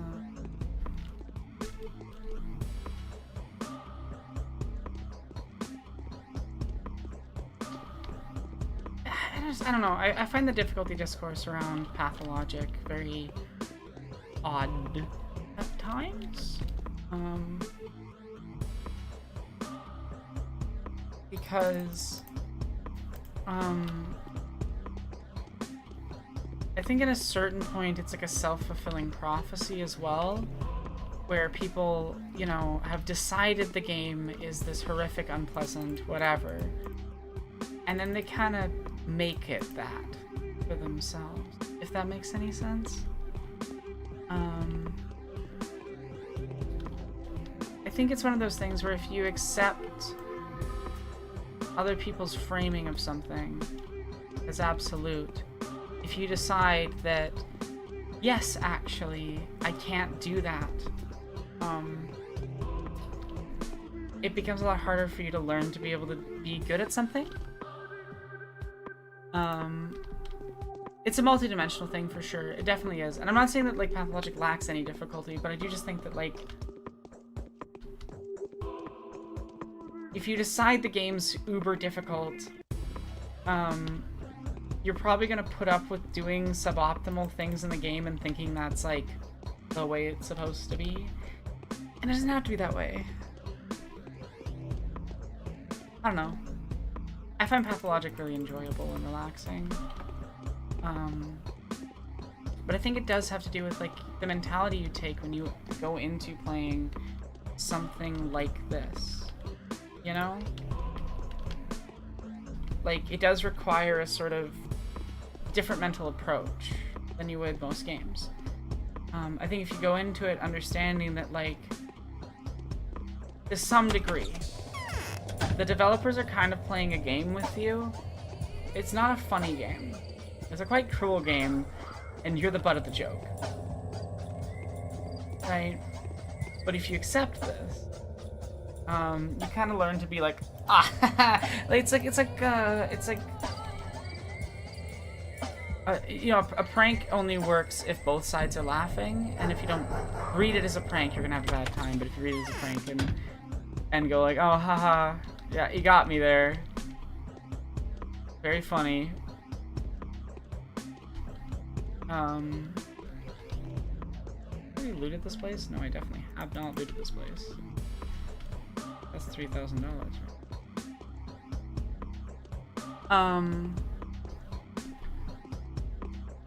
Yeah, that's very fair to still beef. I do think that, like, I guess to be more accurate about what I'm saying, I do not think it is mechanically as challenging as some people make it out to be. I would say it is often more of an intellectual challenge and a knowledge challenge. Yes, being able to laugh at yourself is a superpower, honestly, is, yeah, 100%. Very much that.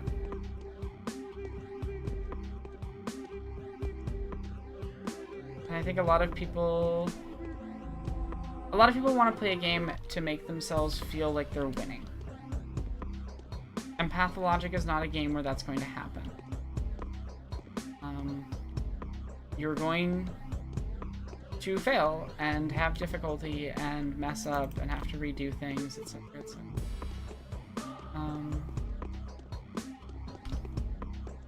Did I already loot this house? I'm so confused. I must have just like missed that one thing. Oh well. Go to the theater with us. There's a show to see.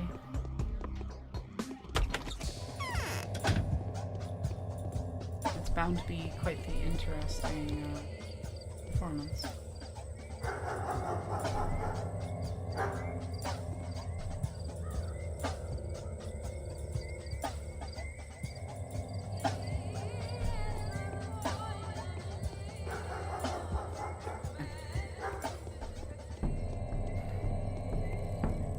Yeah, I think sometimes you don't get some of the intricacies which are very similarly explained or presented. It makes the game much harder. It's not just... And it's also... Absolutely, like, I think the primary difficulty curve of Pathologic is a learning curve, not a mechanical, like, physical mechanical one. You know what I mean? I would say the other thing...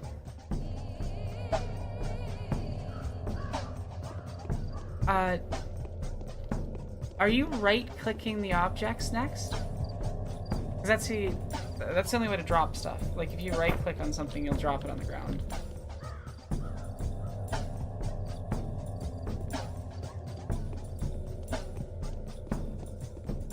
Or do you mean you can't pick things up? In which case, are you using the right button to pick things up?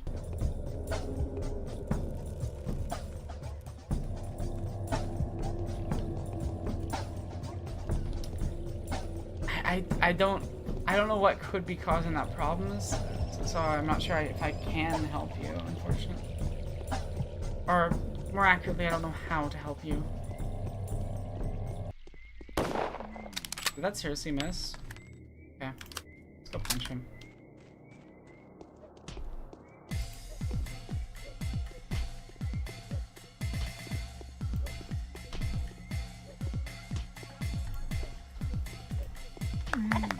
Haha, get wrecked.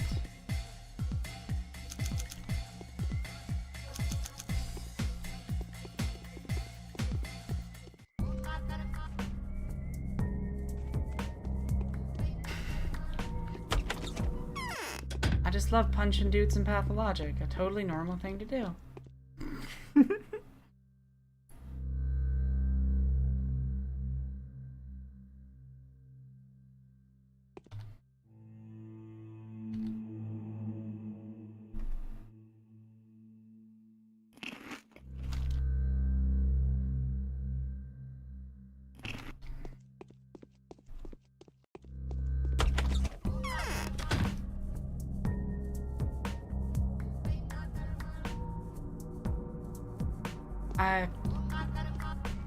I don't know how to help you next. I'm sorry. Like, I have no clue what would be causing that type of error. Because I've never heard of that happening, so.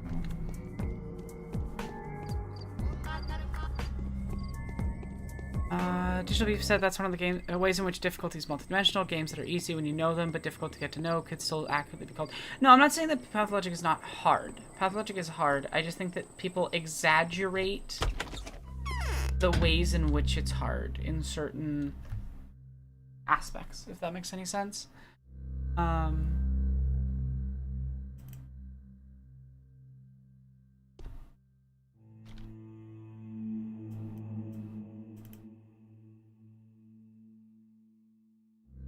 Are you wondering why I'm buying $10,000 worth of meds I'm not going to use?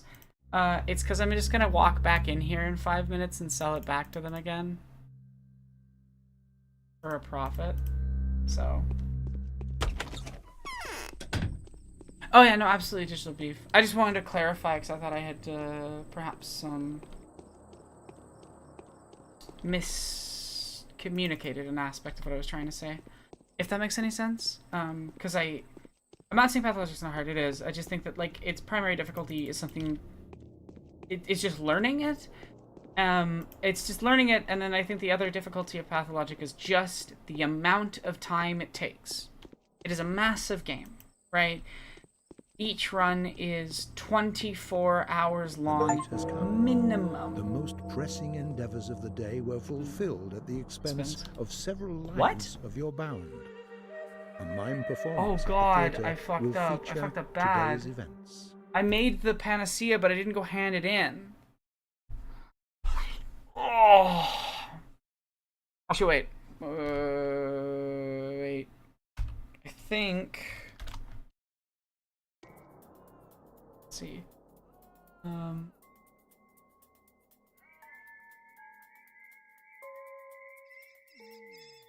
Okay, I just need to return to the Inquisitor. I was already in the right area. All I needed to do was walk to the cathedral. Oh my god. Oh my god, I can't believe I did that. I can't believe I did that. I cannot believe I did that.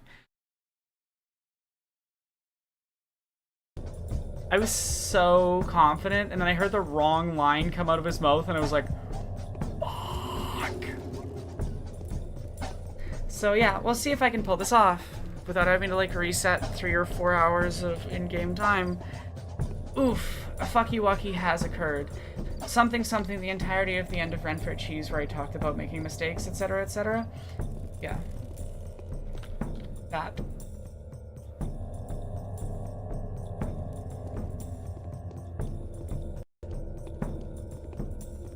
Okay, we got time. We got lots of time. Wow, did I fuck that up? That is so funny, actually. That's actually so funny. Not in a haha funny way, but in a like, oh my god, are you kidding me way? Oh, shit, I should have been reading that. What is your voice, Aglaia? 1920s announcer guy. Oh, god, I hate doing this voice. Why are you giving her that look? I'm back. I've made the panacea. Here it is. The foreman provided me with a handful of steaming oryx blood. It's beautiful, see? Let me take a closer look. I never thought it would be like this. I pictured a vial, I mean, but the contents? Who could have known it would be filled with medicine rather than poison? What are you talking about? Death, what else? It brings life, not death, and it is you I should thank for it.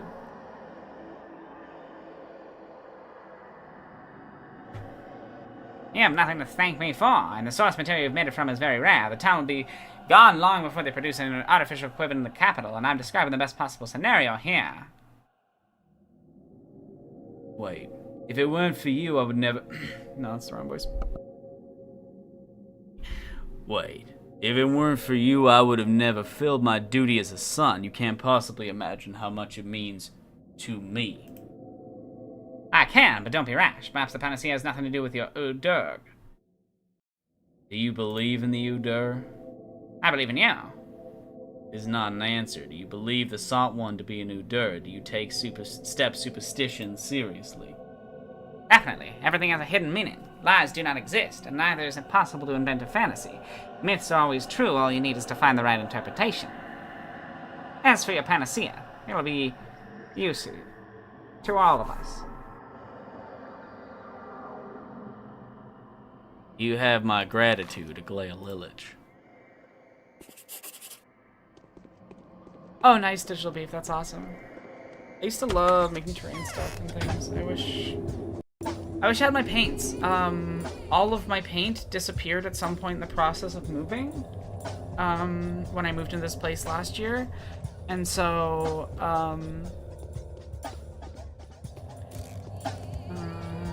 yeah, that was not fun. Because I'd slowly collected that you know, amount of paint over a long period of time. Paint's expensive, it's hard to get at reasonable prices. I'd slowly, you know, gotten the stuff that I wanted. So to replace it all right now would be very, very, very expensive at a time when I have like no money. So I haven't painted miniatures in a really, really long time. And I miss it. I miss painting them. I miss painting terrain and stuff. I don't know. Maybe someday I'll do like a little animated short film where I like design the backgrounds and sets and stuff and then like animate over top of it. That'd be kind of fun.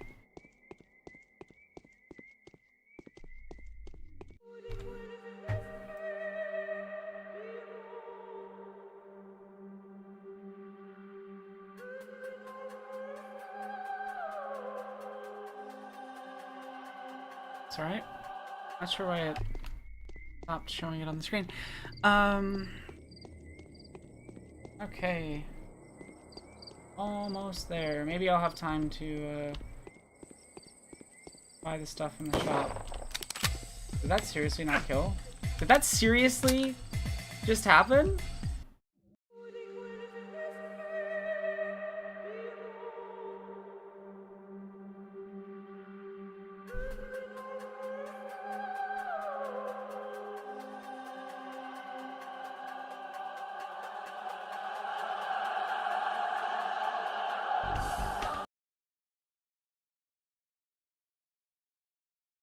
Wow. Wow. Wow.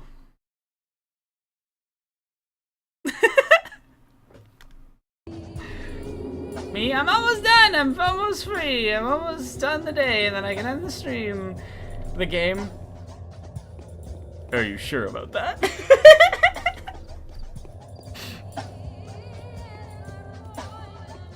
I would like less oopsies, please. Thank you. Put my pistol, just in case.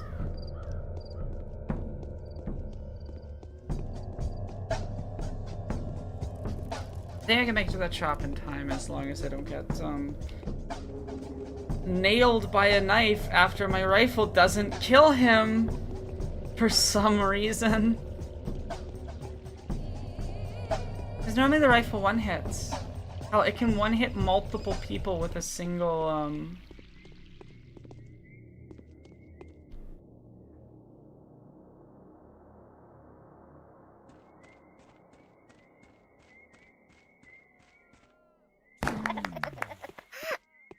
pick up, let me pick up, let me pick up.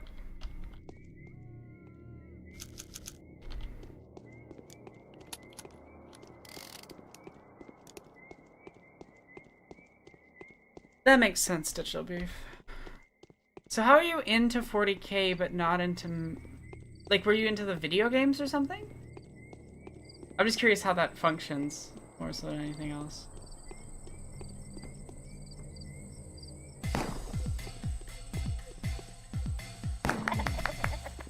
The day is over.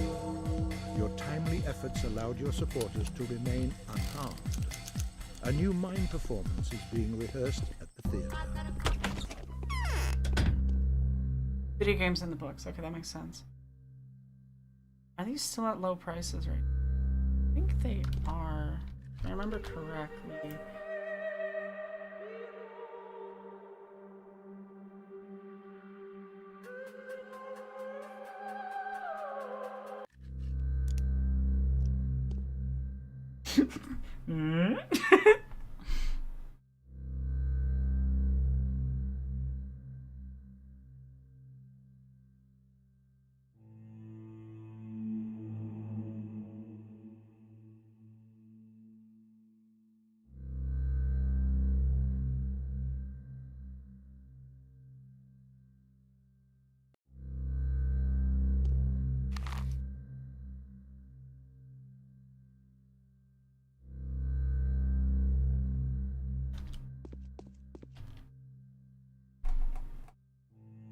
Your visit to the foreman has drawn me towards a fascinating conclusion. The blood's still warm, is it not? It seems alive as though it was extracted moments ago. However, the blood we're speaking about belongs to a bull that was slaughtered the day before. Foreman Ayun has travestied the ritual. Why don't you ask him where the blood comes from next time you see him? P.S. Lend your ear to the bachelor if you please. He acts in accordance with my instructions, and I consider him worthy of my trust. He'll help you finish when you started, provided you require any assistance. P.P.S. I got wind of your forthcoming appointment as new leader of the kin, who established the new order in the town. This is a reasonable, subtle solution that I'm very likely to welcome. The time of the three families has passed. We need to think about the future. Am I making sense to you?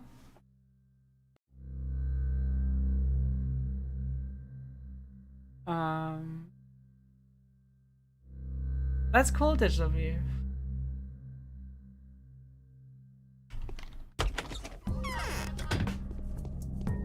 Wait, like my friend Lila that I know?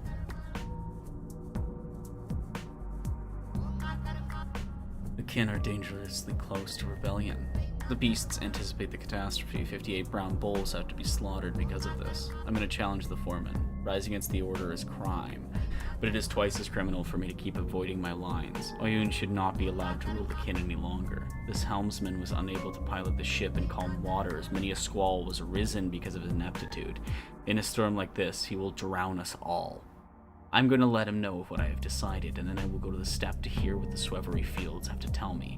I hope that while I am talking to Bodo, Oyun will acknowledge the truth of my way and will speak to Boost Vlad of the necessary changes. He will have to vacate the stones for me by the time I have him back, otherwise the kin will rebel.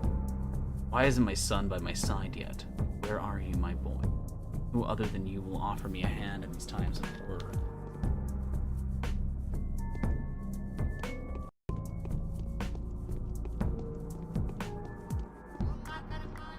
Oh, cool. That's awesome. I know how celestial bodies work. I know the logic of numbers. Yes, Mom. Solid bodies drown in water. It's a law.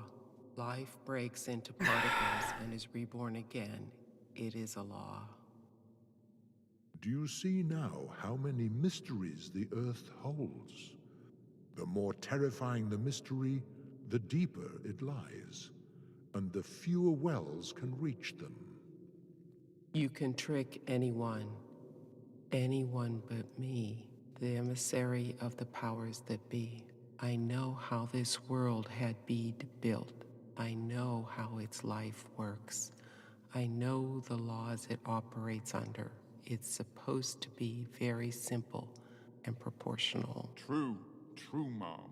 That's what it's supposed to be. True, Mom. That is what it's supposed to be. So let it be. It's not the end of the world. It's just an epidemic. It's gone out of proportion.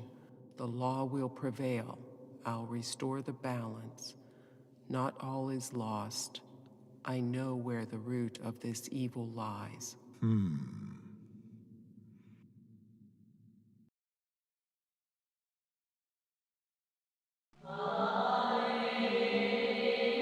love these weird ass cutscenes. I also love how kind of deluded Aglaya is in certain ways. You know, she's so convinced that she can restore order and whatever.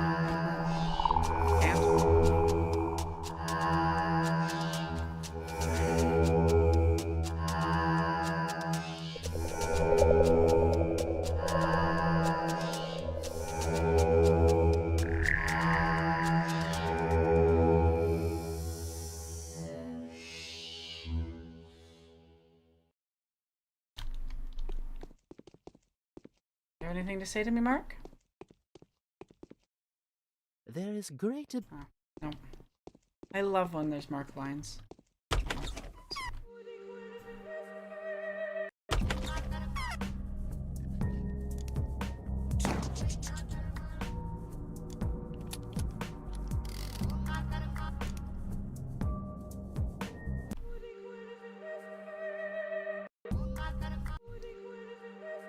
Okay, that was a long stream. It was longer than I intended to go. I just was enjoying chatting and wanted to make sure I finished the day that I'd started. But, yeah. If you missed any of it, the VOD will stay up. Have a lovely evening. I'm going to sign off. I'm going to get some food for Turb and I and snuggle my cat and maybe try to do a little bit of editing. We'll see if the streaming's helped set my brain. I also want to message my girlfriend. Anyway, bye.